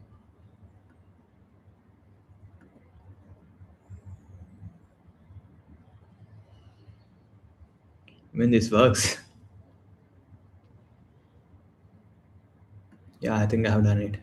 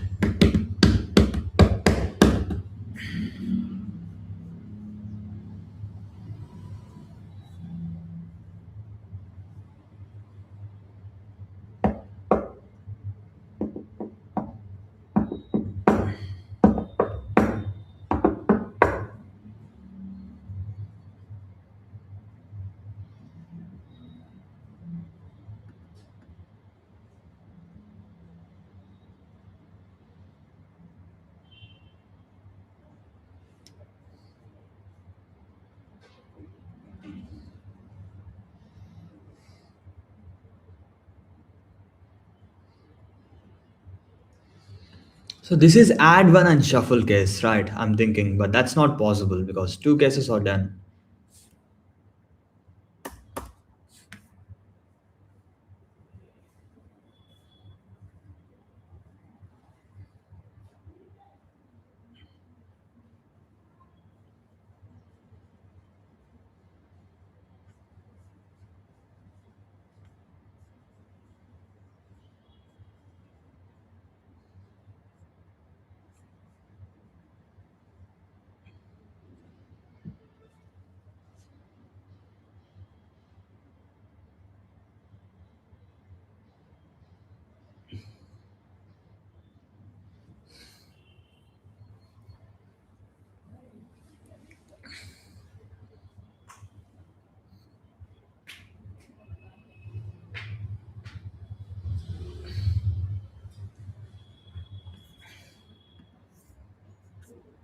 What can be wrong here, guys? Like the video, guys. I'm leaving. I'm stopping the stream. Wait, this is some other problem.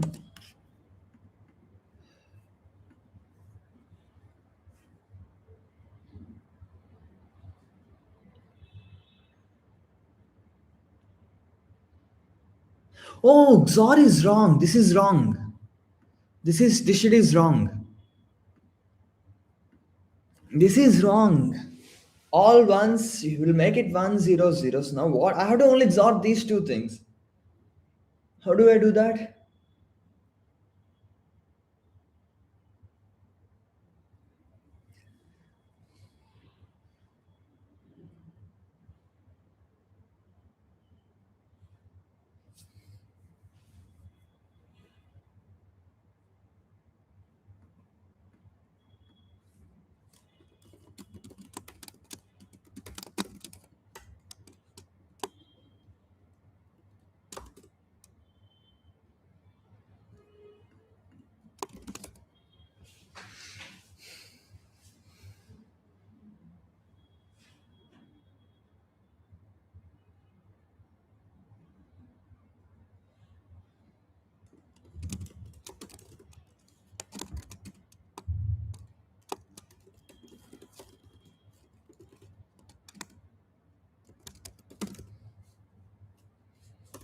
So now what it is? Let's say 0 1s or x. X plus 1 is this. If you XOR those two, you'll have all ones. If you do plus 1, 1 will go here. If you do y minus 1, 1 will come here, 1 will come here, you'll remove 1 from here.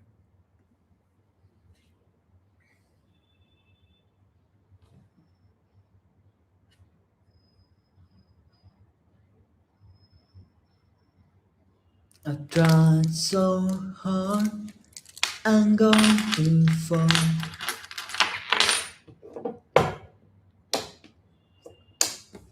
But in the end, doesn't even matter.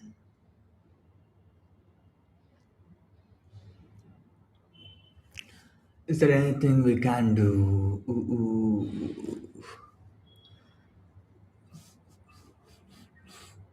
Do, do, do, do, do, do.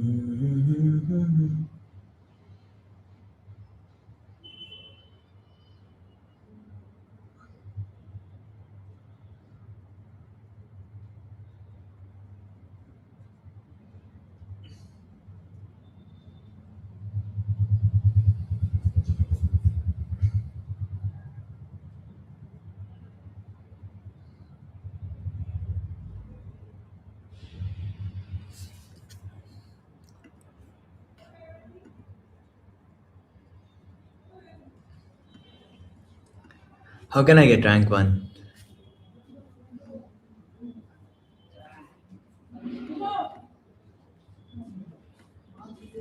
Maybe I'll do one more stream to solve remaining problems later.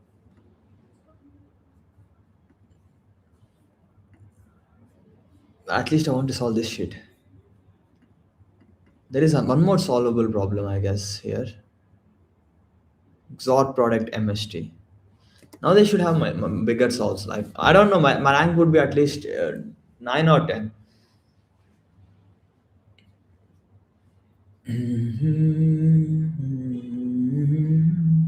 If I don't do this, it's very bad rank.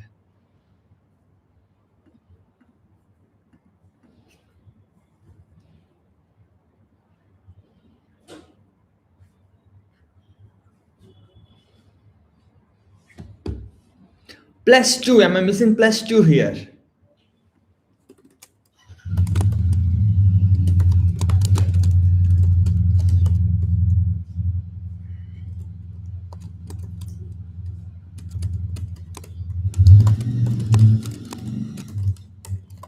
When you use half-assed logic, you will come to such cases like you may miss that thing.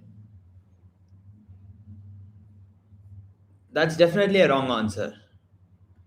That shit was being missed because I was using logic to eliminate the previous cases and then it is 3 I thought.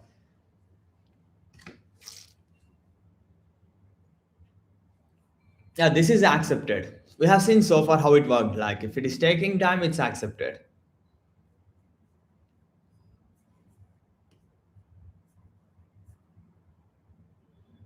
Correct answer.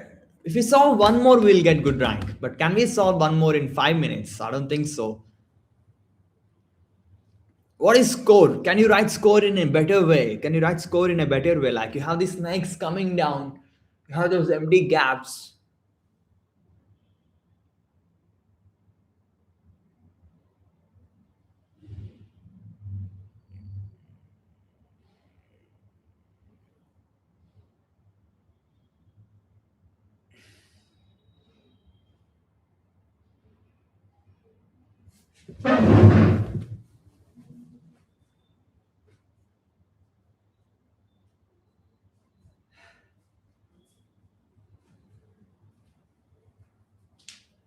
Wait a minute. It has something nice, I guess. It has something nice.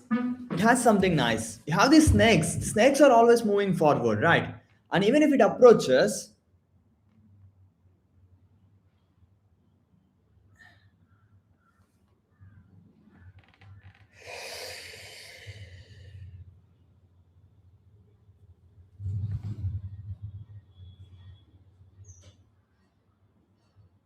yeah, if it gets caught, then the gap will be reduced.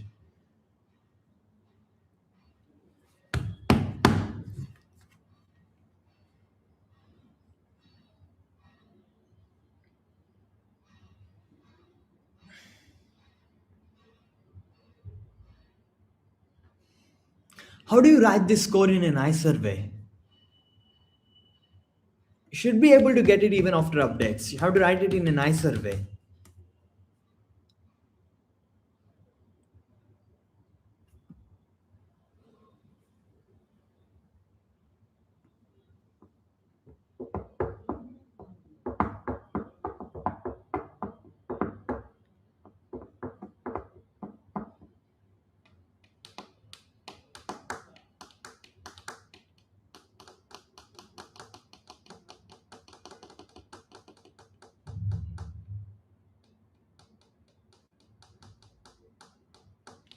Let's look at the last thing itself. Its neck will slowly come down, and maybe it attaches with something else.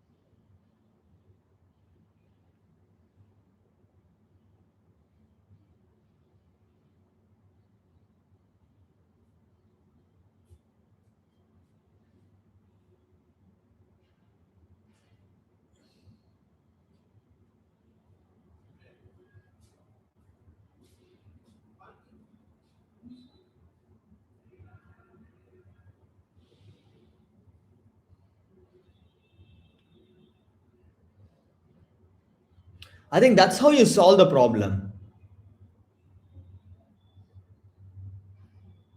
We'll have snakes, this snake's touching this snake. Will it touch or will it never touch? If it never touches, you have these many holes that go inside. You should be able to calculate that for all the values, then you are done. How would you calculate that? Like if you have this snake and if you have this below big thing, that one coming till here, the gap is this much time. And in this time, will it escape?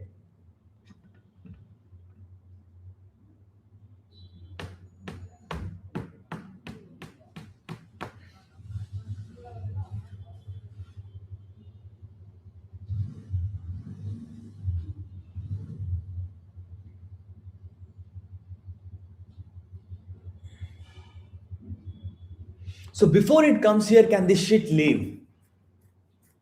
Before this comes here, can this shit leave? If you know that, you can binary search, I guess. Before this shit comes here, before this next shit comes here, can all of them leave? How long would they take for all of them to leave? We can't do this, guys. I don't think it's just difference because I thought so, but it's not just that. I was trying to see that itself, right? It's not that. It doesn't show live rank right now, I think. It shows live rank after standings will be frozen, right? After 1 hour.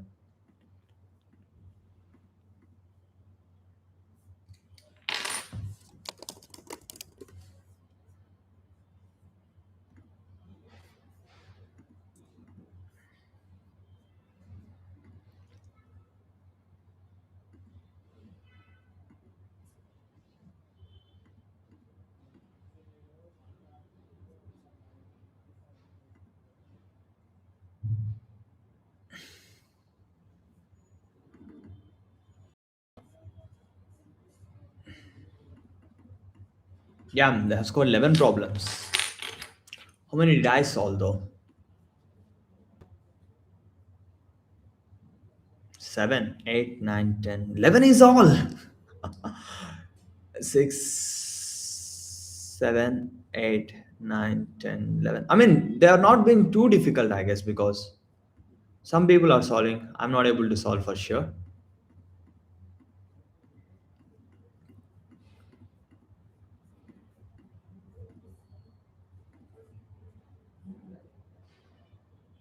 Roorkee.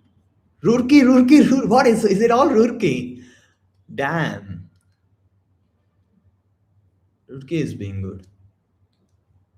So with my 700 score, where would I be? 600 score, where would I be? Oh, mine is 700.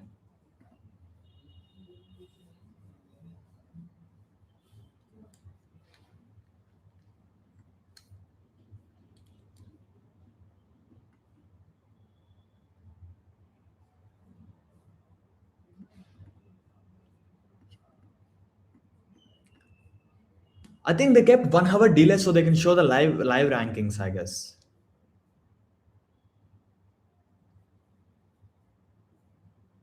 Oh, this rank is different. This rank is from here.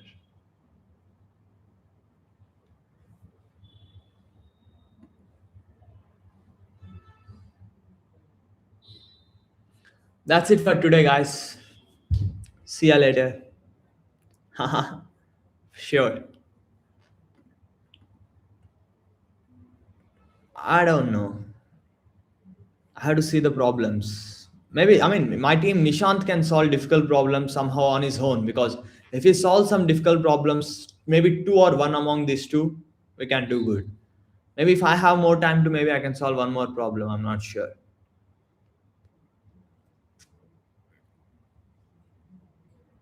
I got stuck, quite stuck here. I have got quite stuck here too a bit. Other things were direct. This one, yeah, I got stuck because of some stupid reason. Score queries, I think we can do it in somehow, but this thing moves slowly and this thing moves slowly. That thing comes and touches this one. Segment elimination, it should be some shitty and direct thing. It's like there should be some way in which we can do that directly. But n minus two segments seems like particular to this, but this own problem, right? What about if it was n minus one problem?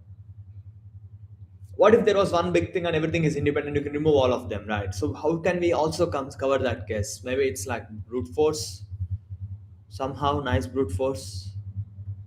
And what about sequence domination? You have to get implies and implies conditions for these two subsequences so that this can so that this will happen. How complex can that be? For any of the value it should happen.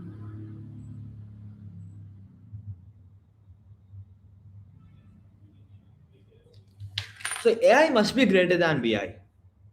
And if AI greater than BI, is that enough?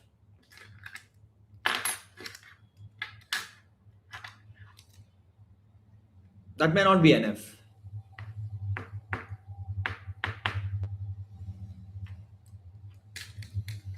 That's just how it feels to be.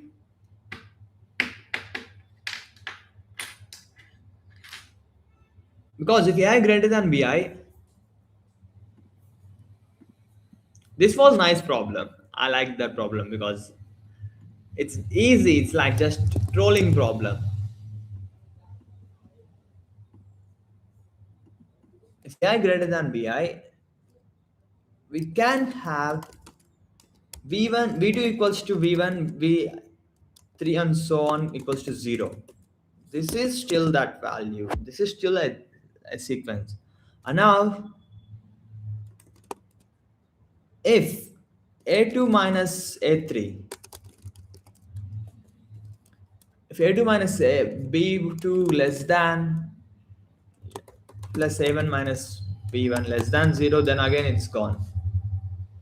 So even if this is greater, this thing should be equal. But what if this was lesser? Even if it was lesser, it depends on the values, right?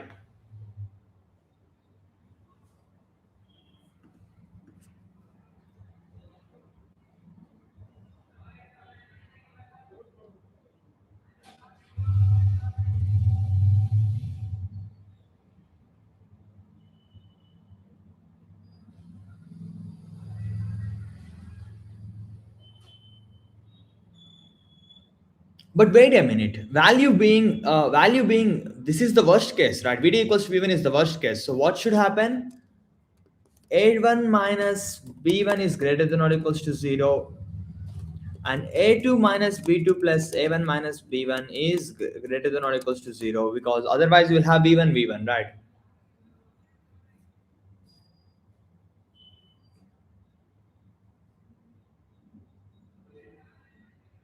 And then what should happen?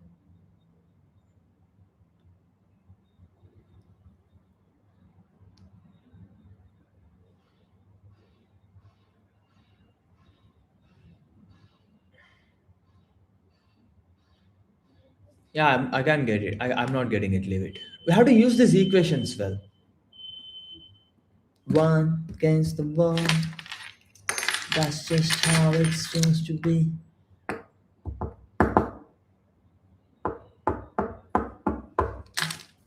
I don't know how it simplifies. Bye, guys. Oh, nice. Thank you, Aryan.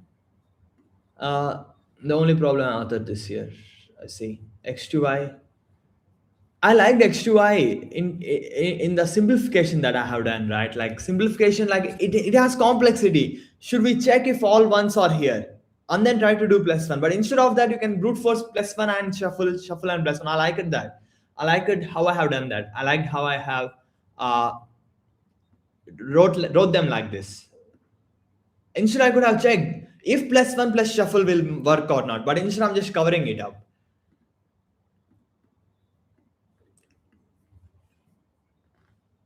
So shadow moving on the wall. Maybe outside people are going around. I'm ending the stream, guys. Like the video. Share it to your friends. Okay. Share it in all the posts that says I got greater than 90 rank in ICPC Amritapuri on LinkedIn, because 90 people might be giving right. I'm just joking. We have to be support you guys. We should not let anyone. We should not put or let anyone feel down. I don't know. I didn't put or let doesn't match, so that was bad. Yeah. We should not put anyone else down. Okay. I'm ending the stream. Bye.